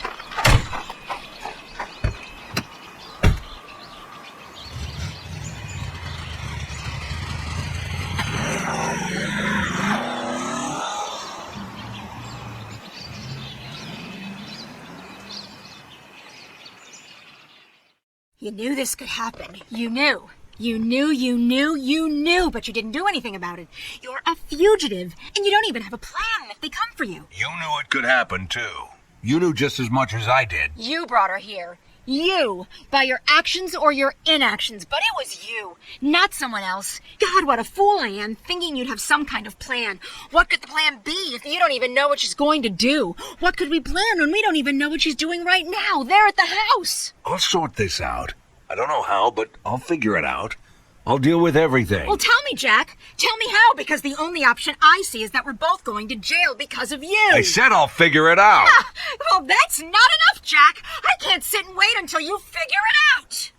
It's not enough. You can't sit and wait? Seriously? I thought that's all you did, sitting and waiting. Isn't that your main talent, to sit and wait for the rest of us to solve your problems for you? Isn't that right? Tell me you haven't been sitting and waiting all these years, hiding behind your precious Sheriff Wells, never learning the first thing about police work. That guy Gale, didn't he do everything for you? No? What about me? Don't I do all your work for you? And Captain Carter, don't pretend you didn't try to dump all your problems on him. Wake up, Lily. You can't figure anything out. And the only thing you're good at is finding other people who sort everything out for you. And now you're telling me that because of me, we're going to jail. You didn't fuck yourself, huh? And now I'm the guilty one. So the problem is me, right, Lily? All your problems are because of me. Well, sort it out, Lily. You're still the sheriff here, right? You're afraid that I'll tell everyone how you covered for a fugitive? It's a problem, Lily. Come on, solve it. Yourself, for the first time in your life. What? You don't like the gun? Yeah, you're right. Fuck the gun. Too much noise. It's very sharp. You could easily slaughter a bull with this thing. Even a snotty little girl could manage it. One move, Lily. One stroke, and all your problems will melt away. What, you're not ready? Not ready to solve your own problems? Well, then stop fooling yourself and trust the guy who's gonna do everything for you.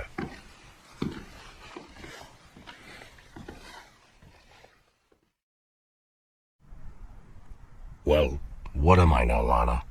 Your accomplice? Your prey? Your hostage, I guess? Hostage?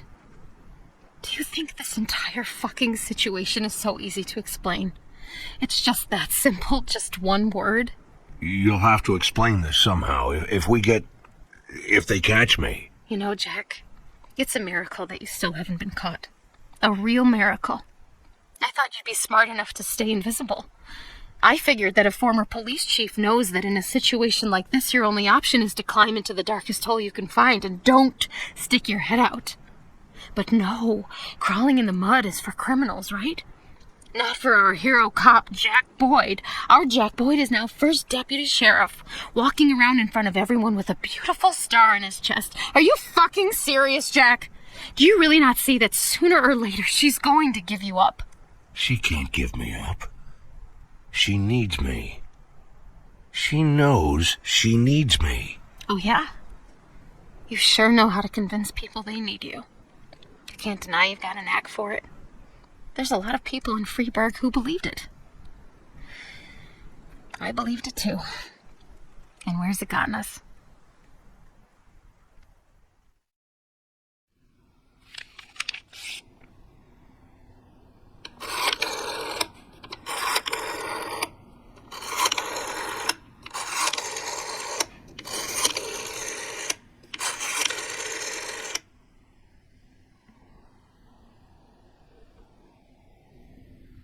talk to Colonel Liam Henderson.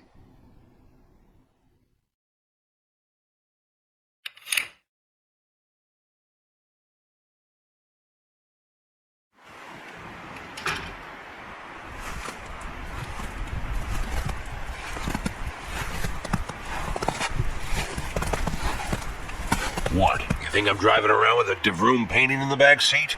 There's something you have to hear. Right now. But not here.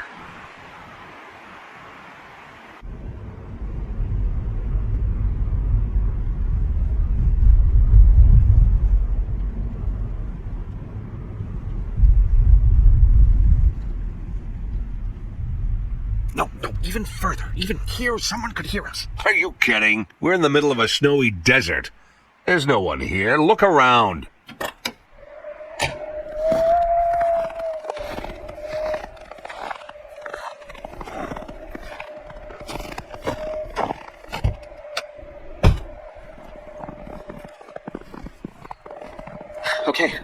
Okay.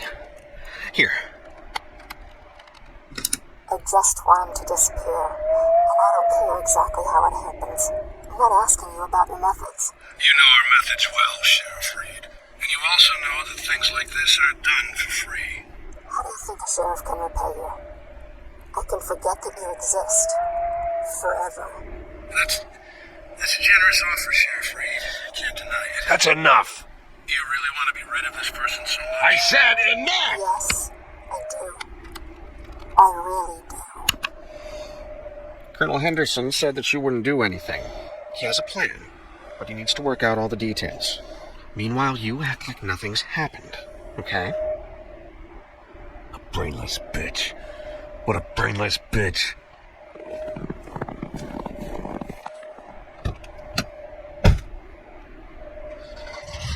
Mr. Boyd, wait. No, wait, stop! What are you blaming me for? What did I do? I'm just a messenger. Wait, hold on! Fuck!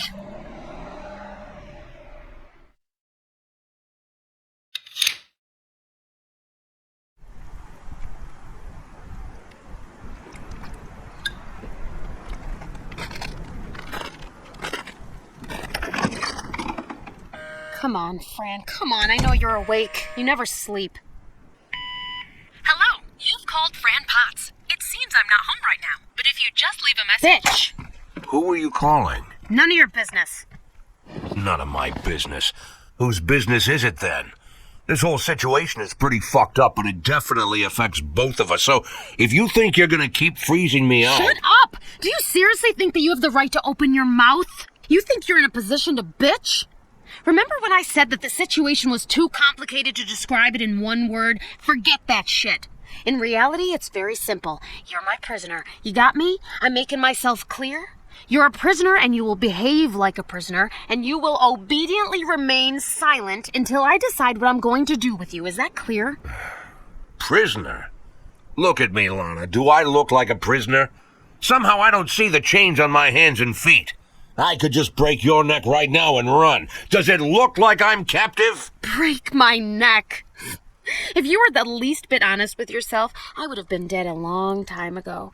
Lots of people have died and will continue to die because of you, but you still refuse to consider yourself a murderer. Why, Jack? Just because you never strangled anyone personally? Just like you don't consider yourself a thief because you decided to limit yourself to an idiotic 500,000. I've always been surrounded by people who know how to brainwash everybody around them, but I've never met another man who has so completely brainwashed himself. Those are your chains, Jack. It's your endless self-deception.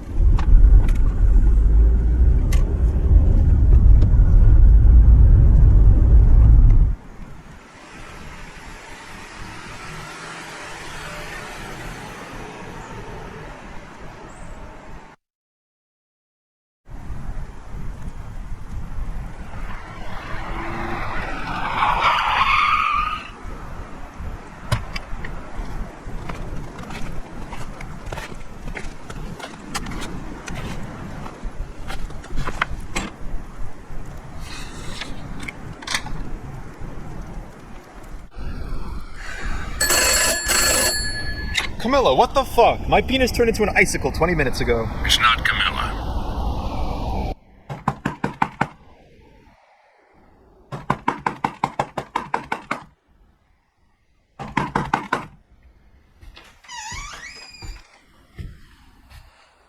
Ethan? What's the matter? Who is it? I'm sure it must be Jeff. He might have some new information on the case I told you about, remember? He warned me that he might come at night if there was something urgent. So I told him that Ethan, I would... What the fuck are you talking about? What's the matter with him? He can't just call? Marla, baby, I'll talk to him for 2 minutes and get back to bed, okay? If you don't come to bed right now, I swear, Ethan, you'll be sleeping on the couch for the rest of your very short and very painful life. 2 minutes, baby. Just 2 minutes.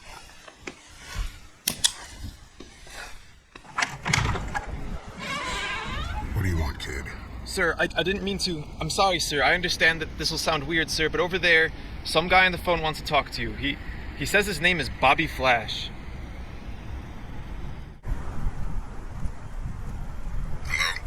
Ethan? Ethan, is that you? Yes, Jack, it's me. Ethan, I need help, Ethan. Help me. I know that only you can help me. Where are you, Jack? What's the plan, Ethan? Tell me what we're gonna do. Tell me everything in detail. Where are you, Jack? Where are you now? Just tell me what to do, Ethan. We'll do whatever you say. Just tell me the first step, the second step. Explain everything to me in order. I need to explain everything to me, Ethan. Just tell me where you are and I'll come. I'll come as soon as I can. Let me come to you myself, okay? I'm here. It's not safe here. I can't stay here any longer. I'm leaving now. I'll try. If they grab us, Ethan, I'll tell them that you don't know anything. I'll tell them that. Jack. I won't tell them that you helped me. I won't tell them anything. We'll make sure of that. Jack, listen to me. Don't go anywhere. You need to turn yourself in, Jack. That's the only way I can help you, all right? What? You need to turn yourself in, Jack. But I give you my word that No, Ethan, not you. Ethan, just not you. Why are you doing this, Ethan? You know me. You know me. You know who I am. They don't know, but you know. Have you forgotten me, Ethan? Remember who I am, Ethan. It's me. It's me. Jack, I promise you as a friend that as soon as you...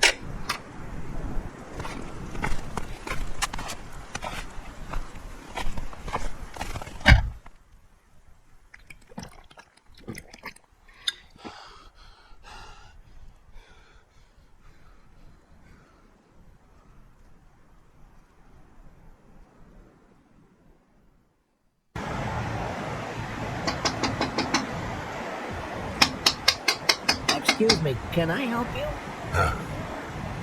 What do you want? I asked, are you all right? I'm fine. I'm fine. Are you sure you don't need any help? I said I'm fine. I don't need anybody. Get out of here already.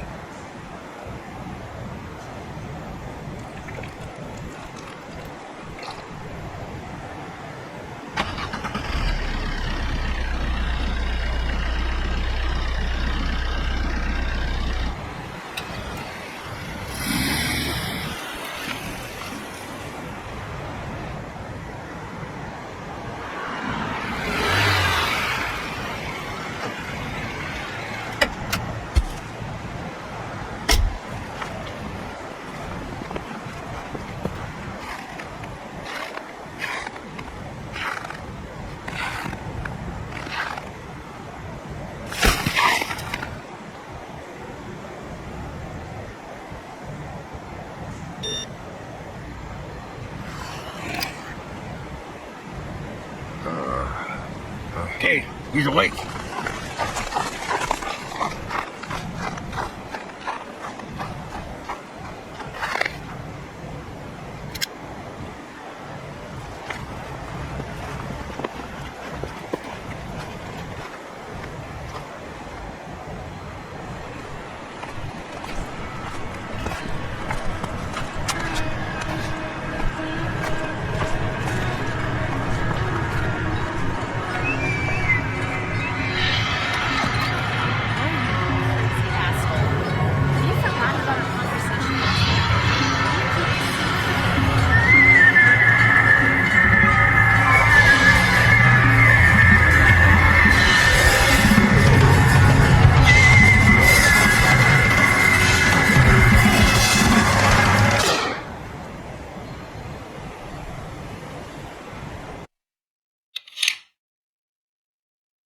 By the way, this won't be the first attack on the Sharpwood Sheriff's Department. Moreno brought me a pile of old newspapers here.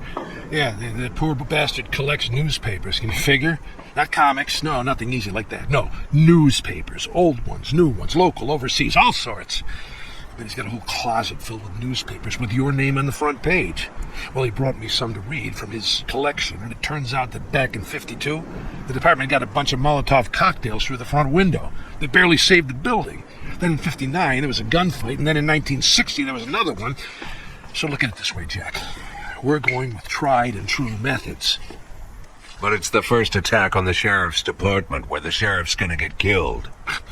Let's hope it's the last one. Now look at it this way.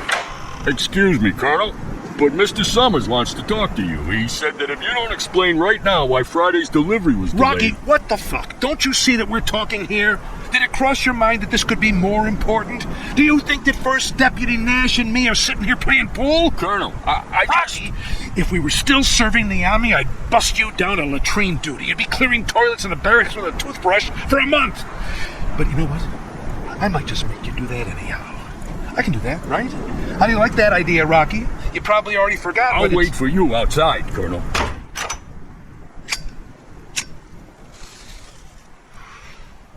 As for the details, there aren't many people in this town I can trust, so try not to get my guys killed. Yours are a dime a dozen, and mine are itching for a good gunfight. So 2 or 3 cops are going to get shot. Maybe 5 at most. Just pick the ones you don't mind getting rid of. I don't think you'll have much of a problem with that. And there's something else. What? Maybe we should shoot you, too. Oh, yeah, that'd be great. No. I just mean a little poke. Slightly shot. In the hand and leg for heroism. So nobody has any doubt that it was First Deputy Nash who bravely defended the department, standing firm while the bullets flew past. Who else could be the next sheriff? I'm the first deputy. If Sheriff Reed dies, I'll automatically take her place. Why make any extra fuss? Come on, Jack. You never watch a movie? All the heroes are wounded at the end. They all have scars. They're getting interviewed by the press from their hospital beds, promising to return to service as soon as possible and set things straight. Otherwise, it's just too boring. And if the injury turns out to be serious enough that I can't physically manage the duties of sheriff, how boring would that be? You know what? You're right. Better not to take any chances.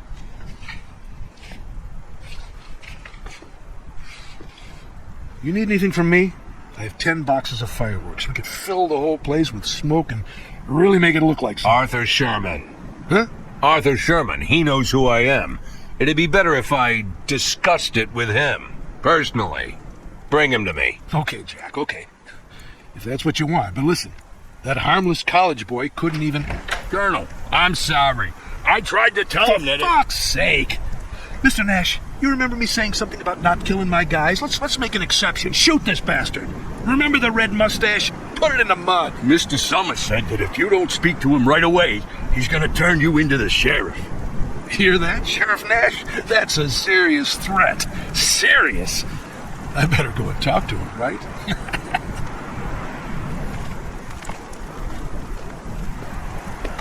Just stick to the plan, Jack. Soon everything will be settled.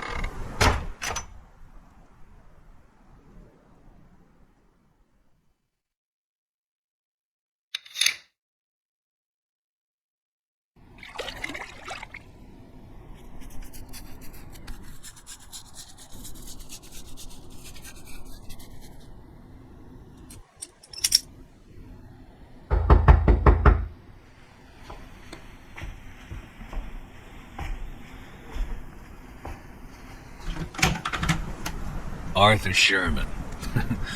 No need to sign for him.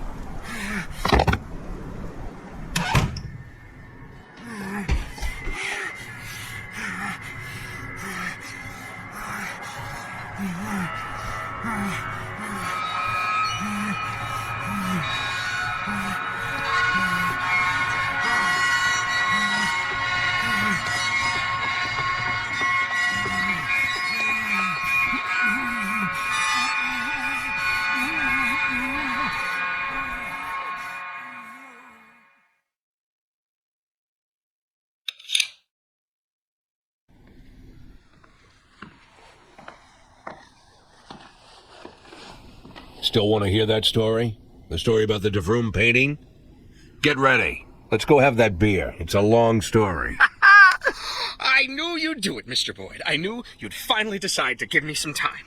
Really? And you're doing it because you're a man with a conscience. You feel guilty. Guilty for the night when you left me alone in the middle of the field. Now, you can act like a heartless dictator, Mr. Boyd, and I understand why you need to. Makes a big impression on most people, anyway. We need to keep everyone in suspense, right? Fear and respect, the basis of order. Isn't that what they say? Or is it something else? Well, never mind. Anyway, but you couldn't manage to fool me, Mr. Boyd. I always knew. Caesar is merciful. Caesar spared Massilia. Caesar is a gentle ruler. Caesar never... I'll be in the car. I'm right behind you. Caesar the merciful! Hail merciful Caesar!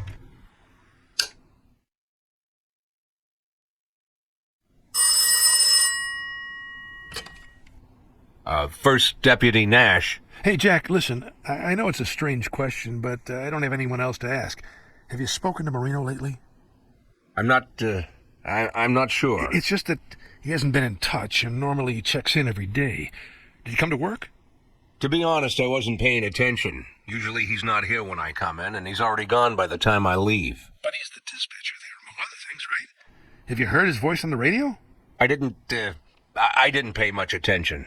Sometimes one of the other guys covers for him, so I'm not sure. I just don't know. Oh, okay, there's nothing to worry about, nothing at all. This isn't the first time. This one girl he sees off and on. One time he up and took her someplace for a week and didn't tell me anything. I didn't kill him at the time, but this time I'm going to. I'm telling you, I'll strangle him with my own hands. You remember if a girl came by the station recently? I think A redhead with pigtails, wagging her hips all over the place. You'd have to remember it. I think that, yes, probably. Maybe. I remember something. I'm not sure, but it's possible. Maybe if you want, Forget it, Jack. Forget it. We didn't need to get all worried about that son of a bitch, did we? After all, why do we need some asshole to run my errands when I have first deputy? True, right. I'm sure he'll show up soon. Now, I need to get back to work, so... Yes, Jack. I'm sorry. Sorry. See you later.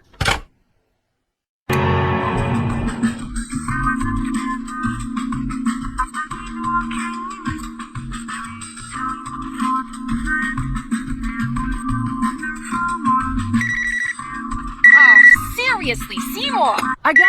At this rate, we won't get to the bra till Easter? Well, I can't turn it off, baby. I can't. But I can send them to hell. Where should I send them, my dear, huh? Just tell me, dear. I'll give them all your curses verbatim. We'll send them to where they can never bother us again. And then we'll get to that bra. You have 5 seconds. What? One-time payment, $300,000.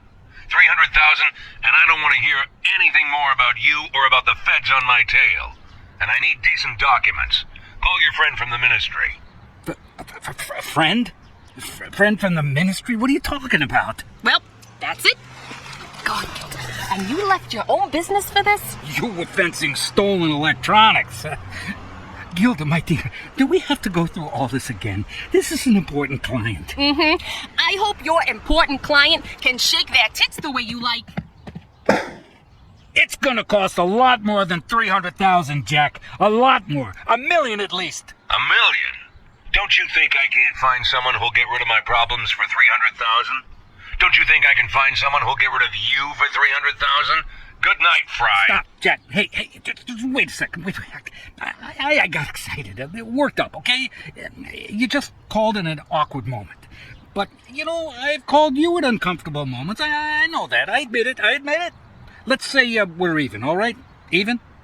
700,000. 400. 500. 500,000, Jack. $500,000. Not too much and not too little, huh? Done. You can come up personally when you have the documents. Of course, Jack. Of course I can. Oh, thought you could steal my tape recorder, you creep?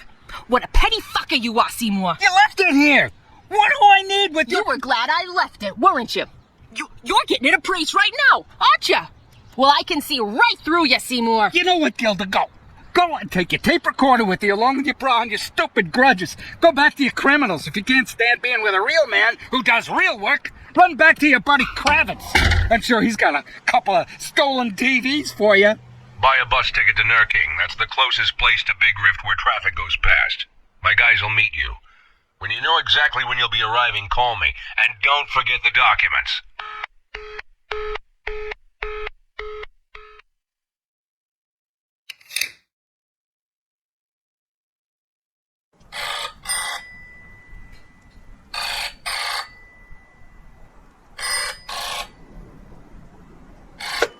Sheriff Reed. What? How? I'm coming. I'll be right there.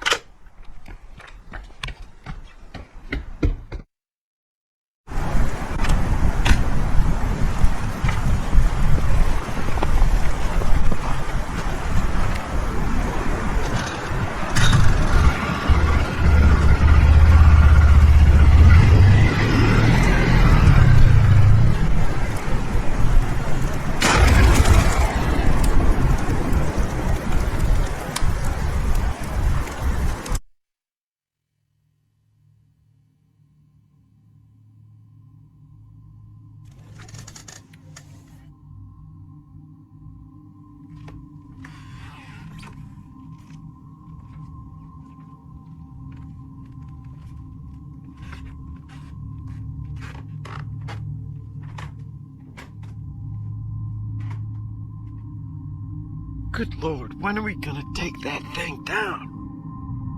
A dream of seeing how nice that thing burns. I'd say... Shut up! Now's not the time! Just look at it.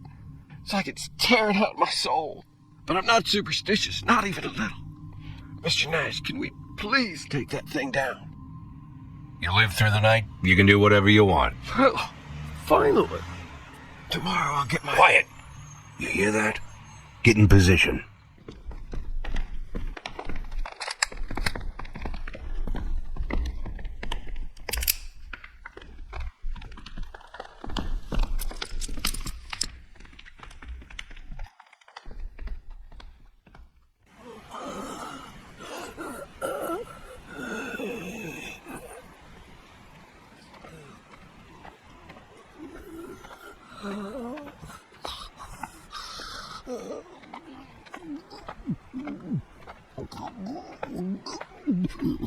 Can't talk.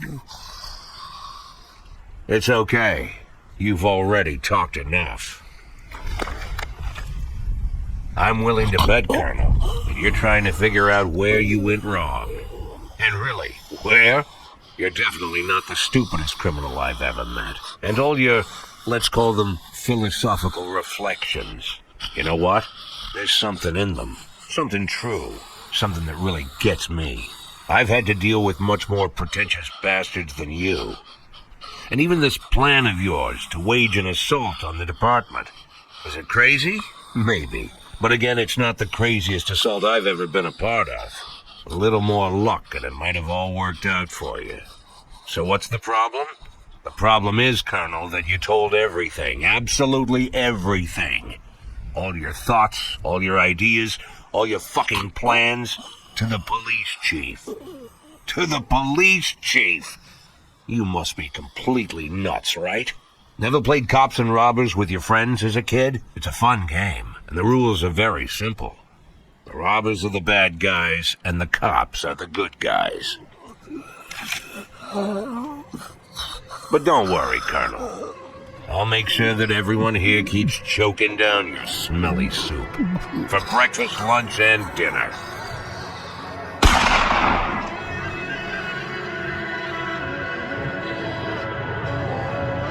Get this trash out of my department.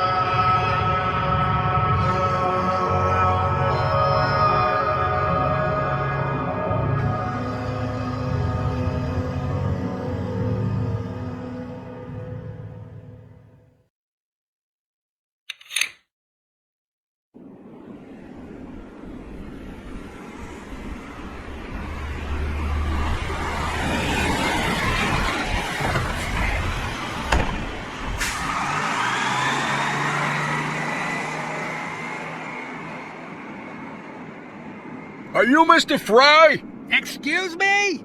I asked, are you Mr. Fry? Yeah, yes, I'm Mr. Fry, and you're from Mr. Nash, right? That's right, from Mr. Nash. You know, we've been waiting for you for over an hour. Yes, it's a city bus. You said you waited an hour? You must have some very warm jackets, guys. What do you say? You got an extra one for me? Of course, Mr. Fry, of course. Let's get you into the car. We'll think of something. Don't be offended, guys. Wow, you got yourselves a frozen cesspool out here. Oh, we're not offended. Right, Jesse? We're not offended. Not at all. It's true. We live in a shithole. You should see our slaughterhouse. Your slaughterhouse? Sure, the slaughterhouse. Our mother always told us that if you want to know how clean the town is, you check how clean they keep their slaughterhouse. How clean they keep their slaughterhouse? Oh, pay attention to my brother, Mr. Fry. It's just the kind of stuff we deal with out here. That's right, local jokes. Get on in, Mr. Fry. There's plenty of space in back. What beautiful shoes you have, Mr. Fry. What a picture.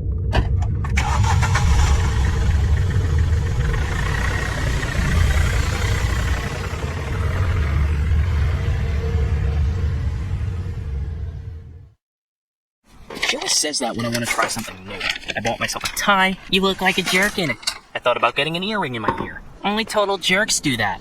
You know, I did feel like a jerk when I first sat down on that thing. And I got to thinking, it makes so much sense. Once everything is covered with snow, a snowmobile will come in pretty handy, right? I started it up, drove it around, and you know what? The real jerks are the ones who keep driving cars and riding bikes in this weather. That's what I think. And I keep thinking about that advertisement. All the roads open before me. And it's true. I know, it sounds silly, but I swear, that's really how I felt. Like there were no more barriers. Like, I'm finally in control of this situation. You know the feeling, Mr. Nash? Yeah, it's a great story, kid. The money's in the envelope, like always. Oh, by the way, those cigars you asked about earlier? Kings, right? Mr. Summers found a reliable supplier, but it'll still take at least a week, so I told him that you probably wouldn't want Caesars. Excuse me? Caesars. The cigars are called Caesars. Order them. Oh yes, of course, Caesars. No problem, Mr. Nash, no problem. I just wanted to say that. I don't care how long it takes. I'm not going anywhere.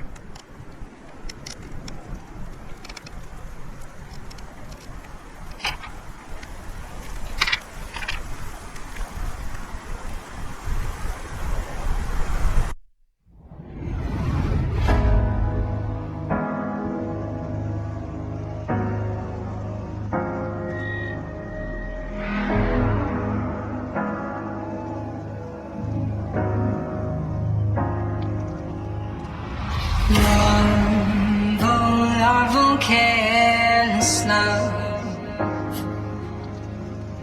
you fly through my head like wine. You break the life of many a poor soul, and let me spoil this life of mine.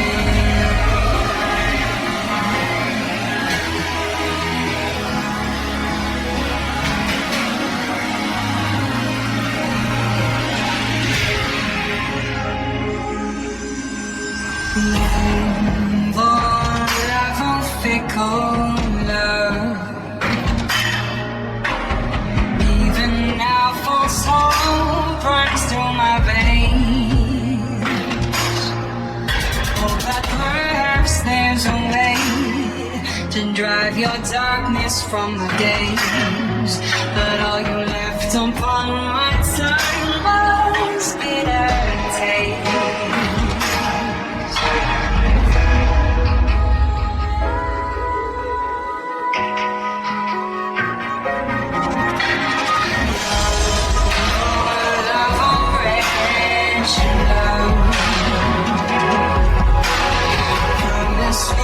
Fruit so sweet, divine, but your skin is festered right into the core, just like the heart you stole once burned so fine.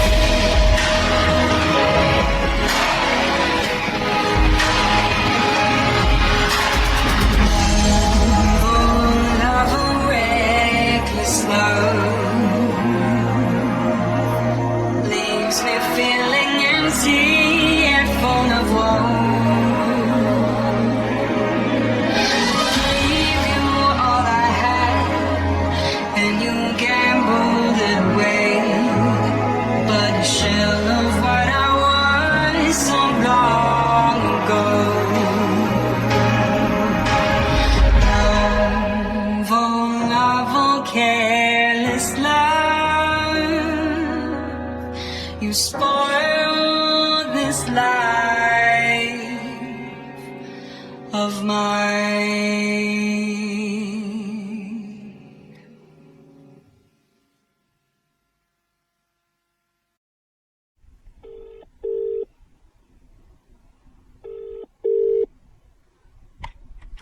Emma, it's me. Mr. Boyd?